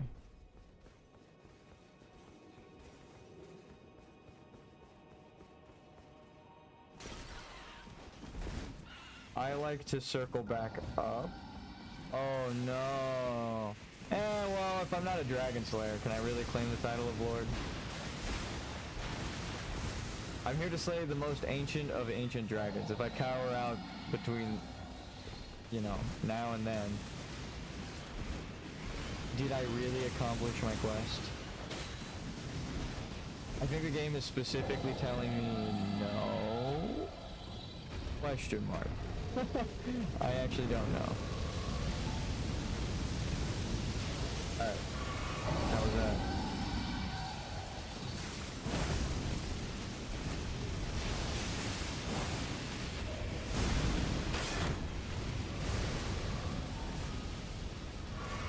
Pop off. Dodge that. Okay, I got splashed. Go for this. Go through. You gonna get me? She's gonna get me? Some of the dragons are lady dragons. That does not spare them. Alright. I'm gonna now run to... I think that one starts at like 10% health, so...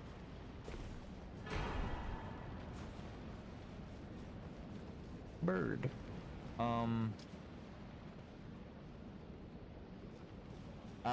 My OCD. Okay, no, but actually I need to run this cycle. I know there's like one blue item up at the top.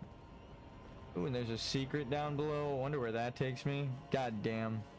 Why does this map have to be so wonderful?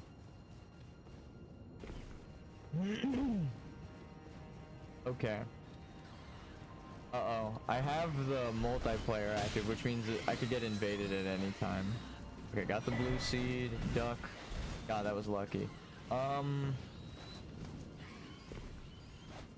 fuck is all that down there? Okay.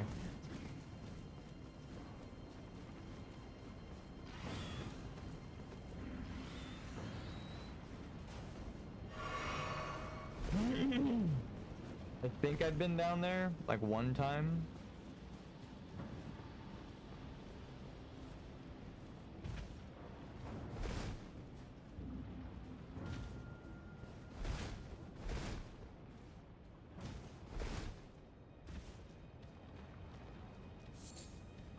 Okay, random blue item.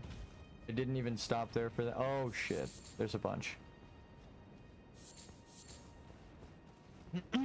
Somebody play Land Where Dragons Rule by Dragon Force. Just have it on. Be wary of left. Why is it always night?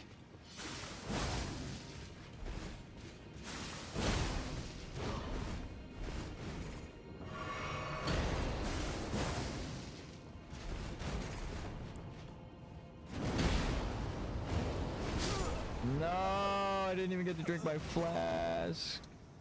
That's fine.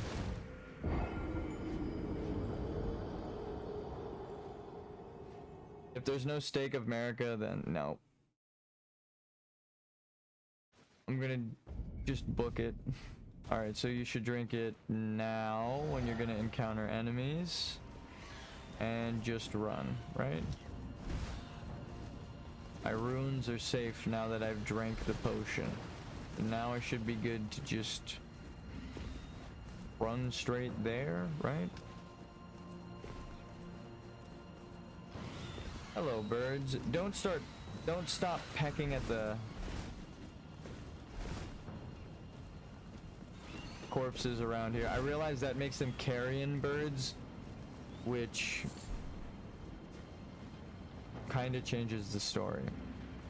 Assassin Gambit in Unseen Form does the job too. Oh damn. I honestly, my other character, ironically my new game plus character that's level 221 is dumb as fuck and has no faith, right? It's me. This is my character. My character's me. Healthy. I got will. I wish I was that strong. I'm dexterous, but I don't know a fucking thing, and I don't know anything to believe in, right? And my arcane knowledge in the alchemy, I feel, is self-explanatory. How I can explain it, though, would be all of the lore of Lord of the Rings, right? I know the lore for Lord of the Rings. You're right, though. I do like the hello. Thank you. Wait, hold on. Blue item? Unfortunately not. So back to my theory about carrion. That's not my weapon. Well, that looks cool. The knight with the bird flying above. But the carrion royal family, they're birds. They're carrion birds, right? So that would tie Horaloo to Renala. I don't know if like related, but like that would just tie them like lineage wise. Okay, bird, I understand. You're angry. No? Alright, I deserve that. Alright, this is the take it slow part, right? This is the part where they're like, you have to kill this knight and you have to kill this bird, otherwise you're not getting up the ladder. Can I summon you to the dragon rooftop? Is this a thing that we can do? Damn. There's really no summon.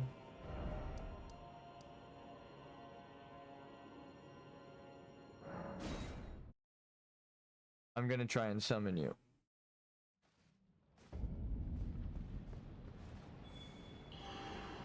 It does not work. No, it might be your sign is just not down. Though the thing you have puts your summon sign down kind of everywhere, if I remember correctly. I just went to the closest one. You also said it's at the Dragon Temple Grace, which is this one. But that would have been a bit ago. Also, who knows? You might have been summoned by someone else. You might be in the middle of fighting for your life. I just wanted easy.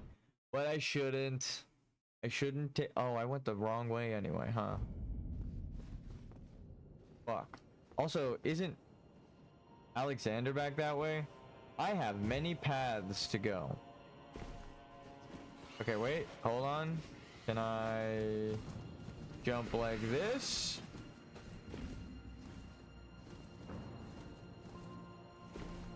Parkour. Drake. So dragons, birds, wolfmen, and humans all shared a society that got hit by, did like the Zaymor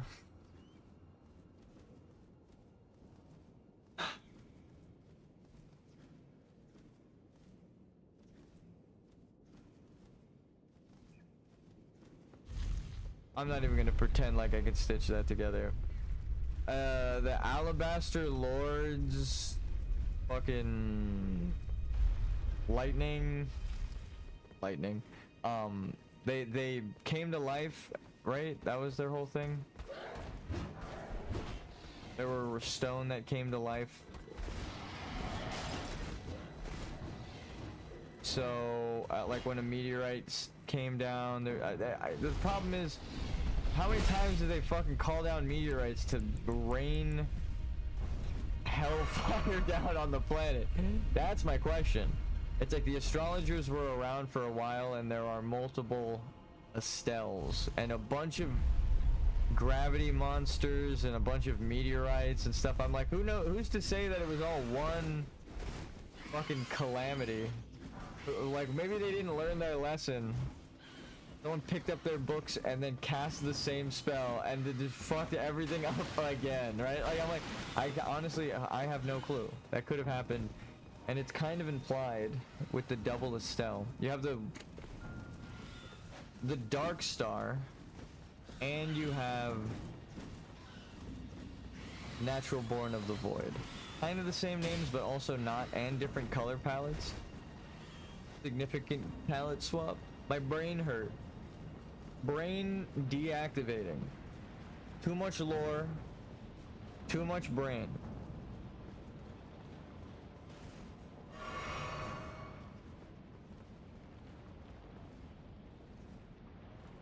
My curiosity is getting the better of me, but also it's a big building.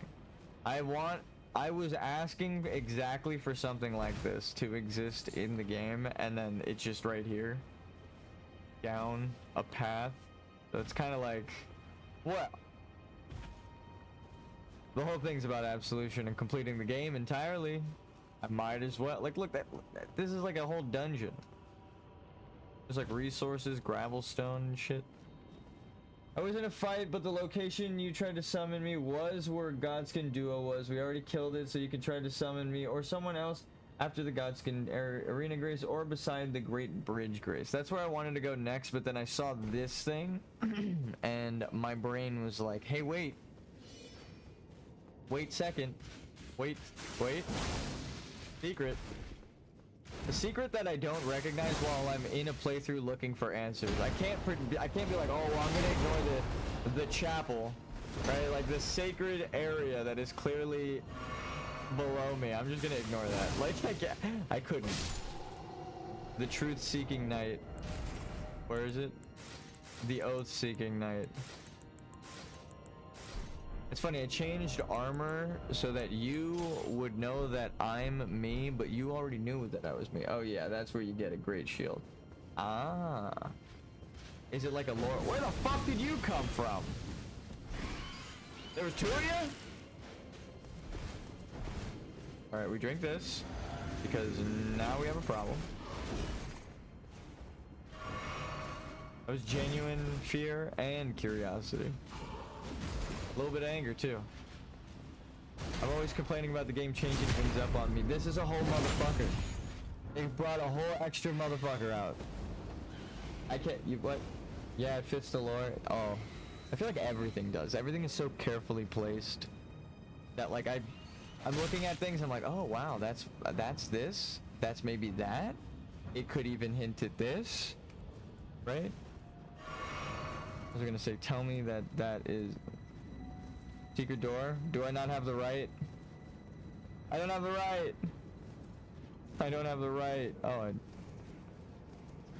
uh-oh. I hear a ladder being climbed, I think. Dragon Great Shield, and because the dragons were symbols of protection because they're nature, they're earth, so their defense and vitality, that would explain why they have a throbbing heart instead of a remembrance. Power shield engraved with a dragon, symbol of protection, heavy even amongst great shields. It possesses, I'm just kidding, it sounds like a snake. Exceptional guarding ability.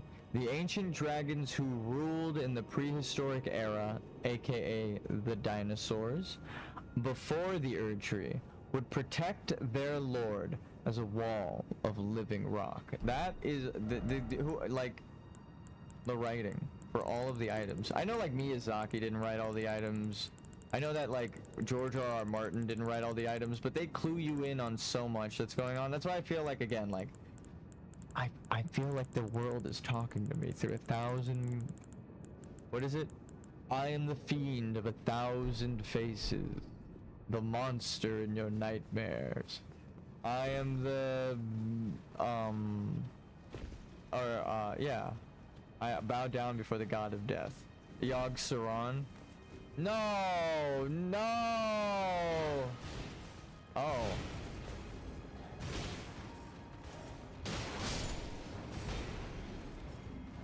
What?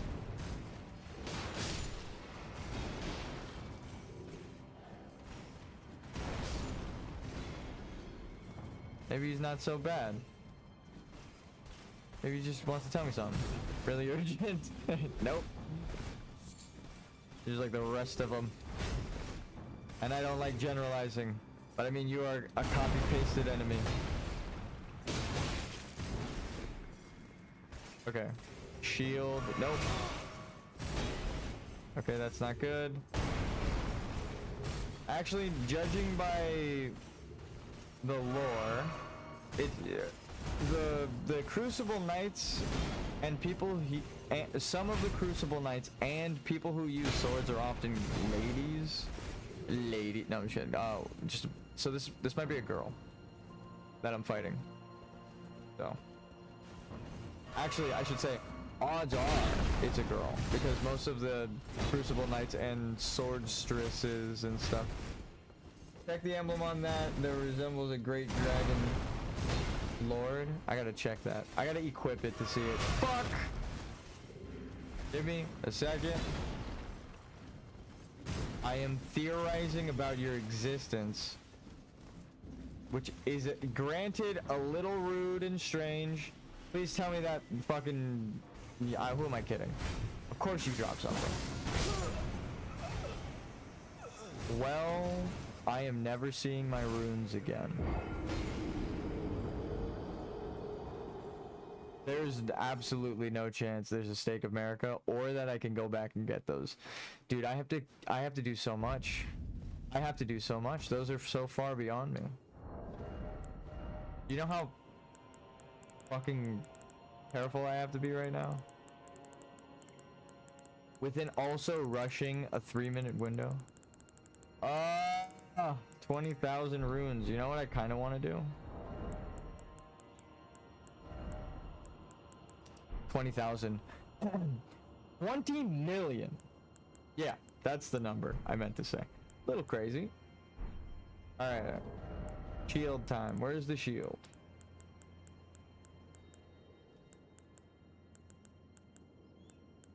It doesn't exist. No, I'm just kidding.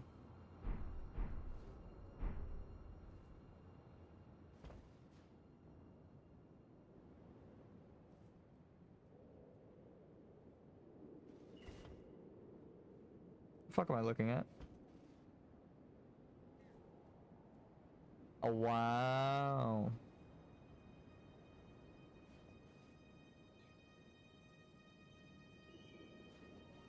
There's no shot that's who I think it is, right?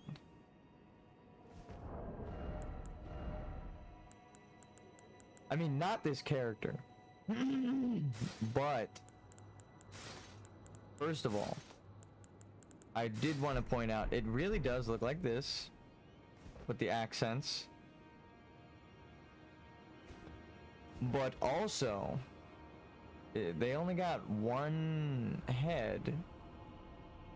Is that... Would that be Bale?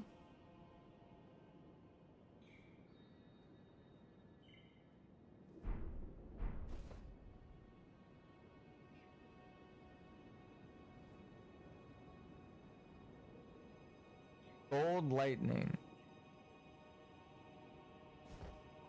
What? It gives answer and also like 100 questions? What? That's not Placidusax. But that's definitely a dragon wielding lightning with like a full circle around it. What am I looking at right now? This just gave me like 100 more questions. Wait, we just got this thing that kind of ties to it. Maybe that'll help us. It seems like Placidusax could also be just an ancient dragon, but it's red. There are no red dragons. Like at all. There's only one red dragon. It's the one that... It's Bale. Bale's the only red dragon. Right? Aside from like the Scarlet Rot dragon, but that's a white dragon. Am I going fucking crazy right now? I don't even know what I'm looking for anymore. What was I... Where am I? No, actually, what the fuck was I looking for?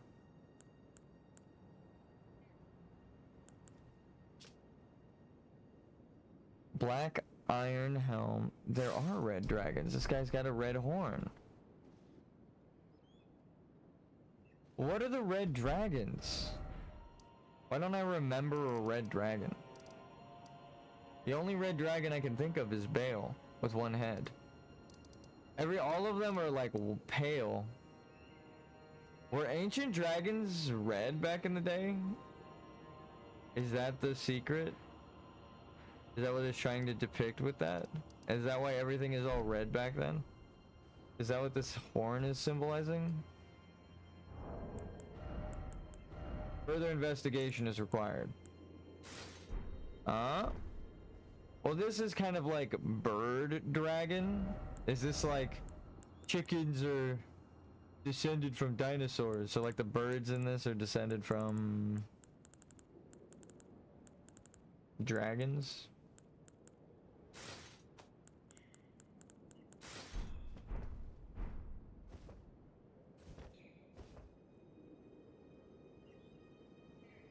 That is not Placidusax.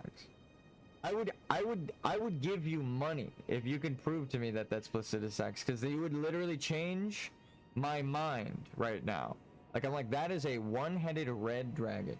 Placidusax is gold with 4 heads, right? It seems like Placidusax because it's talking about defending their lord. Is this a hint? Power shield engraves with the dragon symbol of protection, heavy even amongst great shield. It possesses exceptional guarding ability. The ancient dragons who ruled in the prehistoric era before the Erd Tree would protect their lord as a wall of living rock. So there is a, you see, but the problem is it's a dragon. It's a dragon. No,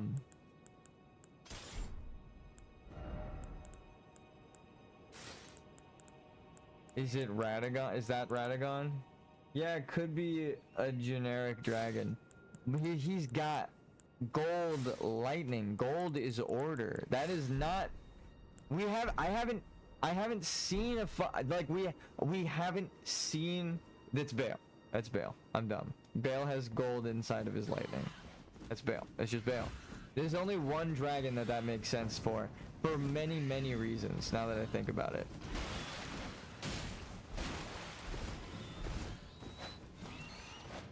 So I don't know, maybe not that much to interpret that.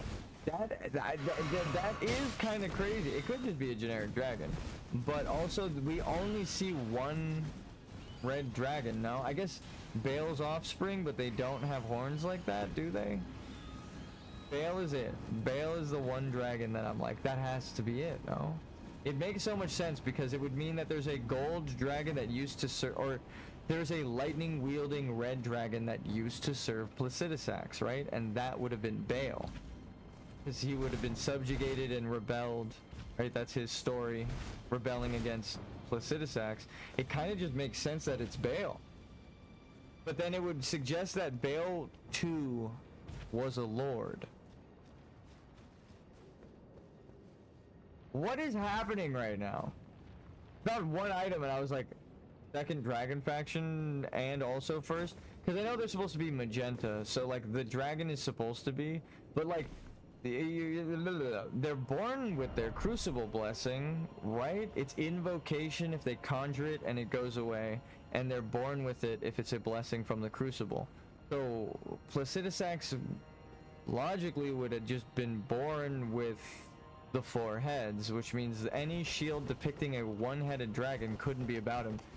Right? Because he currently has 2 heads, so there's never a point in time where Placidusax has 1 head that we know of. But then again, Bale? Bale! Vile Bale! Oh, terror incarnate.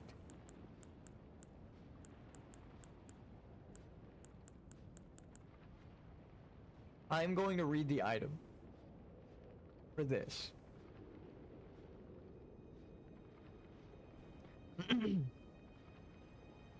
And see if it hints at a red dragon.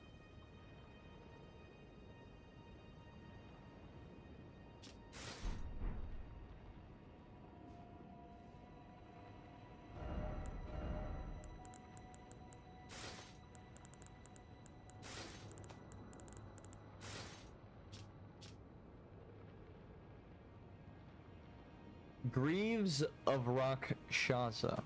How would you pronounce that?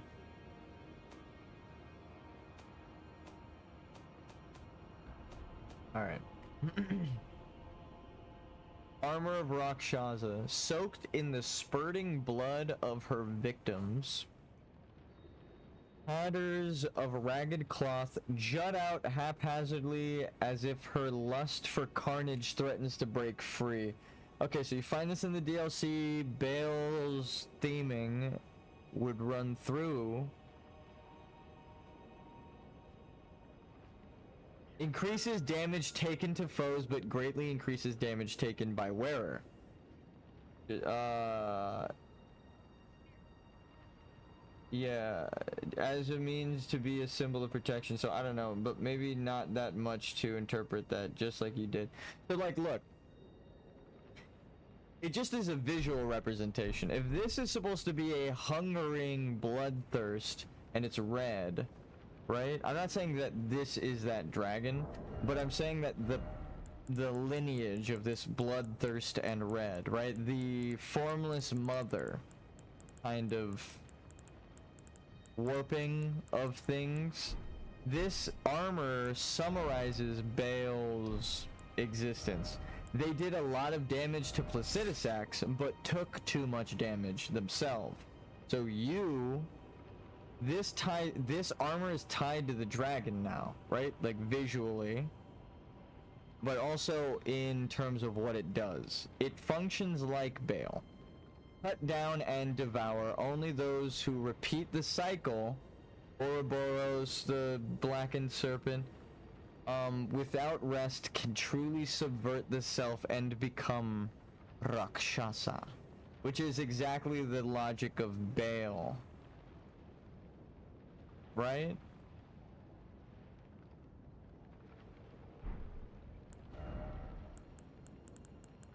Now I have more questions. Technically, this could be Bale or Rakshasa. Like, I said it before as kind of like a, oh, this looks like this armor, but now that I read it, this armor would be tied to the dragon heritage through how it functions, specifically Bale. It happens to look like this dragon, right? That's a coincidence. A big red lady dragon. Wait. Only those who repeat the cycle without rest can truly subvert the self and become Rakshasa.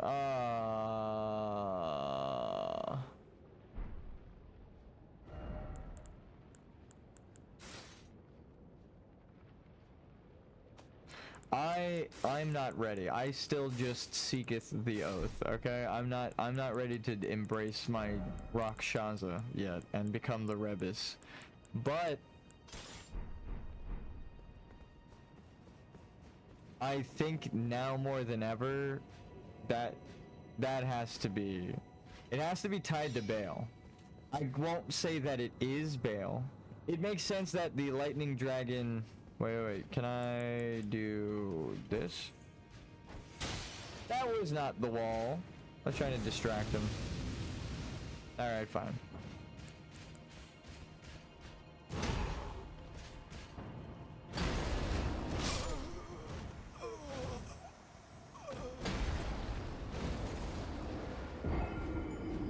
Fuck.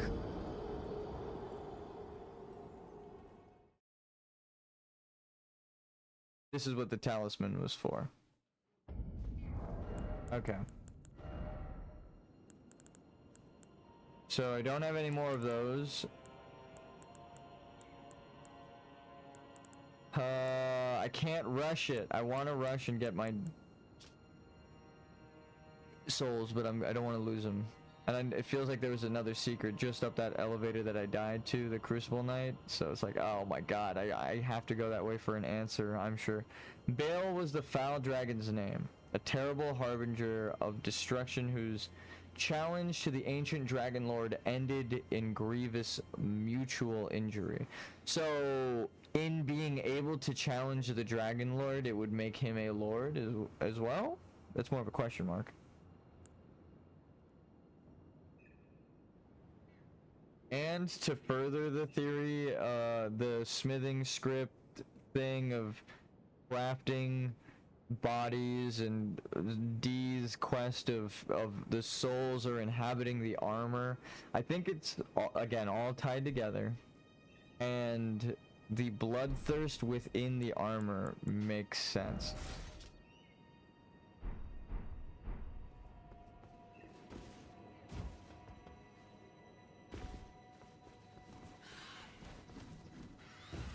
Why does my brain make connections there? How does it know?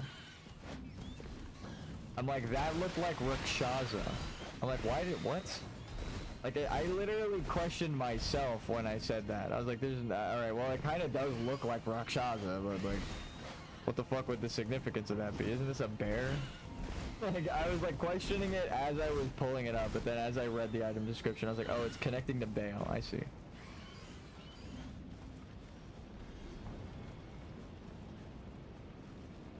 Well,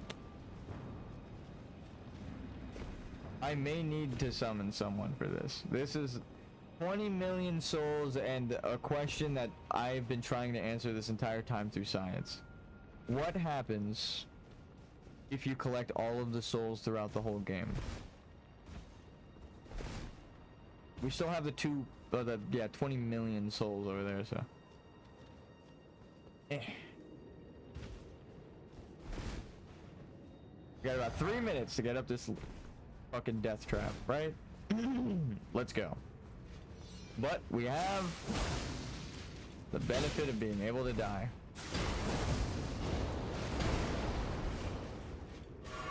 Within the 3 minutes.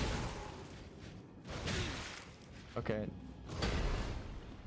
No rolls game, please. Please. Stab. Stab. Dodge. There we go. Next. I don't even care if it dropped anything. We're out. On to the next ones. So, bird. Alright, bird is there. Actually, the other guy is not. Please don't kill me, bird. Please don't kill me, bird. Please don't kill me, bird. Please don't kill me, bird. Yay. Alright, cool. And I'm gonna sip. Where the fuck did the other guy go? He's there?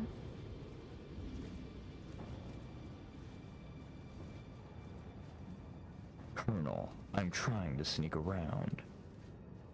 But I'm dummy thick. The clap of my ass keeps alerting the guards. The guards!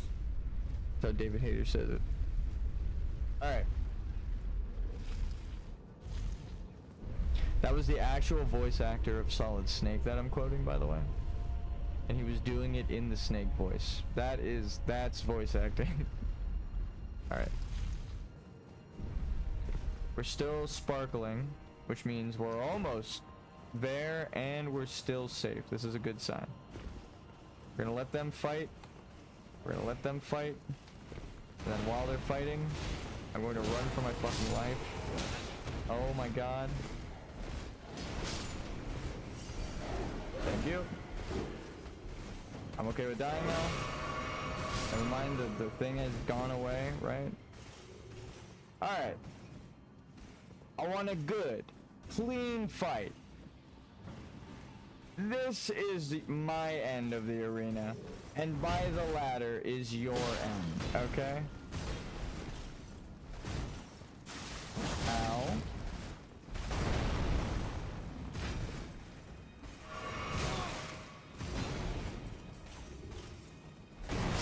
No, we dropped the souls again. I kind of deserve that. I tried to catch him on the wall there to give myself spacing, and then I tried to roll away, but they can attack through the wall. Oh, what the fuck? It lasted. Alright, well, we can progress now. I got my answers for now. I can always go back there on the actual 100% playthrough. I'm gonna go to the boss now. Am I fearful of Malekith? Not really. But technically, canonically, if you die in the game, you die for real to Malekith, right? If you died to Malekith, it's over. That's Miyazaki wanted you to die there. Like, your character file deleted if Malekith killed you, because he is destined to death. This is the theory I've heard and people say. I actually do not know if this is true. I will say that first before I spread the misinformation, but I heard through the grapevine.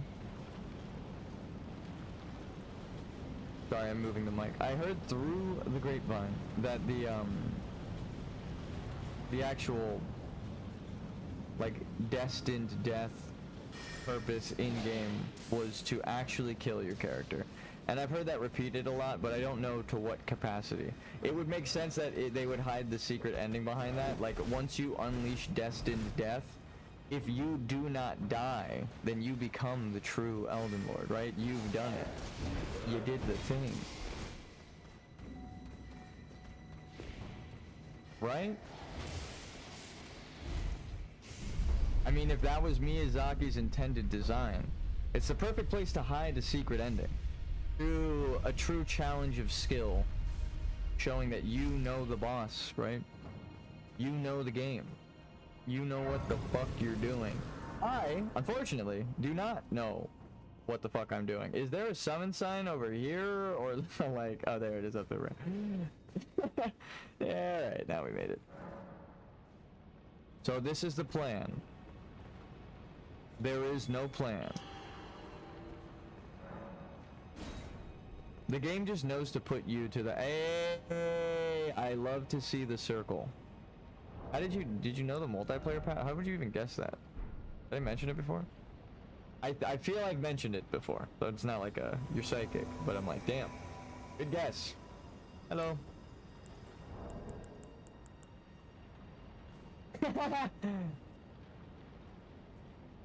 The T-pose, did you see your character?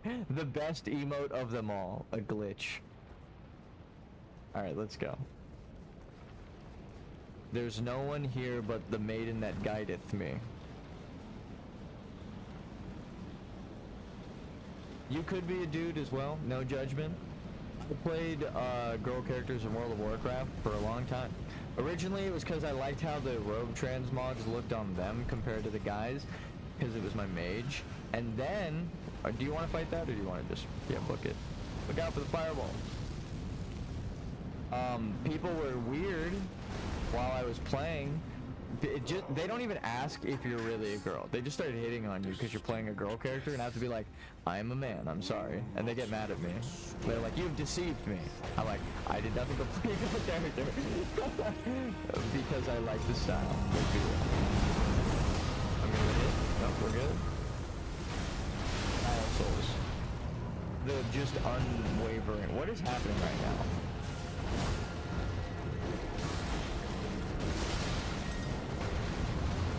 The way you fight bosses looks unhuman. Not inhuman, but like you're actually like... I've never seen anyone fight like that. And I don't know if I'll ever see anyone fight like that again. What the fuck? Malekith? Okay, so this is the plan. He's gonna jump towards me and then land with his blade on the ground. I'm gonna back up. He's gonna do a spin, and then he's gonna land, hopefully, towards me, and then do an explosion. And then I'm going to roll through and behind him to not die. Okay? If it doesn't happen like that, it is not your fault. The AI to the boss will randomly fucking target people. We already know. I can tell by the way you're playing the game that you've already experienced every single form of bullshit that this game has to offer. So we're fine. It's more so I'm narrating for those watching who don't know Dark Souls. Alright, Malekith. Oh, it's a meteorite sword! I play both, but I mostly choose female characters. On Monster Hunter Wilds, I also did a female hunter. Nice. I did a girl hunter in Monster Hunter Worlds because I think that the armor in Worlds was super chunky. Like, I played a guy in the 3DS version, and I didn't think anything of it. Just, same thing as this, I remade myself. Wait for it. Wait for it. Wait for it. Wait for it. Wait for it. Wait for it. Wait for it. Wait for it. There we go. Fucking textbook. It's almost like I fought this guy hundreds of times. No, but I feel that. I don't discriminate. It really depends on which one looks cooler and fits the theme of the game. Like, if I'm being honest. Fia's Cold Feet is a hell of a naming convention now, but I mean, level 1 slime, you know I'm good for a joke, man. This Malekith really does not like you. Okay. Jesus. I'm like trying to get into attack, they're swinging at you and then immediately dodging, and then going back for you. I'm like, okay, let me do this. As I explained that he was doing it, I was like, yeah, that's what he was doing. That's a toughie. I don't know if I've even ever dodged that. Most of the time that shit kills me. That shit kills me. I got it. I got it. I got it. I got it. No.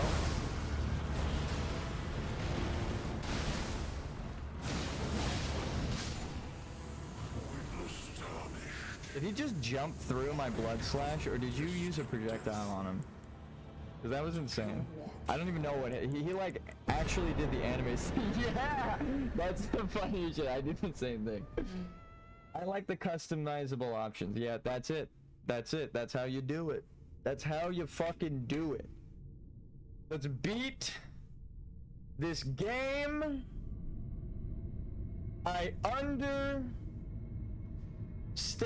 I may have not talked to Goldmask because I time traveled. I will admit my mistake now. But that's okay. This is 6 of 7. I don't even think it's possible in this one. But if it is, oops. There's like 3 things right towards the end where I got sloppy. But it's like I was building an invisible like bridge towards something, and then I look up and it's actually right there. So I'm like, well, now I know the bridge is here, and now I know this door is here. Fuck it, let's go. Death is unbound. The secret ending is mine. I choose to be the Elden Lord. Even if it's not in the game files, I understand Miyazaki, and I feel that's way more important to tell him. It's not about it. It's about, I promise I'll be a better person. Just because your game tells me that. The name is wild, I agree, but there's reasons. I use Dane's foot, exactly, cold infused, exactly. That's what I was laughing at. I was like, there's like multi-layered joke to your name. You didn't like make your character goofy. Farewell it is then. Farewell it is then. Goodbye, Ensha. Goodbye. You'll be Elden Lord yet. Yeah, you bet I will be. The name is wild, I agree, but yeah. No, I used Dane's footwork cold infused, and the weapon does mostly kick attacks. Yeah, that's what I was joking about before. And my tarnish looks like Fia, exactly. That's what I was like laughing at. I was like, there's so many layers to your character that's why even amongst when the first time I saw your character, there was like 3 other summon signs. I laughed and immediately summoned you because I was like, that is the perfect fucking name. Like, that's hilarious, because we met the barefoot baddie, right, which we all talked about before and laughed at, and now we have you as Coldfoot Fia, right? And it's like, again, it makes sense. That's the whole thing. That's the story. But also, goddamn, Fia being death and frost and stuff. So I mean, it's worth trying to get the secret ending still. Unwavering, yet we are the gold ones, right? Okay, so not yet, right? Not yet. We jump over the pit, and then we talk to Goldmask, right?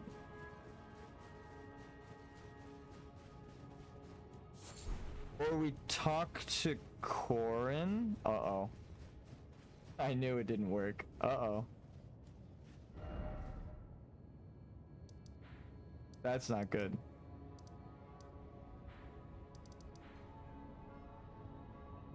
So I guess I didn't talk to them on this timeline? I thought I told them and offered the tonic and then made the save state. It's a little confusing. Miyazaki's vision. Exactly, actually. A knight wearing the actual lineage armor, because I want to, for lore reasons, and I think it looks cool, right? It's like funny because there's multiple reasons why I chose it. And then I'm accompanied by a maiden who's not wearing shoes, which is exactly what Miyazaki's like punching the air excited. He's so happy. So if Goldmask isn't here, I'm gonna have to revert a save file. Oops. Yeah, he's not here. Right? It got all fucked up. Oh, he is down there. So why didn't Corin die? Wait. Wait. I knew it. I offered him the tonic of forgetfulness. Is he not back there? Is he not there? Is he not there? Did he not do that? Did he not die? Did I save Corin? You guys, my heart is pounding. That is not on the wiki. That is new we just did something new. That's not a thing that is listed. You always get his bell bearing right there. If I must have missed it, right? Yep. I had to have missed it, right? I just didn't see it. That's the only logical conclusion, right? Is that his flail and his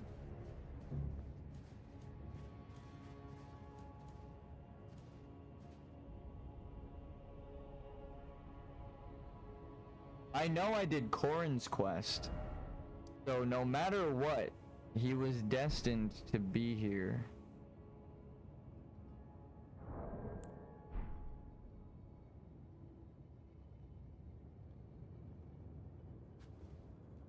Right?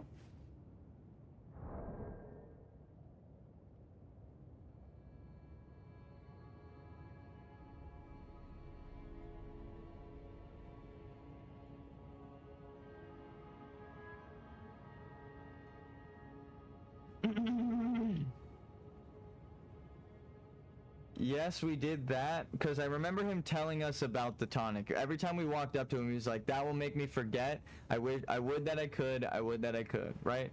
So we didn't do that. We did this.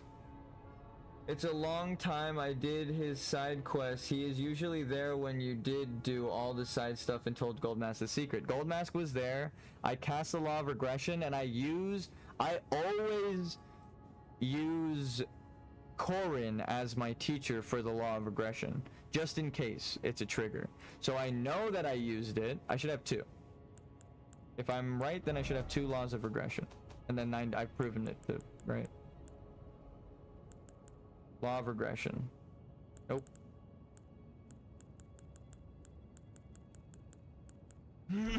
Or did I have the book still? That would be the true.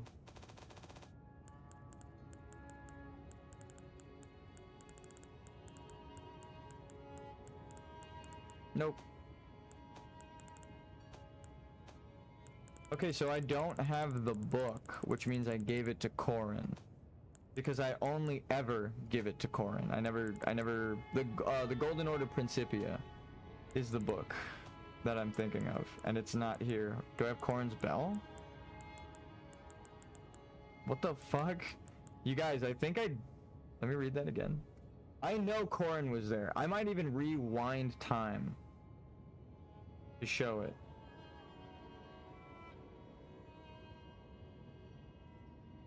Like, save this branching timeline so that we are still here, but show that Corin was talked to by reverting the save.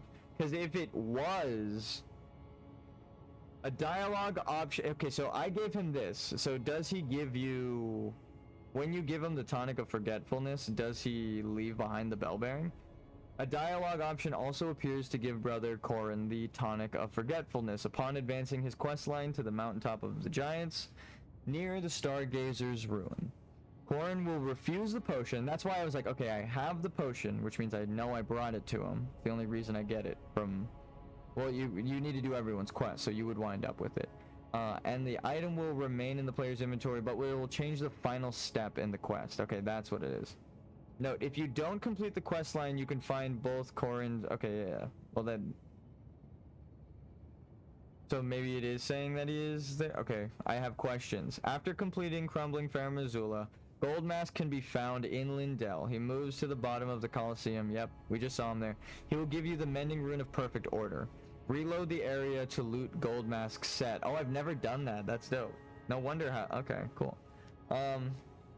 Corin then can be found at one of 2.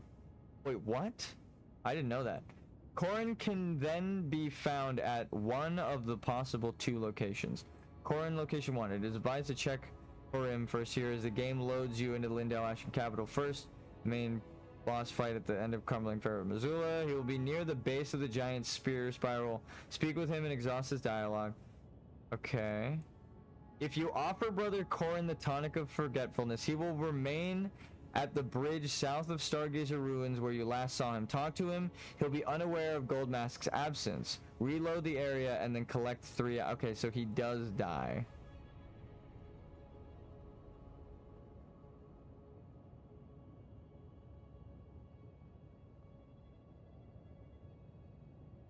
So I must have, on one of my playthroughs, not offered him the potion and not talked to him for the truth, because then he just dies here. That's what the third option is. So I must have triggered that third option where he just dies. This one, right? If you don't complete the quest, you can find the bell bearings there at the Colosseum, on a cliff east of the Colosseum. So he should be, but that doesn't make sense. That's even more confusing, because I did offer him the Tonic of Forgetfulness and we found him here before. I think the wiki has some of the triggers wrong for quests, but I mean, like, they didn't code the game, so I don't expect them to know exactly where the trigger is. But I think we found a couple of areas that just don't make sense. So down.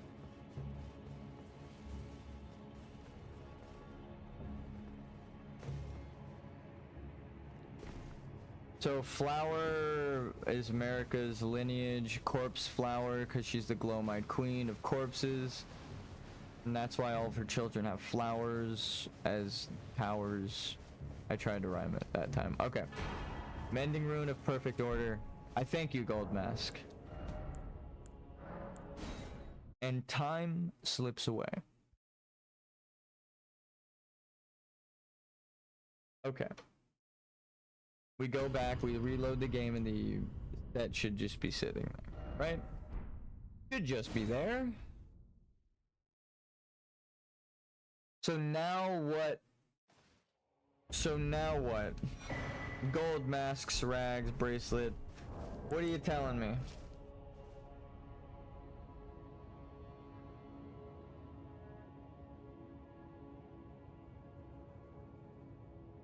Those disciples have long since left him.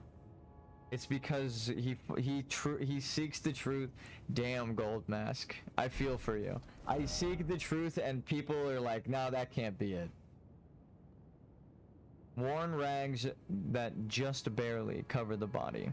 Lord Gold Mask felt no draw to the vain excess of clothing. What use is finery to one who seeks greater brilliance?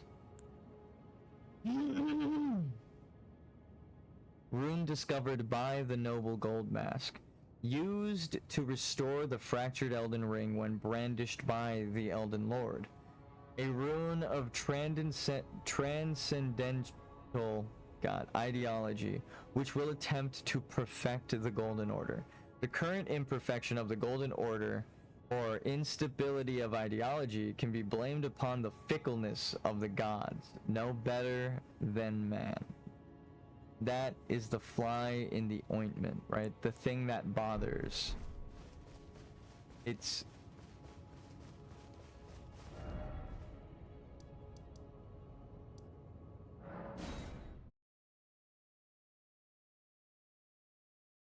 the thing that may cause you to be disillusioned to the Golden Order.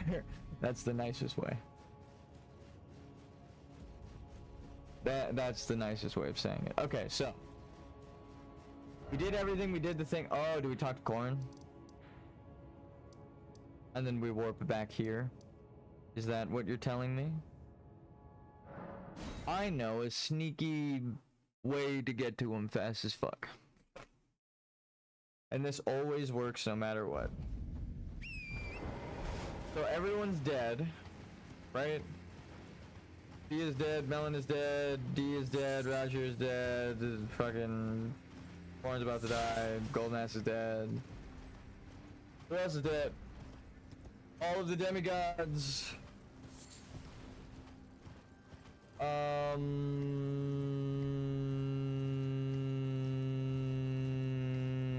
Bale's dead, the world itself.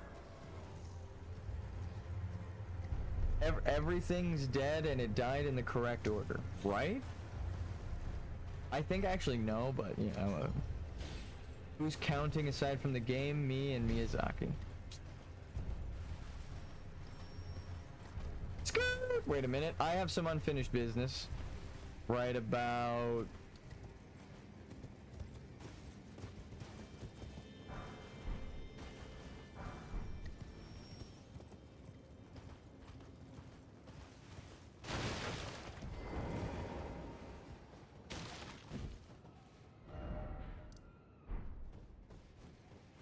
here. I know this is a tough boss. I feel we've said that to every fucking boss and killed them. But I know this guy's actually, he's got like a bleed build, he's annoying. Dodge? Or not? Just calm down. Okay, he didn't want to listen.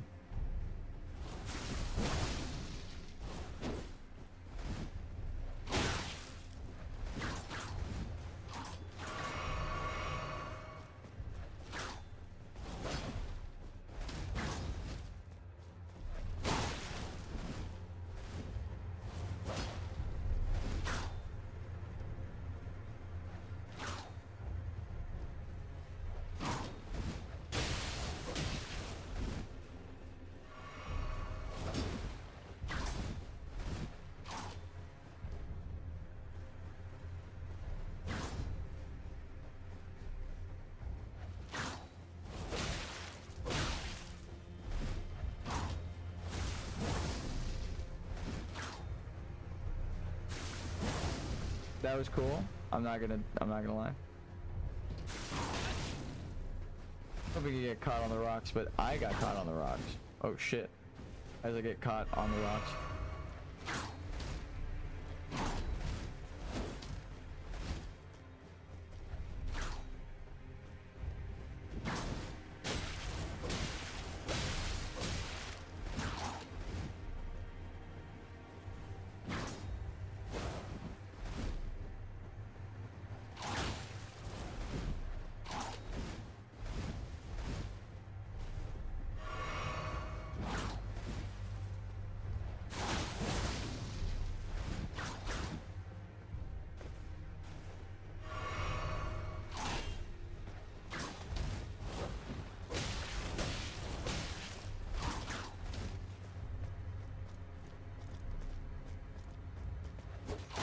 Oh shit. Not good. Uh-oh. That's really not good. On a scale of how good this could be, this is not. Alright. See if I can lock in and actually do something.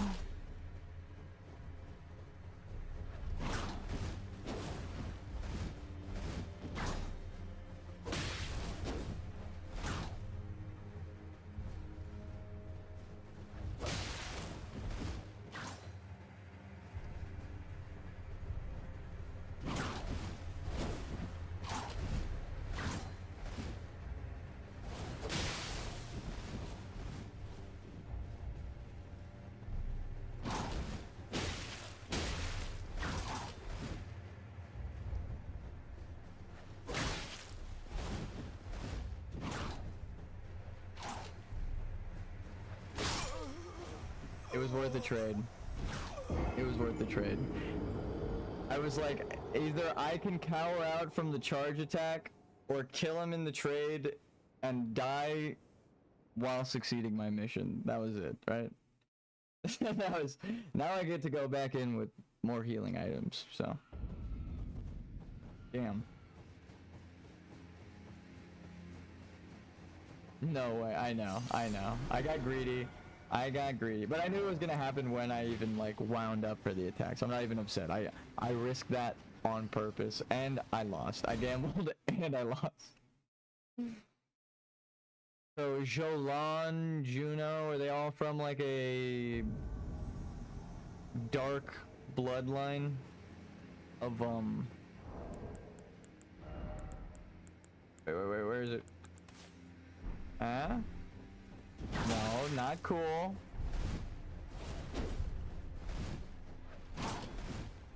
Oh, the potentates. They actually are. Dialos is a fucking potentate. That animation cancel.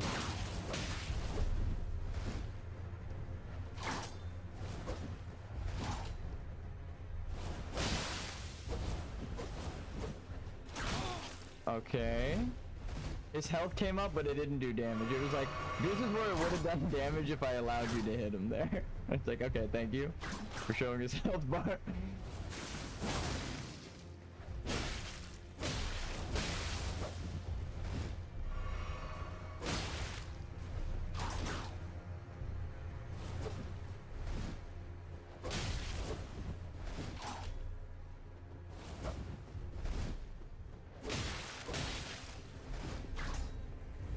Hopefully I can get the perfect timing each time. Let's watch it. Like a Guitar Hero track. Ready? It's like a very particular spot. The timing is very specific. And also it doesn't work when he cuts himself off like that.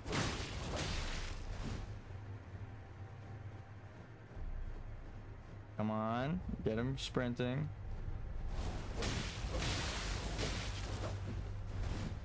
Sorry, Juno. Technically, this is for your brother. Everyone says that you showered him in compliments, but he, in his dying breath, says that, like, you know, you were talking shit. That's not actually... It's like a, maybe a condescending kind of thing, which honestly, I have a problem with. Especially when people are like, no, you're crazy, there's no secret ending, and I'm like, but double meanings. But double meanings in the game files. There's, I swear to you.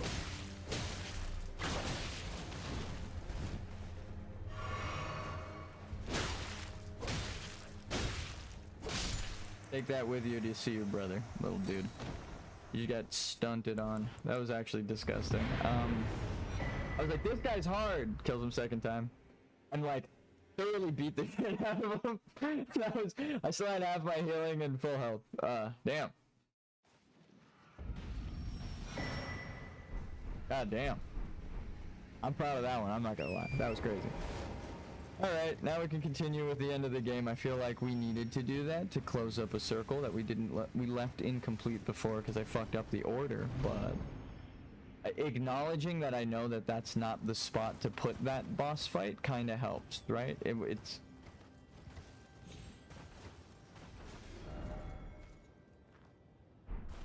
Corin is not, in fact, on the bridge. At least... not yet. We might have to see him first.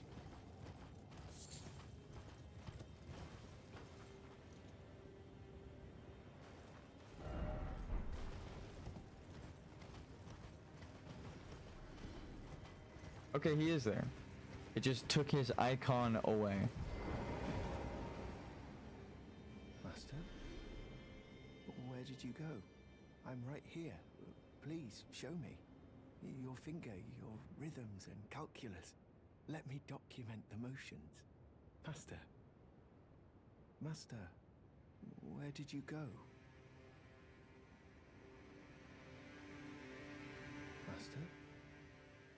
Where did you go? I'm right here. Please, show me. Your finger, your rhythms and calculus. Let me document the motions. Master. Master, where did you go?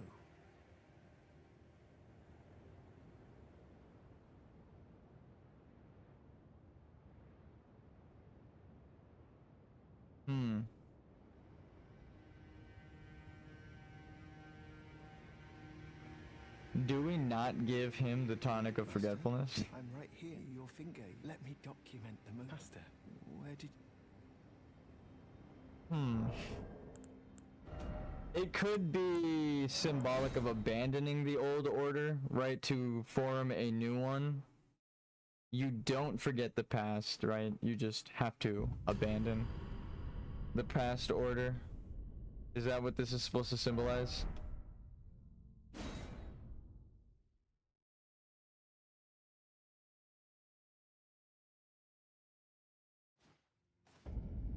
And then he's dead? Yeah, okay, Corrin's bell bearing.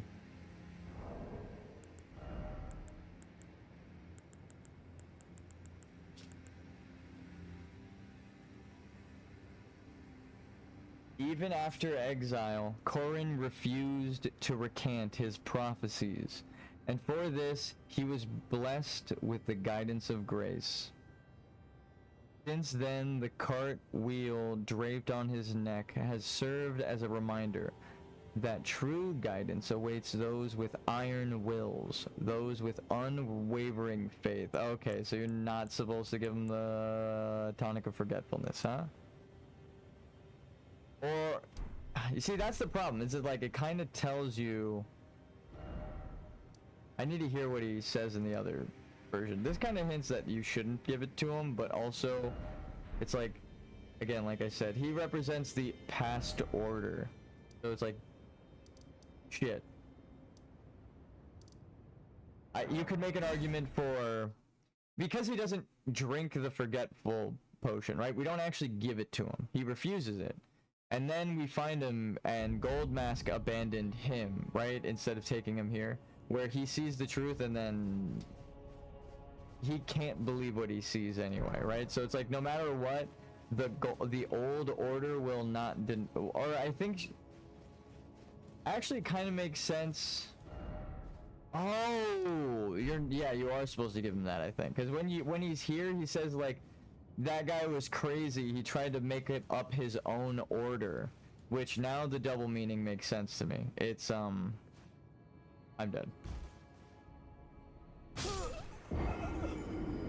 Hey, look, an item. The double meaning makes sense to me because if you fucked up the order, Corrin would be like, he's trying to make his own order. He's crazy, right? But then again, like that is what the Golden Order would say about someone who found the true order, which is a flaw in theirs, right?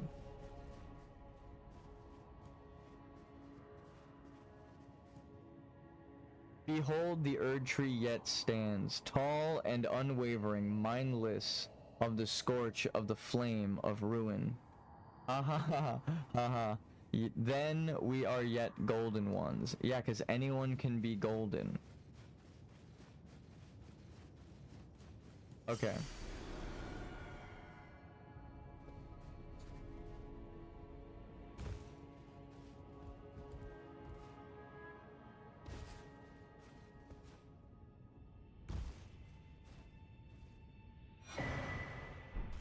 Cool.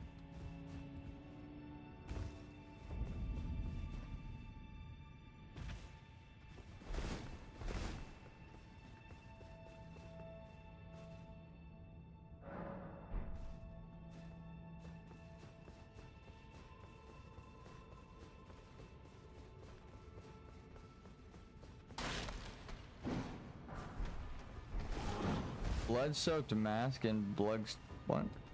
Manchettes? Manchettes? I don't know. Manchettes? Manchets? Something with that many syllables can be pronounced in many ways. I'll just say that. And I know not which one. I'm really liking this new gold and black armor, which normally I'm not the Dark Knight kind of guy, but I feel this is proper. Illumination and the sun, rubido, ruby red, the darkening, the putrescence, the mixture of purification and putrefaction, right? Like the final step in creating the rebus and enlightenment or whatever the fuck.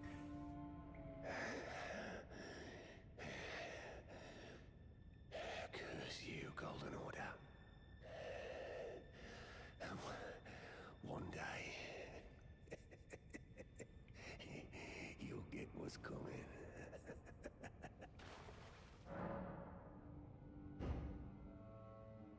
It looked like I was about to strangle.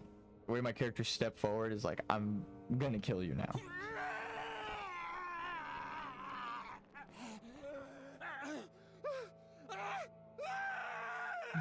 Okay, so if he's a shaman and you know about the microcosms... Unleash it upon them! A curse blessings to war! So is that the secret? Is that the final bit of the puzzle? It all conveniently flows. Sometimes doing nothing is doing something. Do we just not collect this, maybe? I mean, I feel like it makes more sense to collect it if you know the truth. He just doesn't know the truth.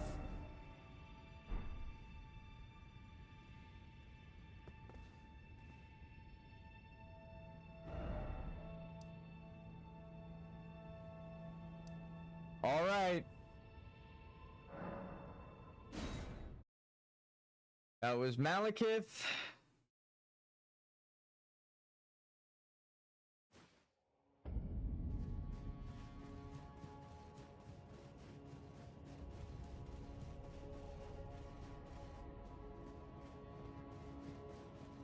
I love that the game gives you a death in an immediate drop. So it's like, you could have played the whole game perfect, and then you get to the end there, and if you hit that plank at the wrong angle, dude, your entire run is over. That's scary.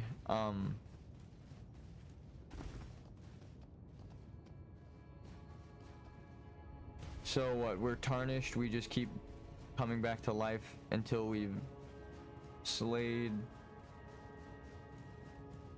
America?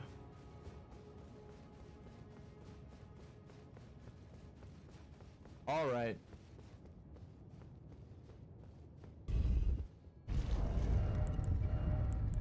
We've been seeking truth long enough. As much as I like that armor. Very evident where our lineage lie. As in resides. You guys got treasure? Secret items?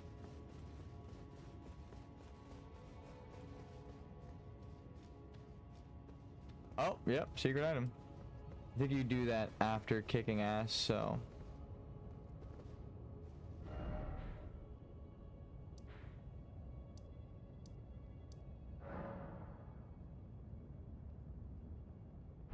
We fucked the whole thing up.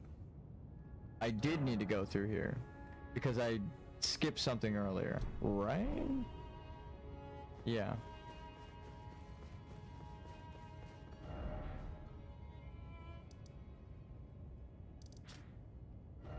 Time travel. Actually, I think it was starting the DLC, because that's the only way that any of this could have been fucked over.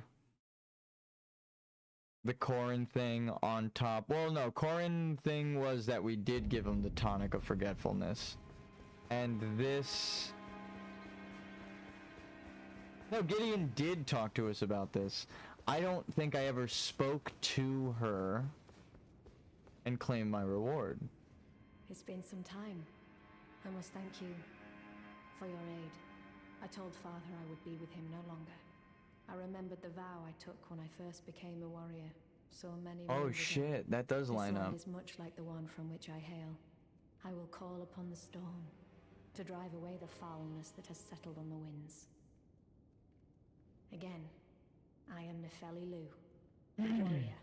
Some call me by the title of Lady, but I remain the same woman underneath, though I have now abandoned my former guidance. I cannot express how much you've helped me.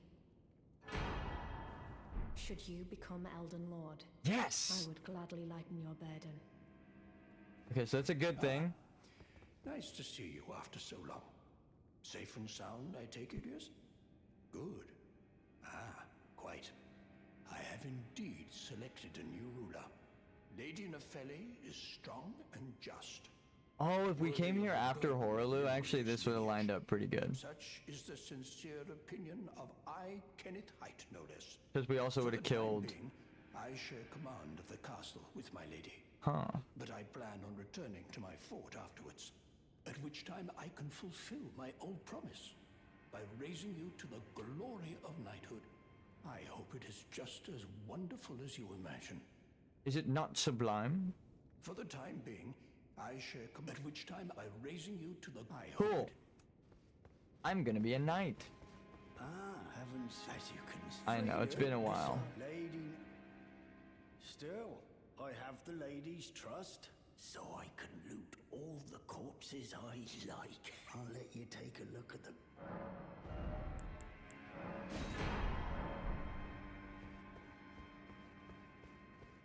I have to go kill your dad now. Okay. And then your other dad?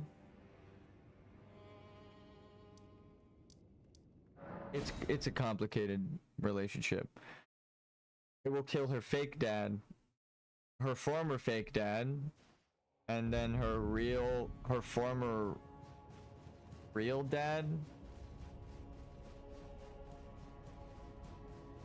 You know, I can decipher as much lore as possible. Sometimes this shit's just beyond me. Let's be real.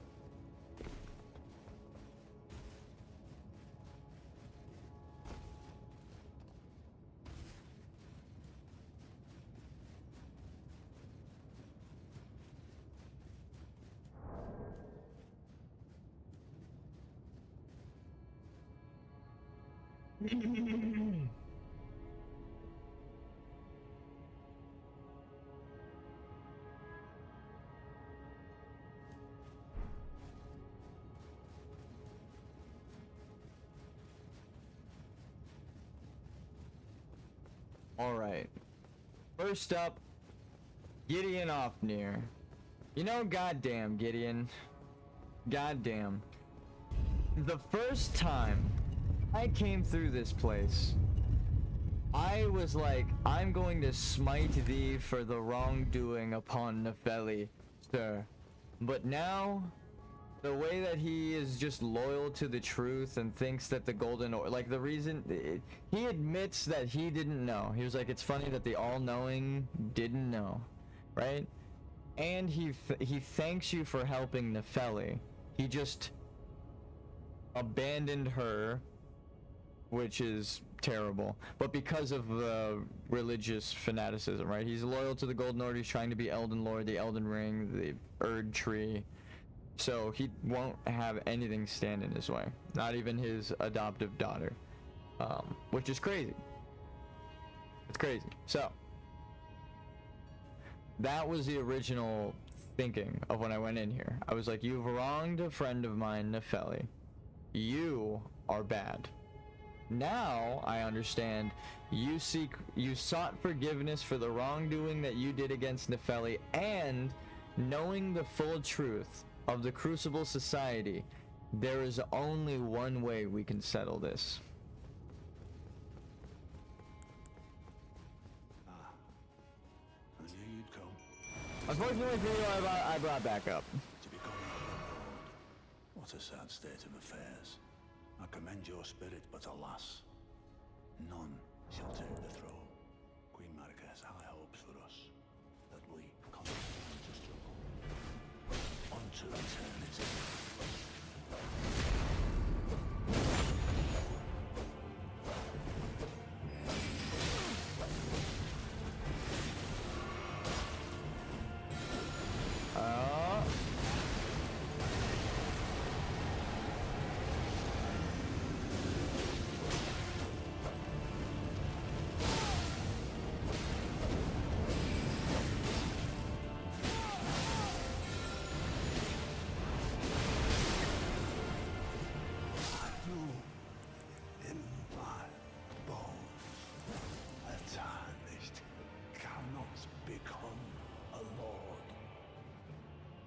Not even you. A man cannot kill a god.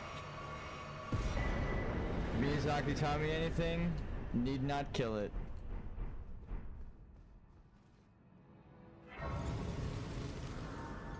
Damn, he got destroyed. Yeah. It's Gideon just gets bullied. I don't know the last time I died to that guy, which is crazy to say. Oh yeah, Gideon.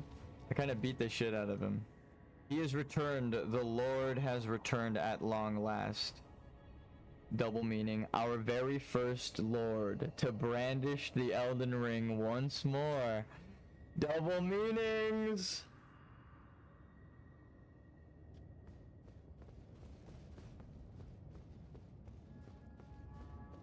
You know what though? There's one character I actually do need to talk to. Actually, a couple. First, you. I leave a rock. And next, you. I leave another rock. Even in death, she still serves. Goddamn.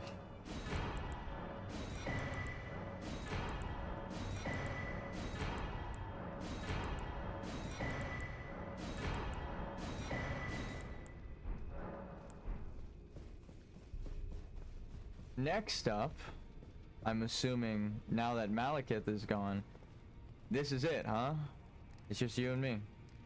There's literally no one else left in this entire fucking place. You got the two fingers, you got a corpse, Gideon's gone. Everyone left on their own accord! That's the fucking secret! We didn't kill anyone. Here, at the round table hold. Everyone left on their own accord. D left to hunt for his brother and was killed by Fia. Fia then leaves. Nefeli serves with you, you go hunt the truth, you give her the Stormhawk, she leaves. Ensha, you do his medallions in the right way, he just leaves. Right? We don't know where he goes, but it doesn't matter. It's part of his unspoken story, because the next part that it leads you to is where Gideon is guiding you. The all-knowing and the all-hearing tied together. You gotta know it all, and you gotta truly hear what they're trying to say through it. And speak through your actions. Gideon left to fight me. Ensha left. Dung Eater left. Rajier's body gone. I have a truly empty round table hold and I didn't kill anyone. I did it the right way. That's so weird to say it like that, but that was all proof I needed. Realizing that the only 2 NPCs left in this building, or the only 3 NPCs left in this building, are the 3 upgrade NPCs that should remain here, gameplay wise. You got the Spirit Tuner, who says she'll remain with Hugh. Hugh, who says he's going to remain there to forge weapons until the place burns down. And the corpse of the Finger Reader Crones. That's nuts. I see. You're here for some spirit tuning. So wait, Roderica's not even saying the last thing. I think we have to go maybe talk to Hugh. Hugh? Who are you? Oh, yeah. Now that the place is burning, we gotta get this. Now, let's get smithing. Tell me about yourself. Could you tell me what happened? Yeah. Why is the round table burning? In ruins. You got some time? Why does that girl weep for me?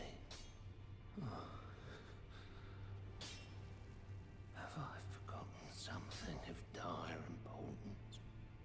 So he's hollowing, which might not mean anything to non-Dark Souls players, but I'm sure Sierra gets what I'm talking about. A hollowing individual is losing their memories, they're dying or just going, like, aging forever as an undead, right? So if everyone here is tarnished and kept alive because destined death was gone, I guess now his memories are allowed to die before his body. Is that what they're trying to say? Like, finally his old mind is dying. Oh, now. That's sad. I'm not gonna lie. Hugh is like a great NPC, yeah. But like he's I mean, the reason I say he's hollowing as well is right through the wall behind him is the NPC that gives you the undead curse mark that decreases your maximum health, which again Sierra would know. That's hollowing. That's the hollowing mechanic. So the blacksmith that is hollowing is in the next room from the maiden that gives you the hollowing. Hollow brand, right? So it's like, I know she gets it, but if you don't play Dark Souls, you wouldn't piece that shit together. It's like, what do you mean hollowing, right? It's like, well, they have these very specific mechanics, and these 2 NPCs are near each other. She represents that mechanic, you know what I mean? I see. You're... So tell me what's happening to Hugh. So it wasn't just me this happened to. think he'd forget who you were as well. I knew he'd burn himself out. Tell it to me, girl. Tell me the word. Tell just 2 words is all I need. One is in the title, and one is the title I want. It's better that we don't. It's only proper that we respect his choice to stay. Elden Lord. I'll remain with Hugh. He made me who I am today. I'd like to return the kindness in whatever small way I can. So nice. Please, become Elden Lord. Hugh was always saying that you were a lord to him. So slay her with the weapons he smithed. Slay the god Marika, who cursed us all. I don't think the game can spell it out any more straightforward than that, right?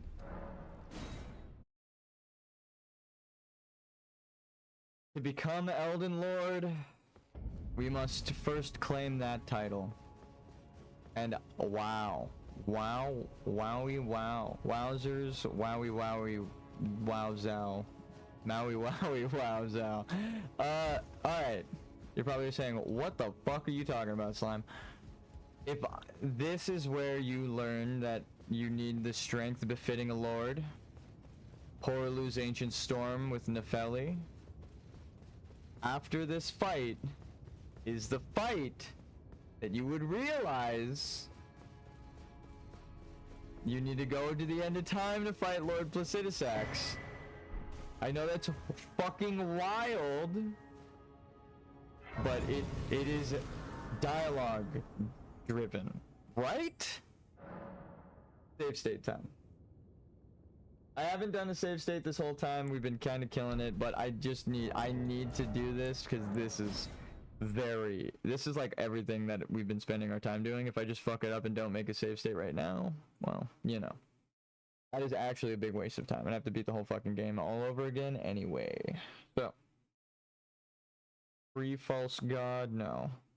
There we go with that. There we go with this. Upgrades. I'm gonna name this path. I'm going to name it Via's Cold Feet. That is a hell of a document to have on my save files in my computer. But I mean, I can at least always refer to stream if I need to explain it, right? That's just a funny ass name. And also it kind of ties everything together. You get the first 2 endings beforehand, and then the last 2, you're getting the endings in order that they're introduced to you. I think I might have fucked up with where the last couple were ordered.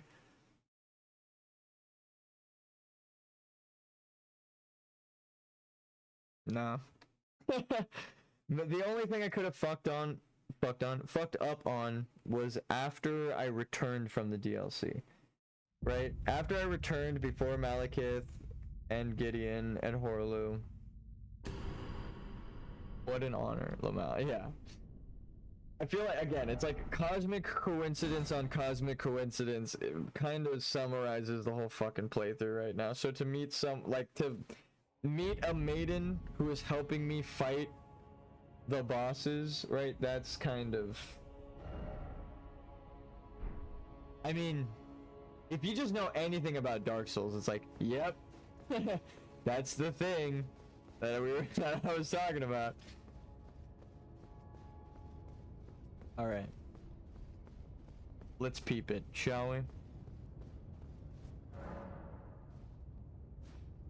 We beat the game no leveling, completely by ourselves without summons. And now it's like, I need a summon. Dasher, where's Prancer? Donner. Blitzen. Blade of St. Trino. Ooh, that's cool. Oh my god, there's so many summon signs. This is we went from like, I couldn't find a single summon sign to like, everybody has a summon sign right here. What the fuck is that? That was crazy. It took a minute for yours to pop up. Yours had the circle. There was like 1, 2, 3, 4, 5 of them there. All right. Hello. I love the dance. Alrighty.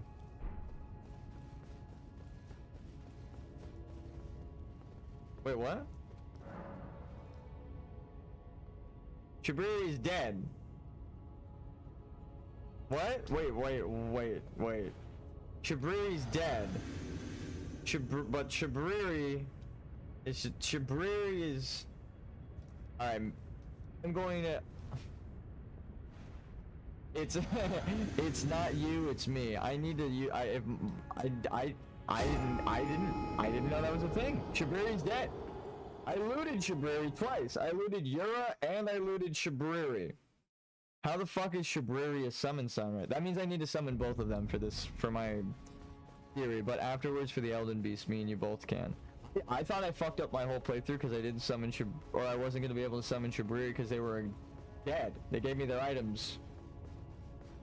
It's not you, it's me. It's funny, but it actually is. I need Nefeli and I need Shabriri.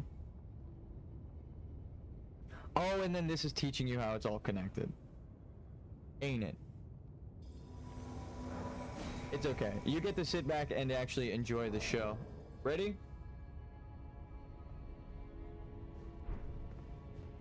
Wait for Yura, Shabriri, whatever they go by now. We respect it, and... No thanks. I brought my own.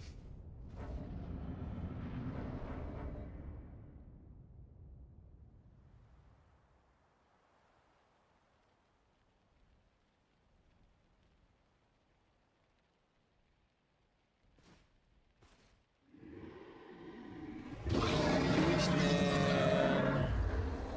Stolen golden lineage, Beastman. While, Morgoth. You abandoned your. I just realized you're a father who abandoned their child.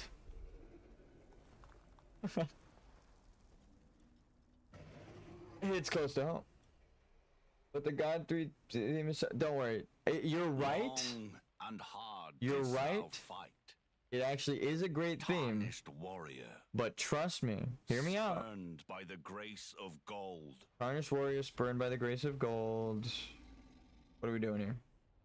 Be assured, the Elden Ring resteth close at hand. The double meaning, it really do be like that.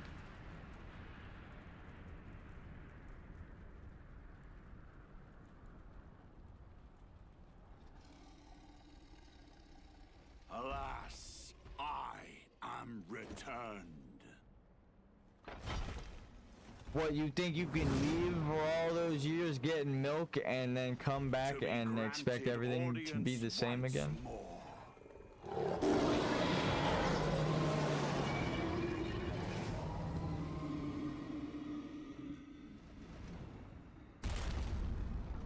Upon my name as Godfrey, the first Elden Lord.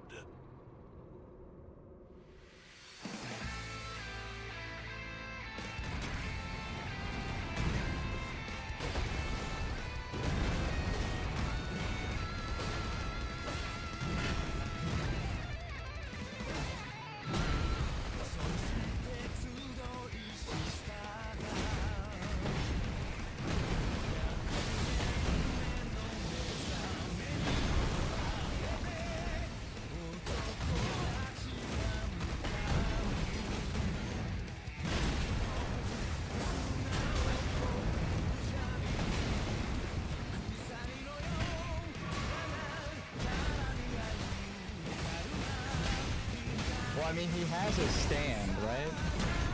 It's the world, right? If the lion is the gold that they stole from the top of the Shadow World tree, and the Erd tree is the golden lineage stolen.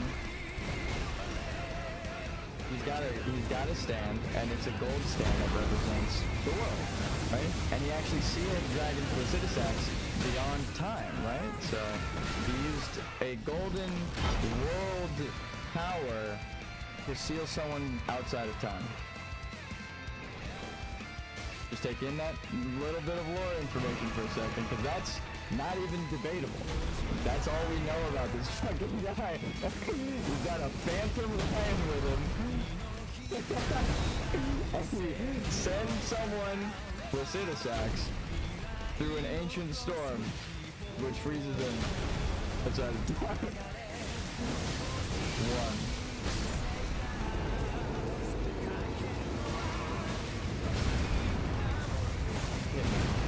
Thank you.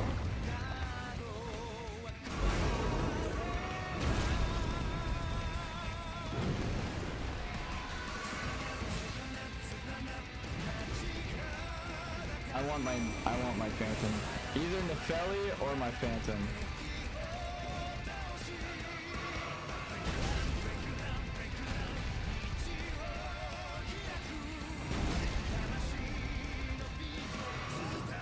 Oh, look! I got grabbed and I survived. Alright.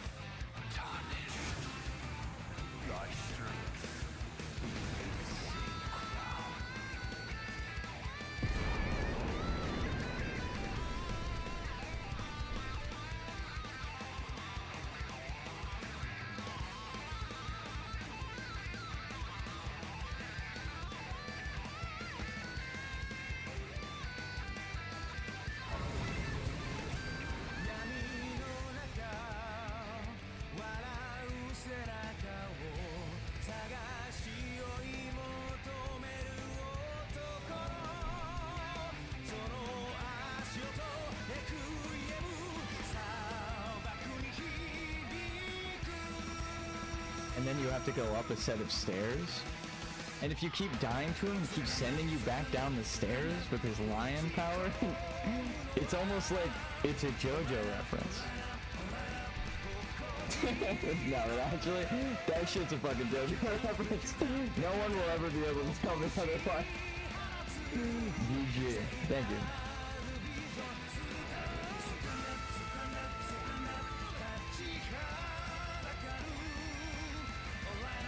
What theme do you want? No, I like Radagon's theme.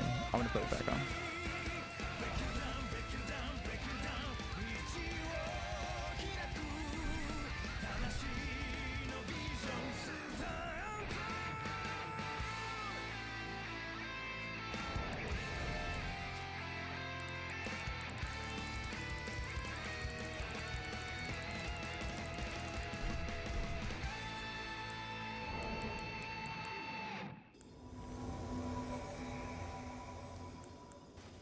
Hello. Hey.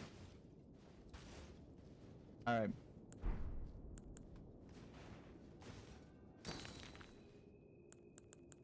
Let's fucking go. You choose. I choose free will. No buffs. Going in.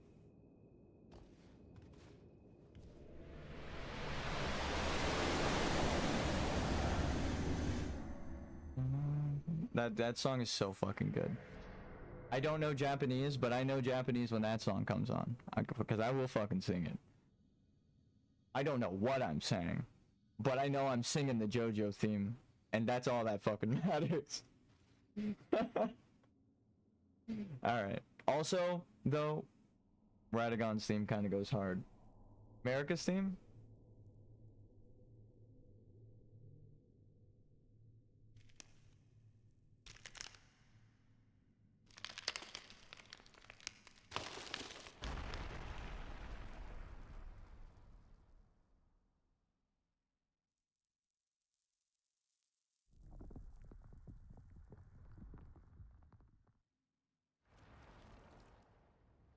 Didn't I turn the music on? Shouldn't it be playing right now?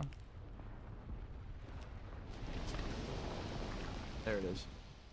Right? No?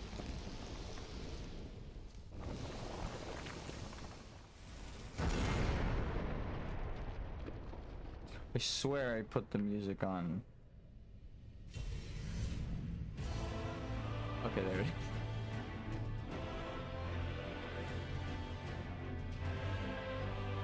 Might as well give them the respect of their cutscene.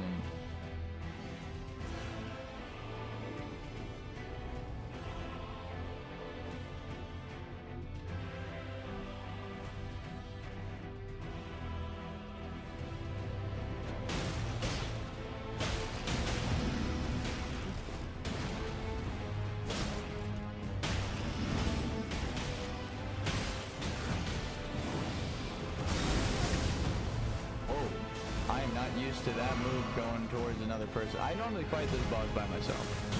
Well, not.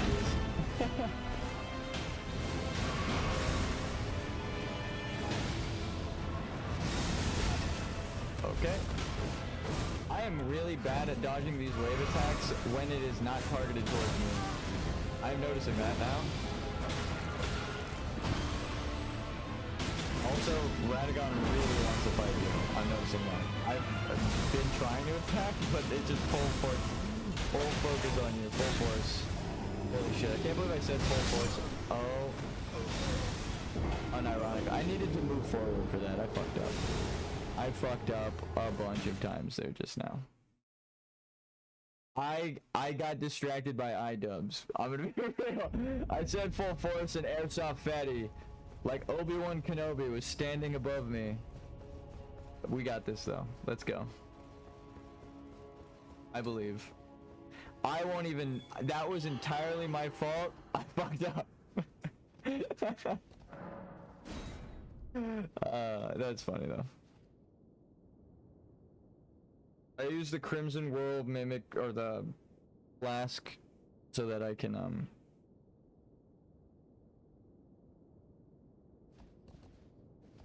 okay. So I can, survive the boss. I know, I'm sorry. Honestly, we've been doing fantastic. I know people who have given up on every single one of the bosses that we've given today. Like, I know someone who is currently playing Elden Ring, hasn't beaten it, and is stuck on one of the bosses that we've killed today. Actually, most of the people are stuck on the Fire Giant, and that one I understand getting stuck on. It has 40,000 fucking health. That is crazy. Alright, let's get it.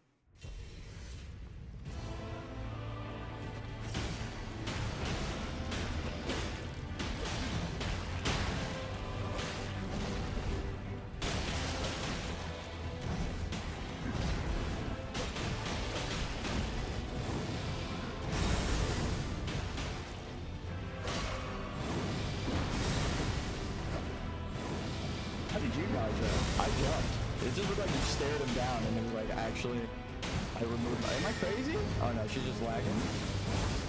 You just sort of walked through that. On my screen, I was like, what the fuck? That makes sense now.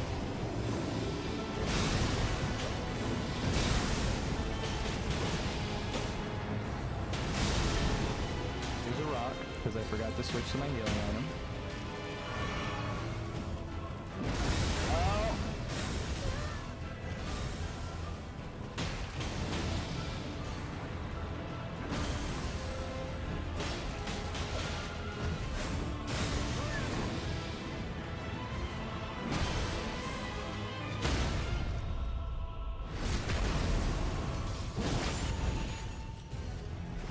To heal.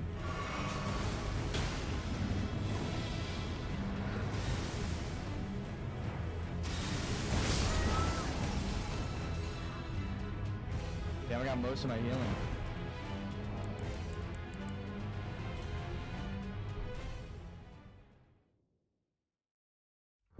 So if America is space, right, and Radagon is the sun and the star, right, so the void and holding back the stars would be trying to hold back the fate, the movement of the night sky. So she would be metaphorically gripped by the cosmic space, right, rejoining space, right, like an extension of the arm of light of the monster. What is it? Largest light structure in the universe. Do we have a picture of it? So this is the universe. This is the largest. This is it. What is the biggest thing in the universe? It is a conglomerate and like it is a string of light, which is stars. This is what the universe looks like. Now you can't unsee it. Welcome to the cosmos. That is not dead, which can eternal lie. And with strange eons, even death may die. America.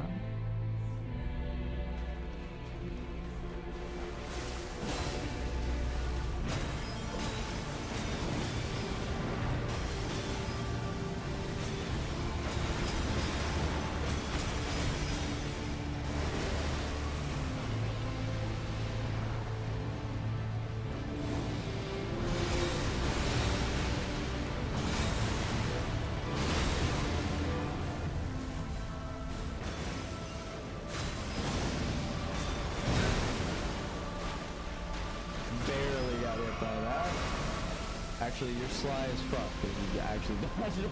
I got chipped. You just walked it off, and then what? You just run away and jump over the.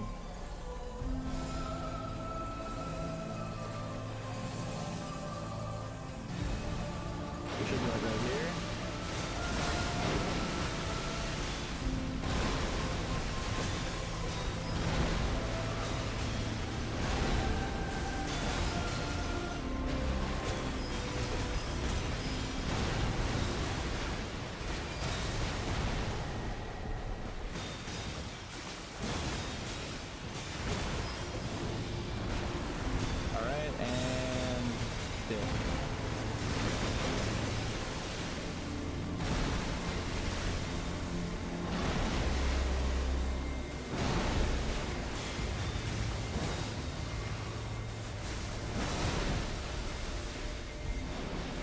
No.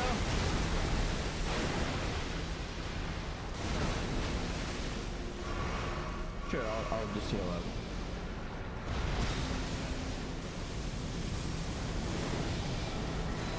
Perfect.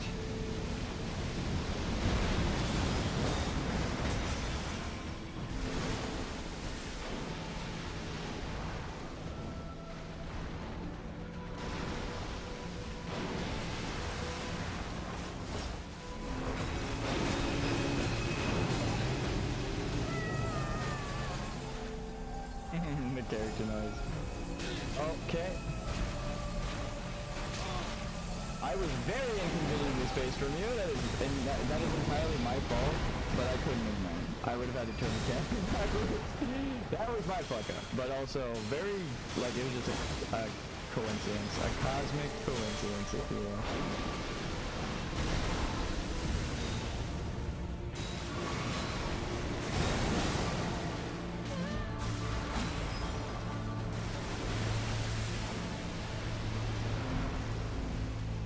W, the boss fight.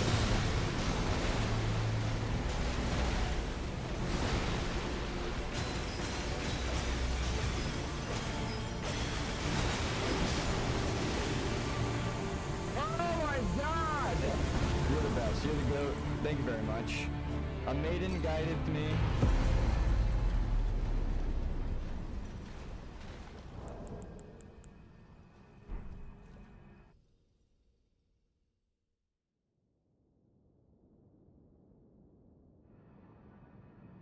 We did it. Didn't we? Didn't we do it? We did, didn't we do it? We did. But we didn't done diddly do fucking squat yet. No, I'm just kidding. We have to kill a very particular.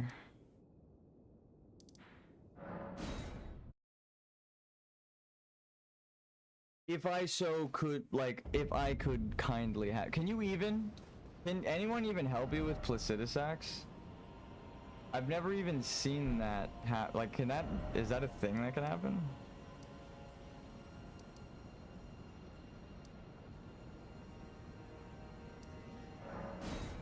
They can't. Wait. Wait. Is there no way to do multiplayer Placidusax? Am I about to, do I have to fight this dragon solo? I have to place my sign at the spot where you lie down. Okay. So my answer was about 30 million souls. There's one boss left that gives you 500,000 souls. Reset every time. That's the last boss, and we have 27,745,347. Normally with effigy, not possible. I don't even know how or where. I mean, it's like a 5-second walk. Let me try something. I mean, normally if you go from here, you just walk 5 feet backwards and we can get there. Are you down, or should I try to solo this? Or maybe it actually might not work, because there's a grace that you're crossing through and have to take an elevator. Sometimes it's... I will run to Placidusax. I have a feeling that... Nah, people did try that with me. Okay. Wait, does it work or no? That is... You get teleported back up. Ah.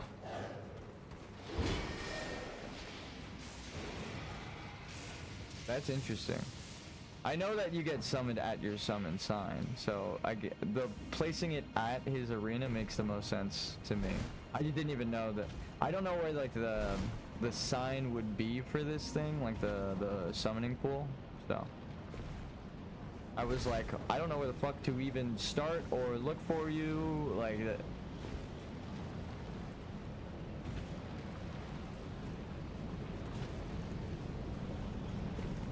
Alright. I mean, my sign is next to the lie down spot. Yeah.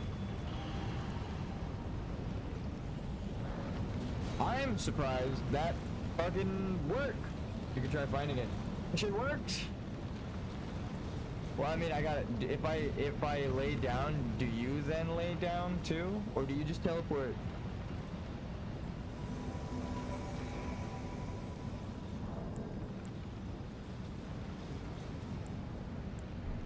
Oh, you lay down too?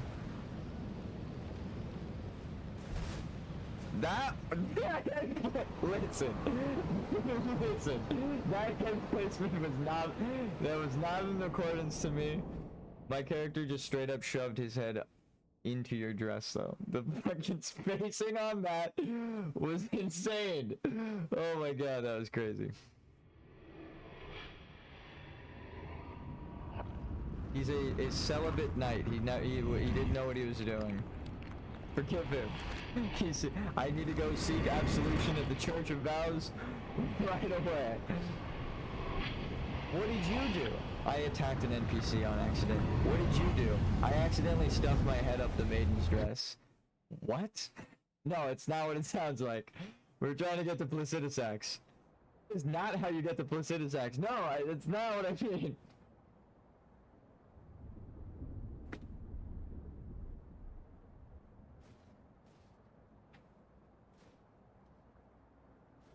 So now the end of the world has happened. This is beyond time, which would make it now. When will then be now? Soon. If you've ever watched Spaceballs, it is now. It is soon. Right now is soon. It has happened. So we have to actually fight Placidusax, because we've ended America, the world tree's life. We are currently beyond the world's lifetime, meaning we are beyond time. We just killed the cosmos. There is no time, right? Beyond where we are. If time and space are connected, we go beyond time to Placidusax. It is like a double meaning. I'm barely understanding. Oh, you're already here. Well, that was convenient. Wake up. Okay. Oh, it worked. Oh, it looks like he's got like orange hairs on him. Did you just buff me? Ma'am? No, I'm just kidding.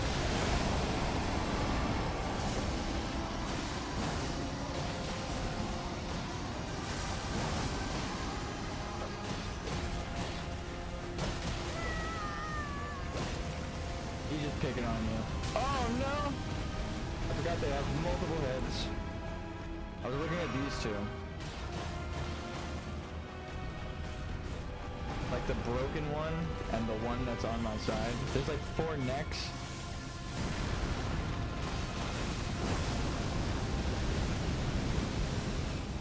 Okay. Fighting dragons is tough work, no matter what. Especially if the dragon decides that it's going to be the god, or the you know, communal spirit to the god at the end of time. This is a... I wish I knew where the fuck the dragon was. There's the dragon.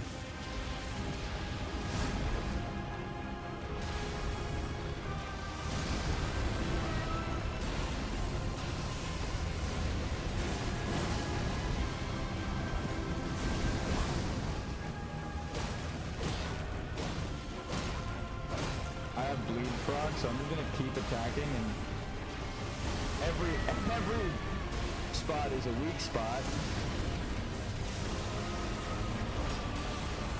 Teleporting dragon. New fear.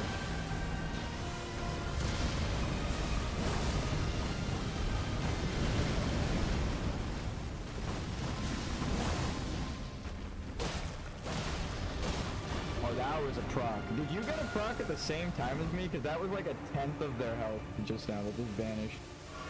Oh, hey, dragon.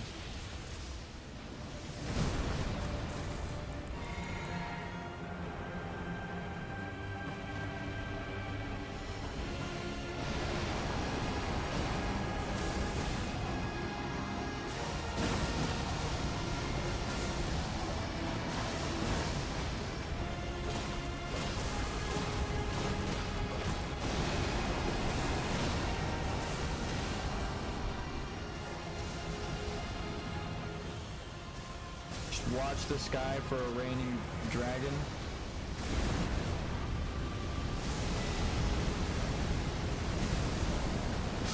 No! I rolled into it, dude. I'm so bad.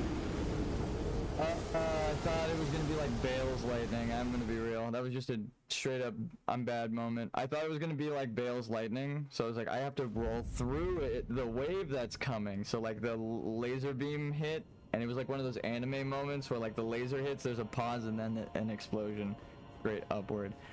I juked myself, dude. We were doing so good. I'm sorry. Fuck. Alright, I'm running back.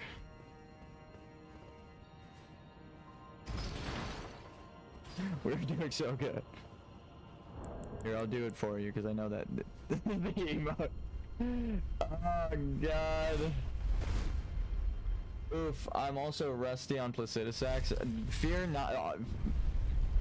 It's the final boss in terms of timeline, right? So they wanted to make it hard, and also he's kind of like he's got like multiple heads. Like the ancient dragons are hard enough. Placidusax is the ancient dragon of dragons, right? That's so I'm like I will try my hardest, but anytime I die to something that's like the entity in the story is supposed to be a god creature, I'm like, okay, they're gonna make this fight hard. it's part of the story, so I just accept it. But I feel that I honestly never really practiced Placidusax, so I just don't even. Yeah, I just got destroyed. I almost went in without the maiden. There's a lot of people laying here. What the hell? That's kind of sick. That means there's a ton of people trying Placidusax right now. Uh-oh. Does that still count to summon you if I... Okay, it worked. Hello? Hey! Alright, let's go.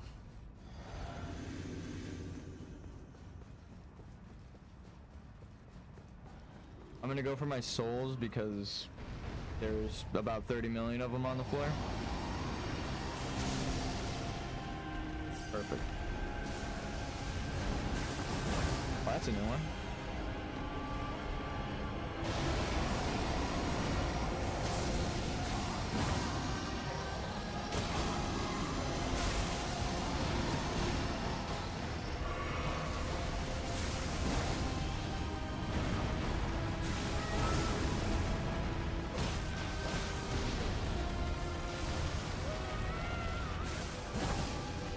Didn't even hit this thing. Just missing. Man, I'm rusty. I just killed like all these bosses. Oh shit, and we run.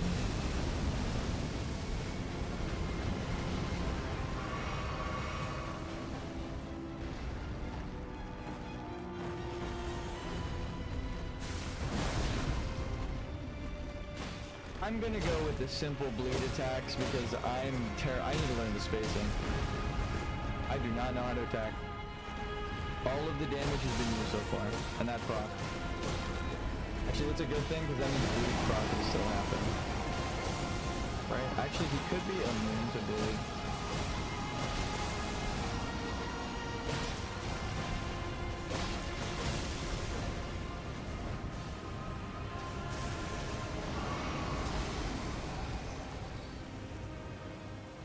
So what's the smoke? What do you think the deal is with the smoke? Red lightning, are they like death? Like the death, what's it called? Destined death is a red fire health draining thing? Maybe. Red lightning, death lightning? Maybe. I'm like asking you lore questions while we're fighting. You don't have to answer. These are rhetorical questions for future lore. Yeah. What is that? Oh shit, it's gonna explode. Right?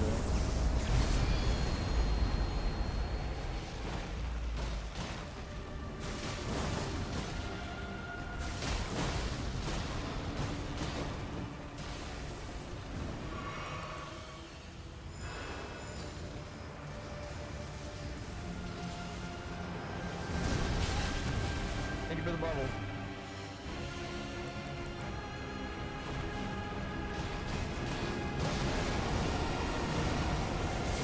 Actually though,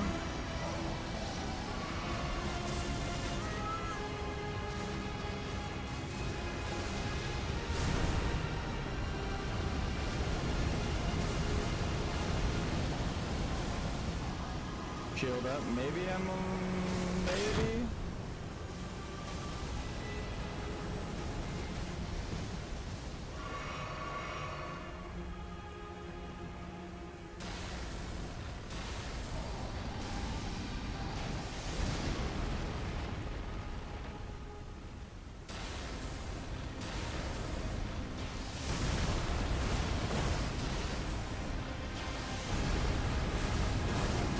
Damn it.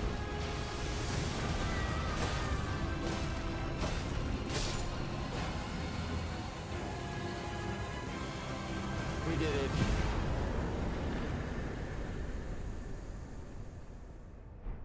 Thank you.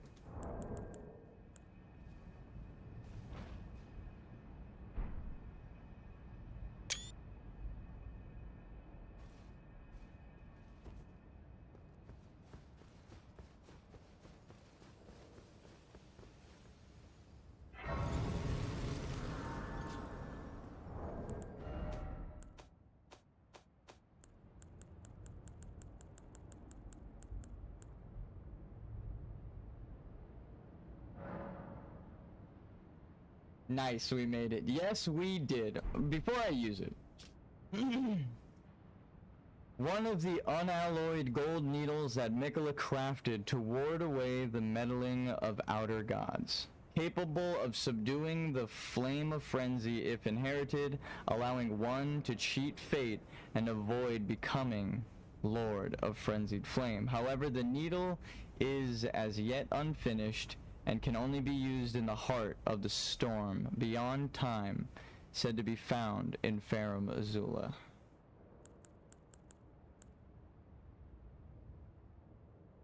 Now wait just a minute.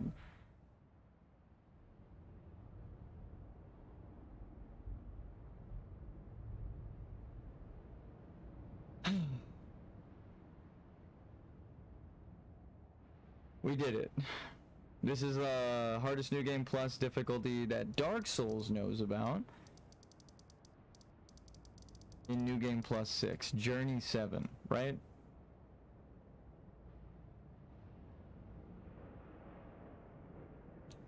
My brain is piecing together the Dragon Communion and Bale's heart.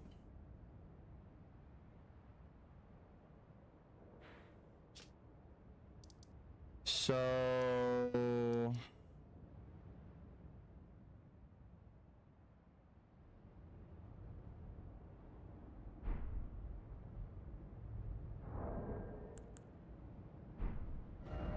before I can cleanse myself, I must take in every outer god. Let me make entirely sure. We got dragons. We have the heart of the world, right? Hold on. We have order, death, the sun. We need to get rot. I'm glad we didn't do this yet. We got Ronnie. Go rank with death. That's the thing we didn't do in order. We didn't give him the death route. I rushed it. So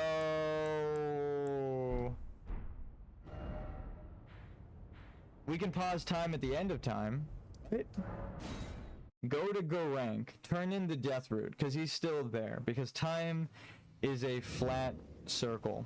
Actually, it's more of like a big ball of spaghetti. Wibbly wobbly, timey-wimey stuff. Consumed. Still, I am not sated. Not nearly sated. What happens if you give him the death route after destined to death? America! Is this what it is to sin? Will things never be the same again?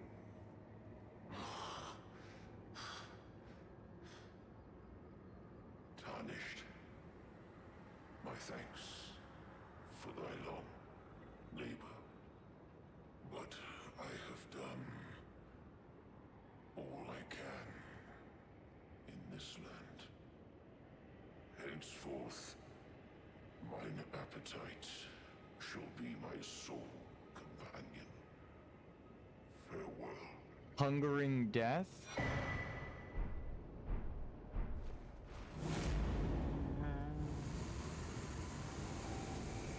Aww.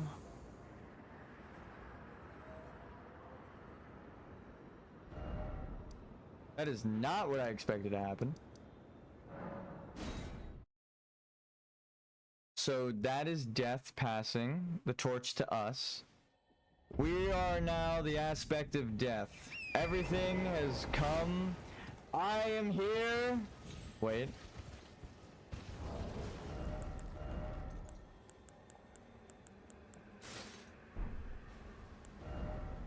As a knight of truth, wearing the mask of death. Now everyone dies. A good death. The one that was destined for them. Is that the double meaning?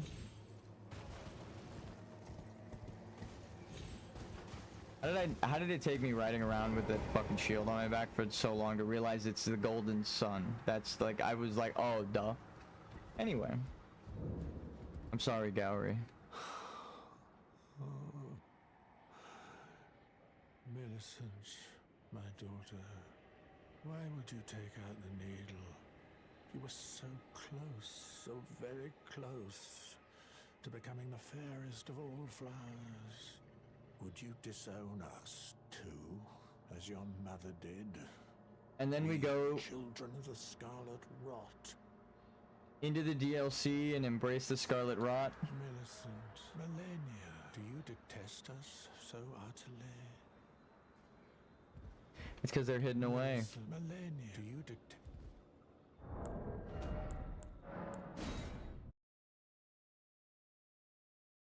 It's weird right now because I don't think I'm gonna get the secret ending, but so much of the game has told me this is the way. I don't know how to feel about it. It's like I am on the edge of that 7th secret ending, so close that I might get it right now. Millicent, Melania, do you detest... What the fuck are you still doing here? Do I have to like rest and then come back? Isn't this whole quest supposed to be done when Millicent's dead? Time out. Millicent.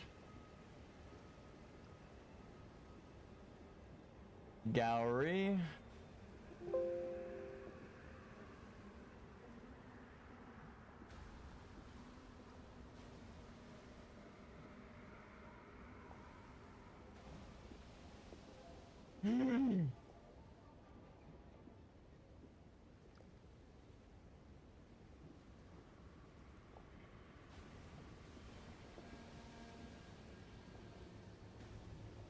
Why would you kill him?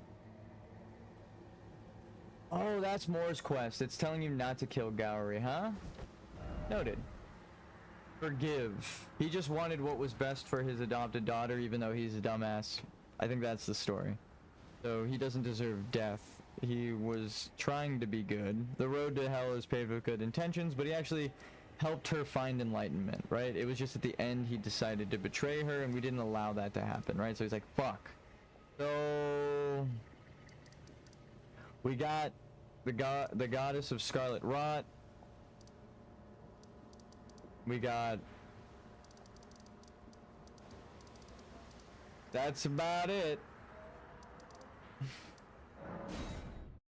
So now, if I am to become the world soul in place of Marika, I must do what a knight typically never does.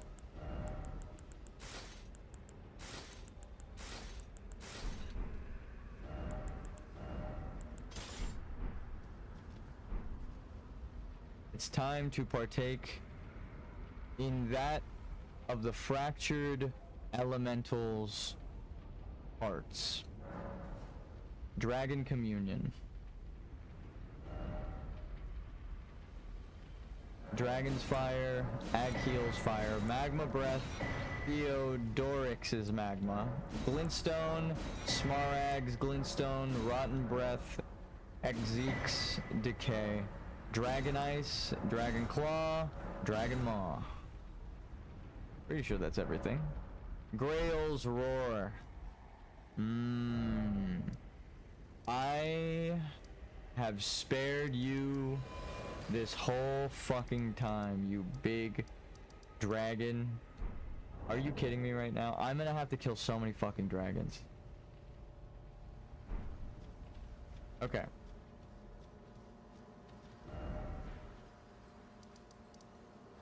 Pretty sure we killed every dragon. The only ones now to kill are Grail.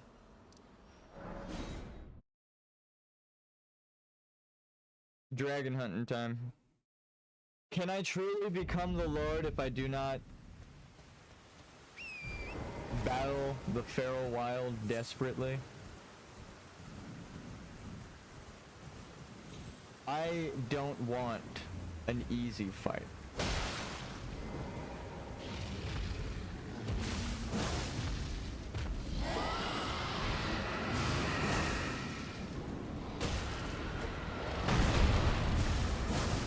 I would rather claim the many dragons, right? New game +6, I might be doing damage, but...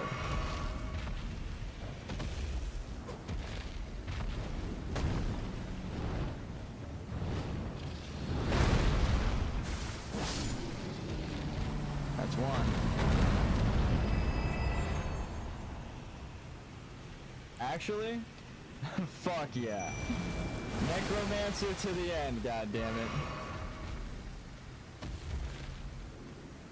Come jumping out from behind the trees.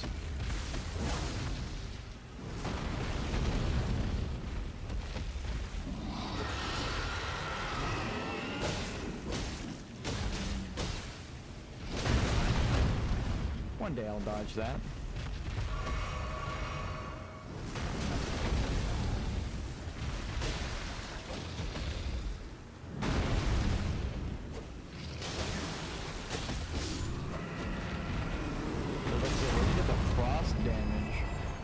Me? Forgot that I had these equipped. Oh, that's a lot of dragons. Ah, whatever.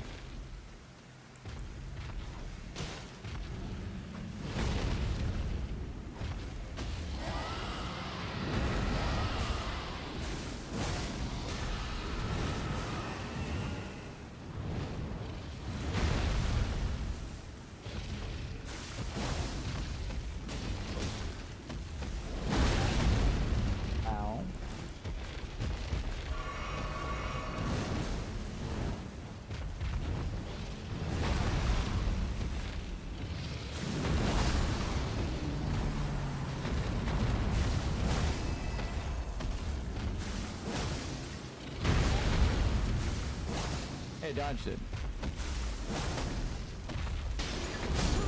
Oh my god. I tried to roll, my character just turned around and faced the camera like, hey, how you guys doing? That's funny though. At least, like, it's not really that bad of an input eat when you can visibly see my character turn around. It's like, well, you know I picked the direction to roll. Great. We have to restart. I'm just gonna grab this.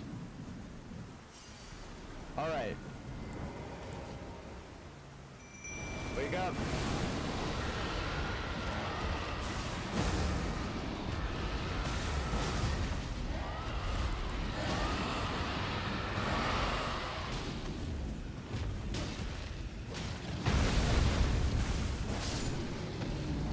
One dragon.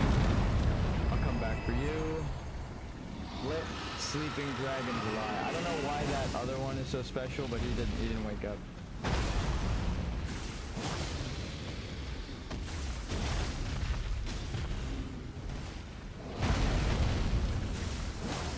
These guys don't have powers. A little different. Oh shit. One of them already aggroed. Fuck it. Scared of a dragon? A bonus dragon? Oh wow, it got like all of my health.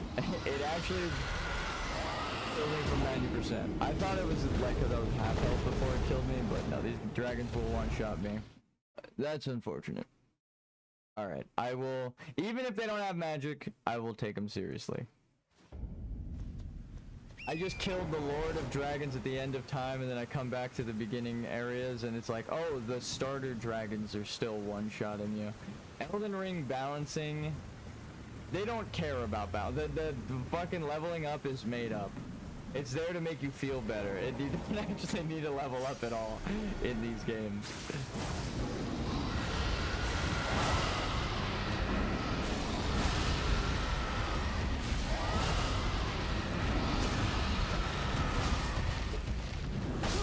Okay, that time I know I pressed it. It's the same dragon. I am gonna be right back. It might just be the game, it might just be me. I'm gonna get some water, either way. So, my theory, I will state why I'm doing this. You would need all of the dragon's powers to truly, like the alchemical marriage pictures in the Rosarium Philosophorum, to merge with the dragon and become the Elden Lord. The Lord has conquest over all dragons. The only way I can imagine conquesting the dragons is not just killing them. Hit her tail! You're right. It's just... I wanted to fight the dragons because it's cool, but the fact that they all one-shot me is a little crazy. I thought I would be doing a little bit more damage and they would be doing a little bit less damage, but it is actually like, oh, it's New Game Plus 7. I joked, like, it feels like I'm doing a no leveling playthrough. It really does feel like I'm doing a no leveling playthrough. It's kind of crazy.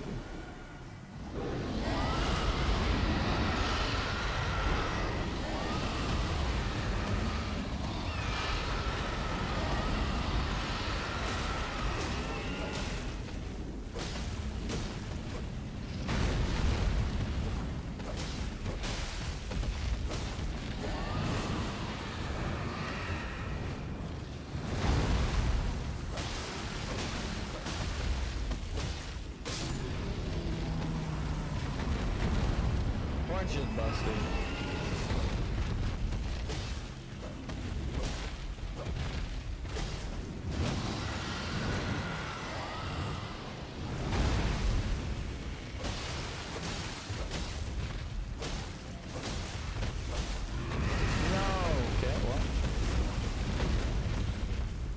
Thank you, Tor.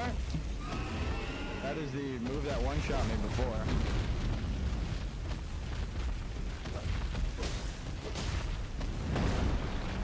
Two dragons is a bit much. Hold on. Thank you, Tor.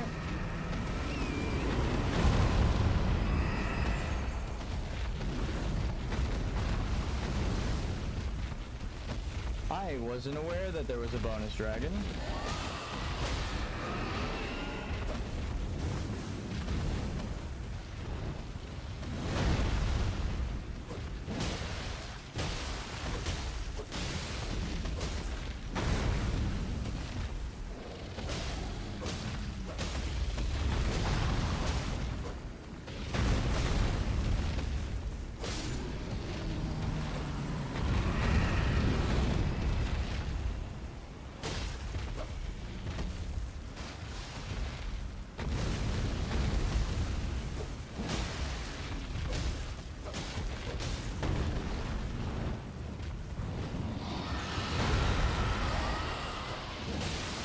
God, it hit a sinkhole. I think you've seen the dragon do that before. Is that the final? I hear footsteps.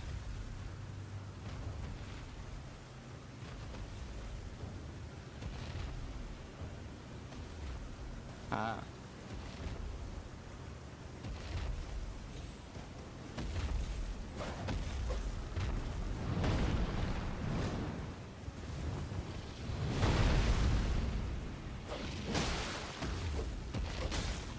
Monster Hunter taught me sometimes when you're fighting a big creature, don't lock on.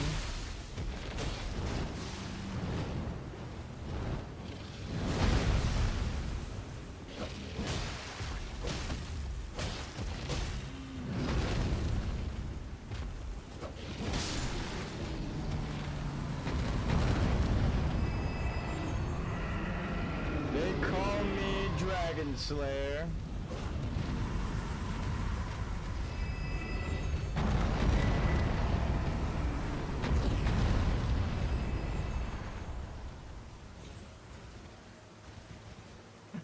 No, but actually,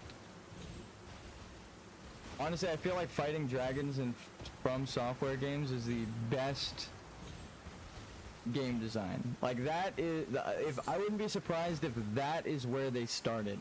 They made a dragon, and then you had to fight it, and then from there they make all of the other knights. Like that, because it does feel like a lot of the old flailing animations and Demon Souls animations and stuff are recycled, but dragons are like made new every game. Like, oh, new dragon move. Oh, whole new dragon move set. Doesn't work like the other dragons. He's not like other dragons. So. Cathedral of Dragon Communion. Now we collect the final piece. So we've eaten all of the dragon hearts in the world. which is a crazy fucking statement, but I'm pretty sure... No, we don't have Death Flame, right? Or is that the DLC? Ew. Did it just play the sound effect of my character eating the heart? Because I knew that was what was happening. But like, fuck. I never actually did the dragon communion stuff, like, and watched what would happen. That was weird. So, the last one. No! That means there's another dragon here, right? So... Does it really matter? Even after being consumed, the throbbing heart of Bale continues to resist its subjugation, never weakening. One day the fire within will consume the very body and soul of its communion devourer. One day. So if this is like the Ouroboros and the dragons are all supposed to be the natural cycle, and you're not supposed to fear the natural cycle as scary as the dragons are, as much as I don't like the idea of becoming a dragon, I think the concept of you becoming the world soul would require you to eat Bale's heart, the world dragon, right? I will say tyranny. Sounds cool. So we've done it. We did it all. We have every single outer god, right? Is that the thing? We've accumulated all of the outer gods. We did death, order. Alright, wait. Life, death, order, chaos, fire, frost. Fucking up and down, bro. What we got gravity magic. I don't even know what else. With the stell and everything. We've actually... Oh, and Meteor. Yeah, and the final boss. We've done it all.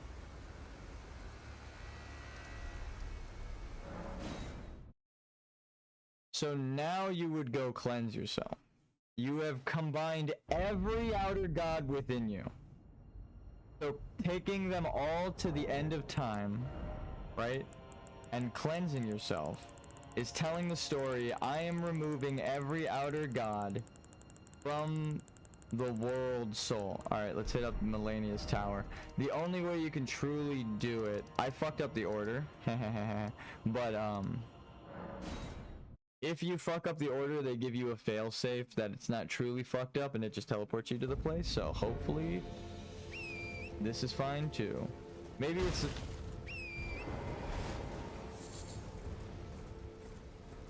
I just forgot to grab the grace, but I've been there kind of situation. So they have these kinds of shortcuts like, oh well, the fire will lock you out from getting there. So you would need this tower to take you to the other tower to take you back to Melania's. I don't know why my brain remembers that there's a random chest at the bottom of the world that takes you to Melania's tower. But I do know that after you burn Lindell, it's the only way to do it. So...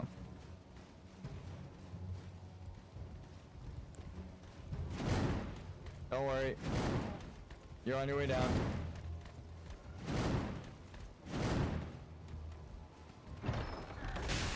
No. They got me anyway. Alright.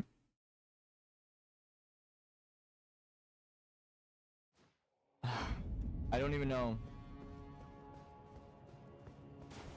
All the game has told me is that there definitely is a secret 7th ending. That's the only thing that I have learned in this playthrough, which I don't like.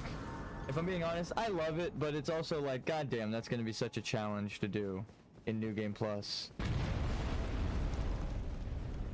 7 plus 7, Journey 8,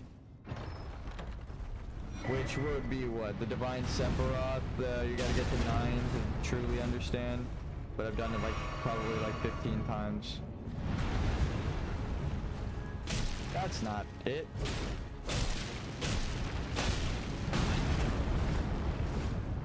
Alright, noted. Okay.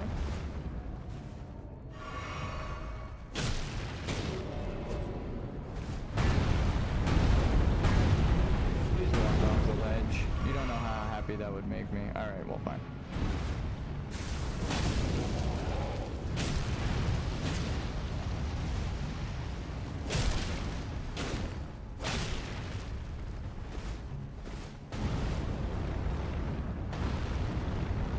Let's just, I like rolling behind you, so get you away from that fucking ledge, my friend.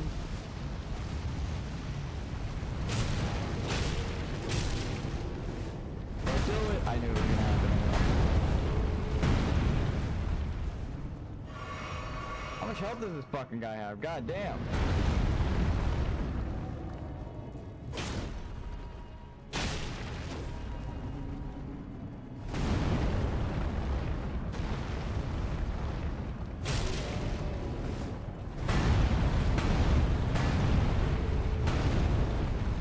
That's the closest I've ever seen an enemy get to walking off. That's the closest I've ever seen an enemy get to walking off the fucking map while being unable to walk off the map. What am I even watching right now? Where will you fall? What is happening? I'm trying to get him into a better position than he backed up there. You can't make it up. Now what? You put yourself in a corner. Get away. I think we can just fucking... Can we just leave him there? Does he drop anything? What is happening? I want to break his poise, but he... Whoa, my god.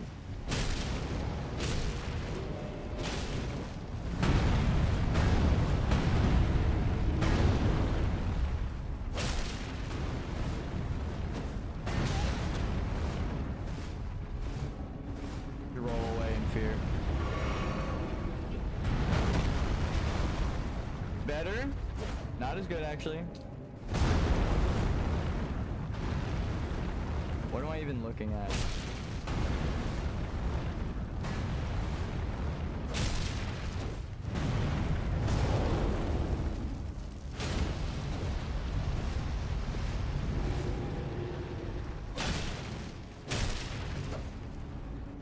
No shot, dude. How many hits are we gonna take to poise break this fucking guy?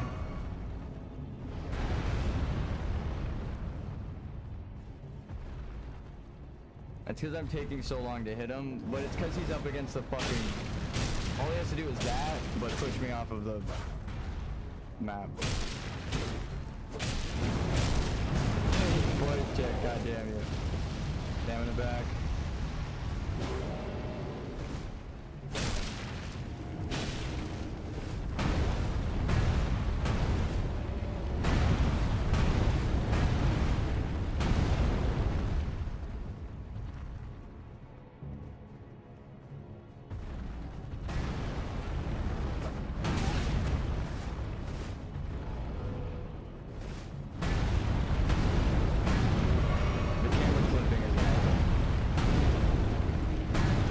Nothing, and then he also disappears. So I'm fighting an enemy that's invisible at the end of a fucking ledge. This guy just doesn't poise break, does he? I was just the least conveniently timed attacks possible.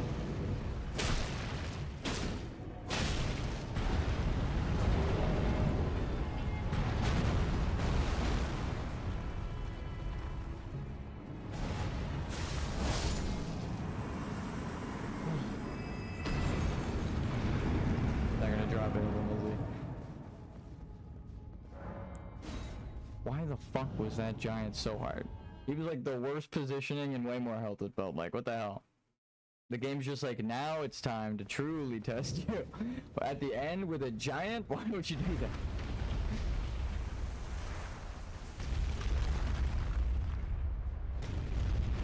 Getting dark out. Okay.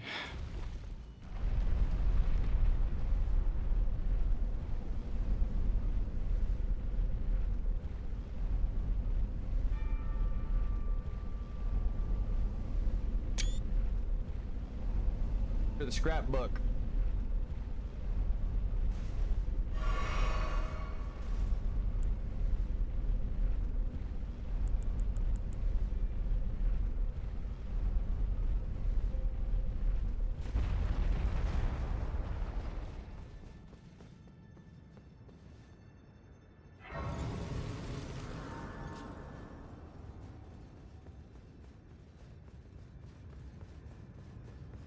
Oh, damn.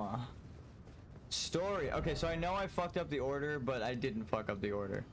I did everything right, and then when you beat Melania, you're supposed to come back here to her divine tower through Lindell, and then it will show you Farah Missoula in the distance, which is your sign to now go there, like I just did.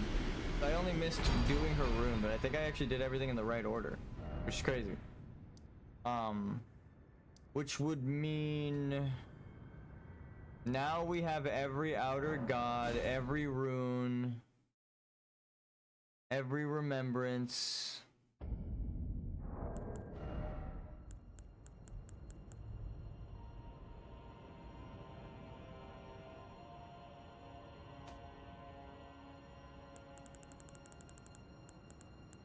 So then you would do something like this.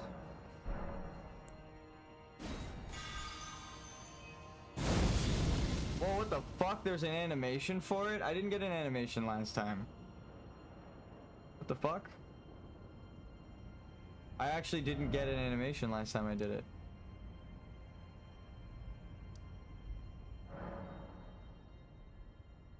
The fractured America would be the fractured world. So I've cleansed myself. I've done everything exactly as it has asked me to.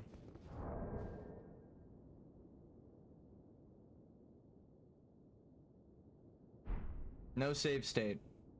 No fear. This would be the secret ending. Now that I've lived life, I was the Lord who walked alongside Flame.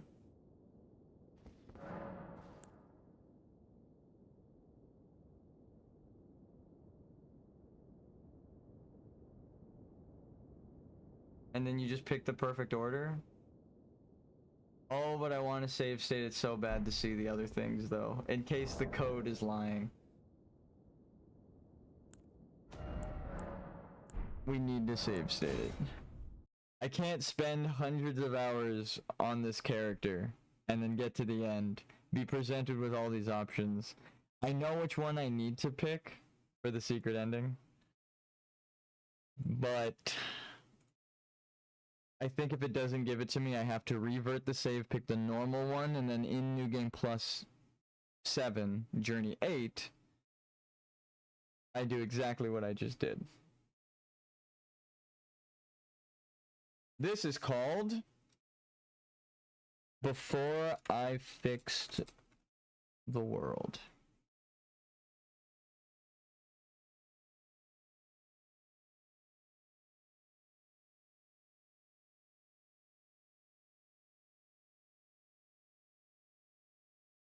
Let's see it. The true ending. If it even exists. Again, I think you have to do it in New Game Plus 7 if it's a possibility, but if it lets you get it now, that'd be crazy. Crazy, right?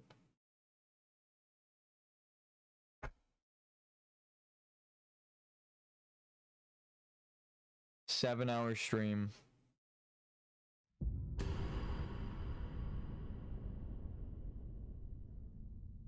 I think it's just going to say the fallen leaves tell a story, and the generations to come will remember the age of perfect order, right? That's what it says when you pick this. If it doesn't say anything like that, it says something about absolution.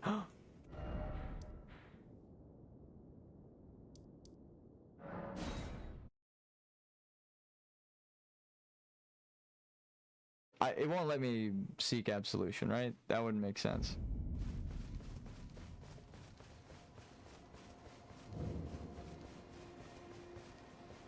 Greetings. To experience the absolution.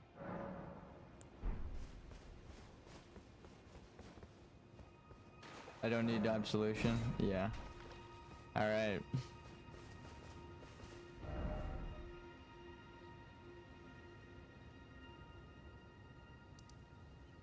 Couple things I want to test, which is talking to Selin afterwards. There are so many questions I have.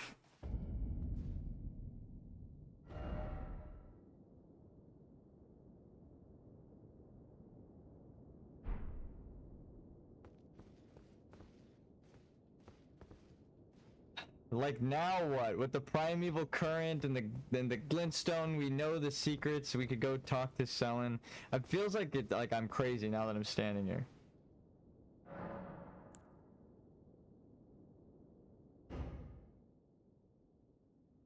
Nah.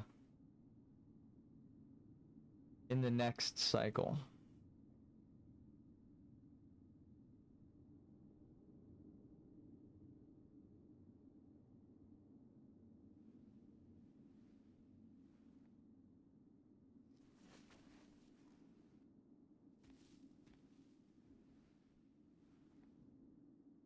Forgiveness.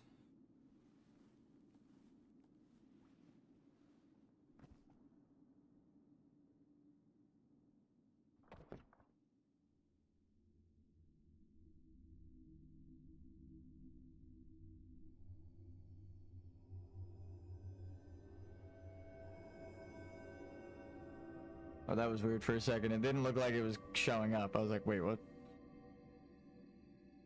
Alright, yeah, it's nothing special. Oh, God. I feel relieved. I mean, I kind of knew the whole time that it would be New Game Plus 7, but...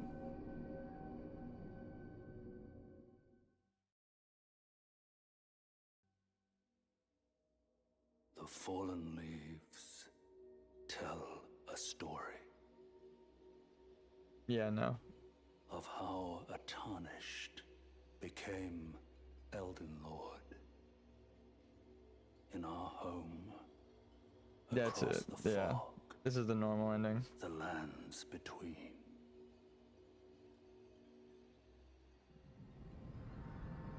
Our seed will look back. Yeah. Look back upon us. Age of and recall perfect order, right? the age. Yeah. Of order.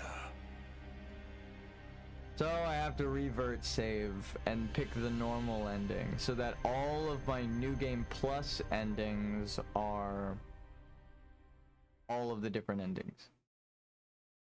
Oh man.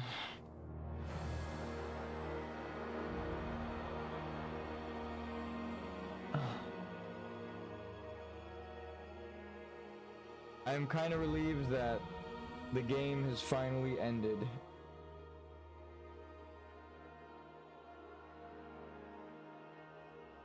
Character animators, people, like, goddamn, so many people worked on this game. R&D.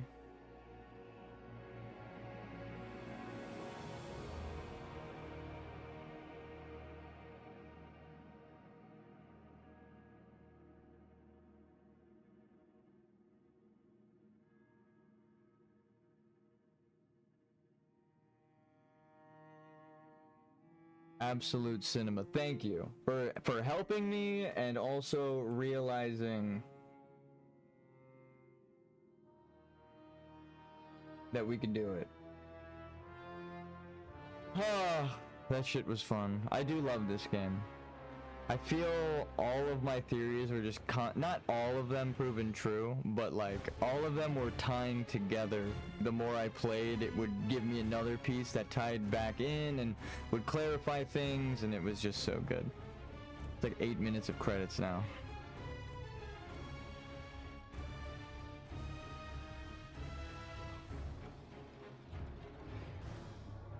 You see, it's very particular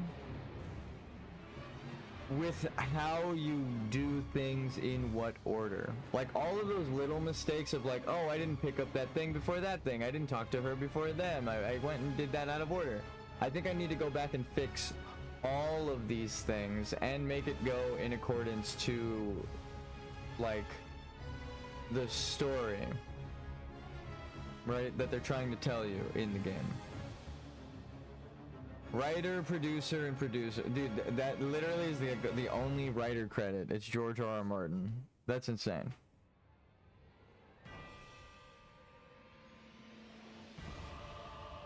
Oh my god, look at the 3D artists. Am I gonna see your name here, Sierra? Hey, look, I see you, Chief Designer. Y-O-U, Lee. Y-U Lee. Oh my god. Oh, I can't believe that this is the second hardest difficulty in the game. It felt like I was doing a no leveling run and I'm level 200. And it's like, by the way, there's one more step beyond. I'm like, oh, fucking fantastic.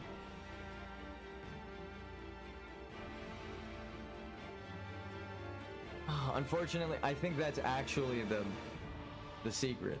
That actually is the, not the one that I just did, but something very similar to what I just did. Like, look at all of these fucking...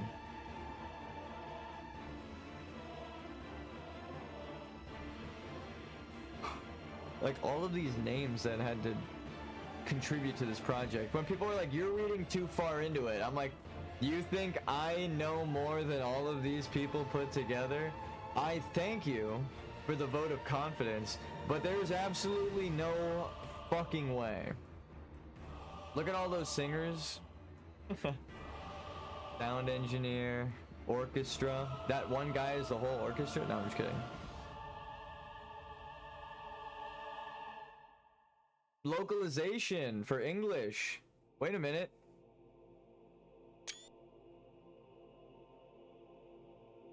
Those are the actual people who contributed to the English version of the game. Kezia Burrows. I also think that there's a secret way to help Selen better.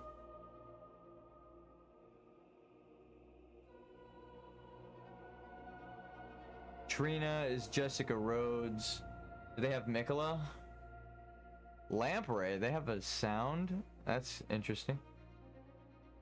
Quality assurance support?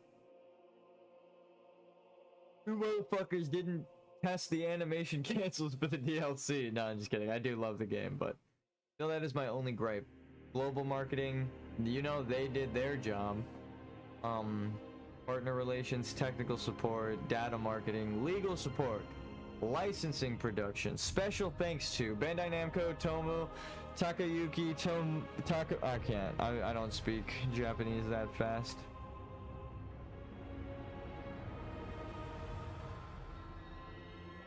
God damn. I will skip. Only because we've watched this many times.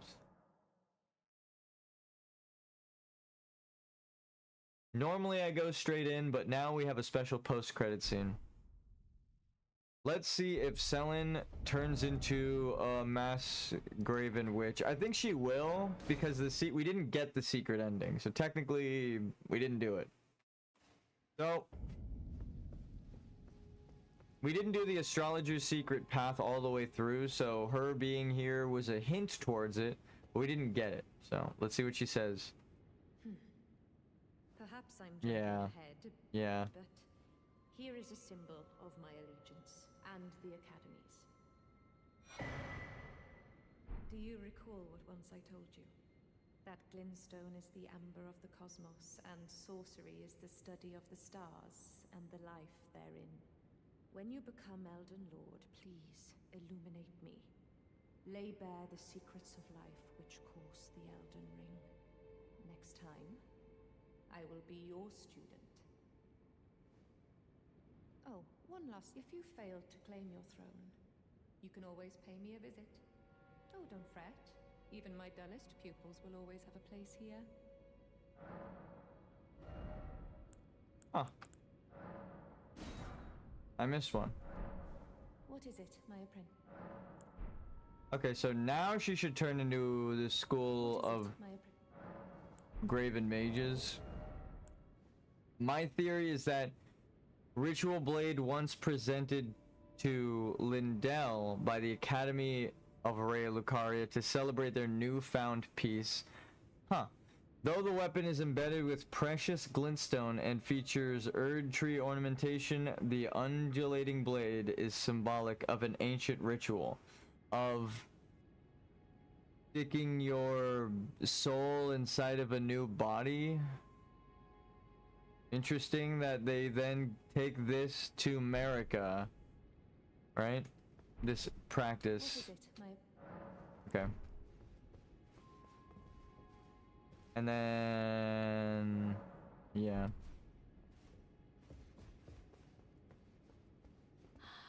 Art thou now sure? Be not, I would but. So this is selling. It is blue, but it's also a white item that you pick up, which suggests that it's not the true ending to her quest, which is why I'm confused. My...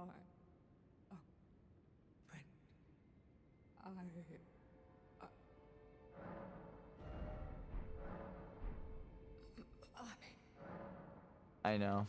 My teacher, no, I know. There, we found a way to save her, but alas, I think that, like, there is a theory in my mind that forsakes everything, the whole order of the game. It fucks over every single thing, but you might be able to put the ring here in this room on Selen. That was my theory. I don't know if it's true. I don't know if there's probably nothing data mined in the game about it. It's just a conspiracy theory. But the way that that lined up just now, where she was telling me to become Elden Lord and then don't come back, right, until I can illuminate her specifically about the secrets of the Crucible and stuff, or the Elden Ring specifically. She wants to know the secrets. It would have been the best ending. This is why I have to save state. Because not just Selen, but now I've doubled up on New Game Plus endings, and I didn't do the normal ending in New Game Plus. I did it for my normal non-New Game Plus ending. So for one last magic trick. On stream, finally, I will revert time. Just to show it can be done.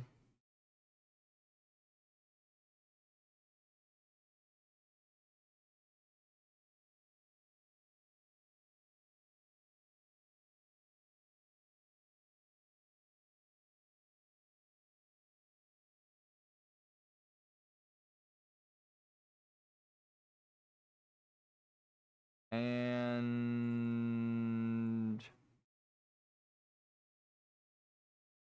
we're getting it.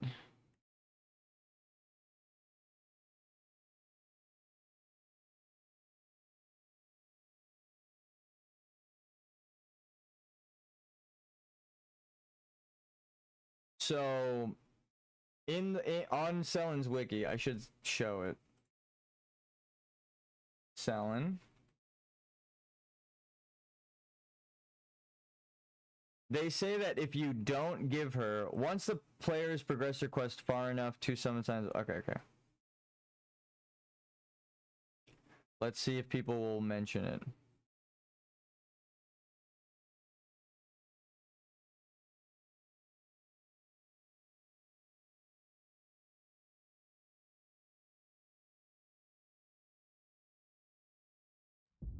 Alright, defeating, yep, Jaren.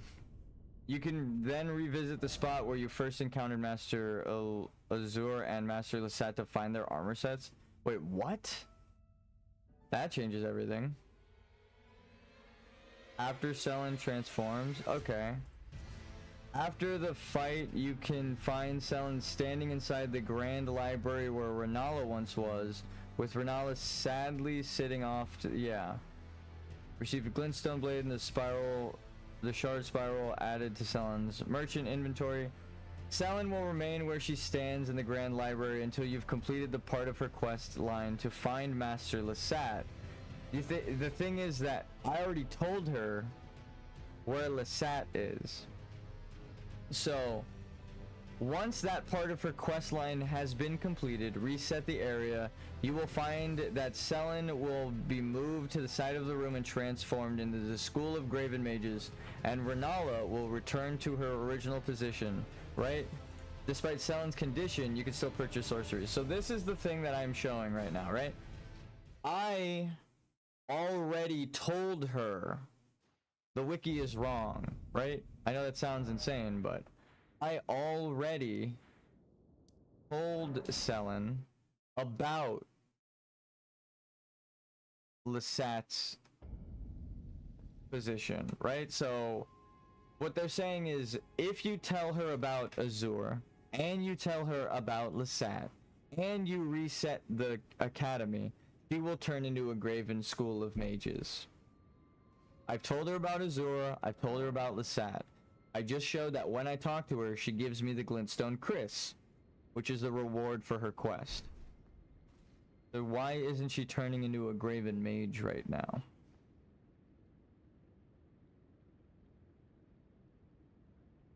My theory is that there's a certain way you could do it where she winds up here if you do it reversed, and you can take the ring out. She asks you to become Elden Lord and maybe come back here. So if you don't marry Ronnie, maybe you can marry Selen. Right? Because the wiki says that she should be a Graven Mage right now. Because I have told her about Lestat, and I have told her about Azure. She's not going away. I just wanted to show that. This is another NPC hint towards the correct ending. Which I think Sorcerer Thops dies.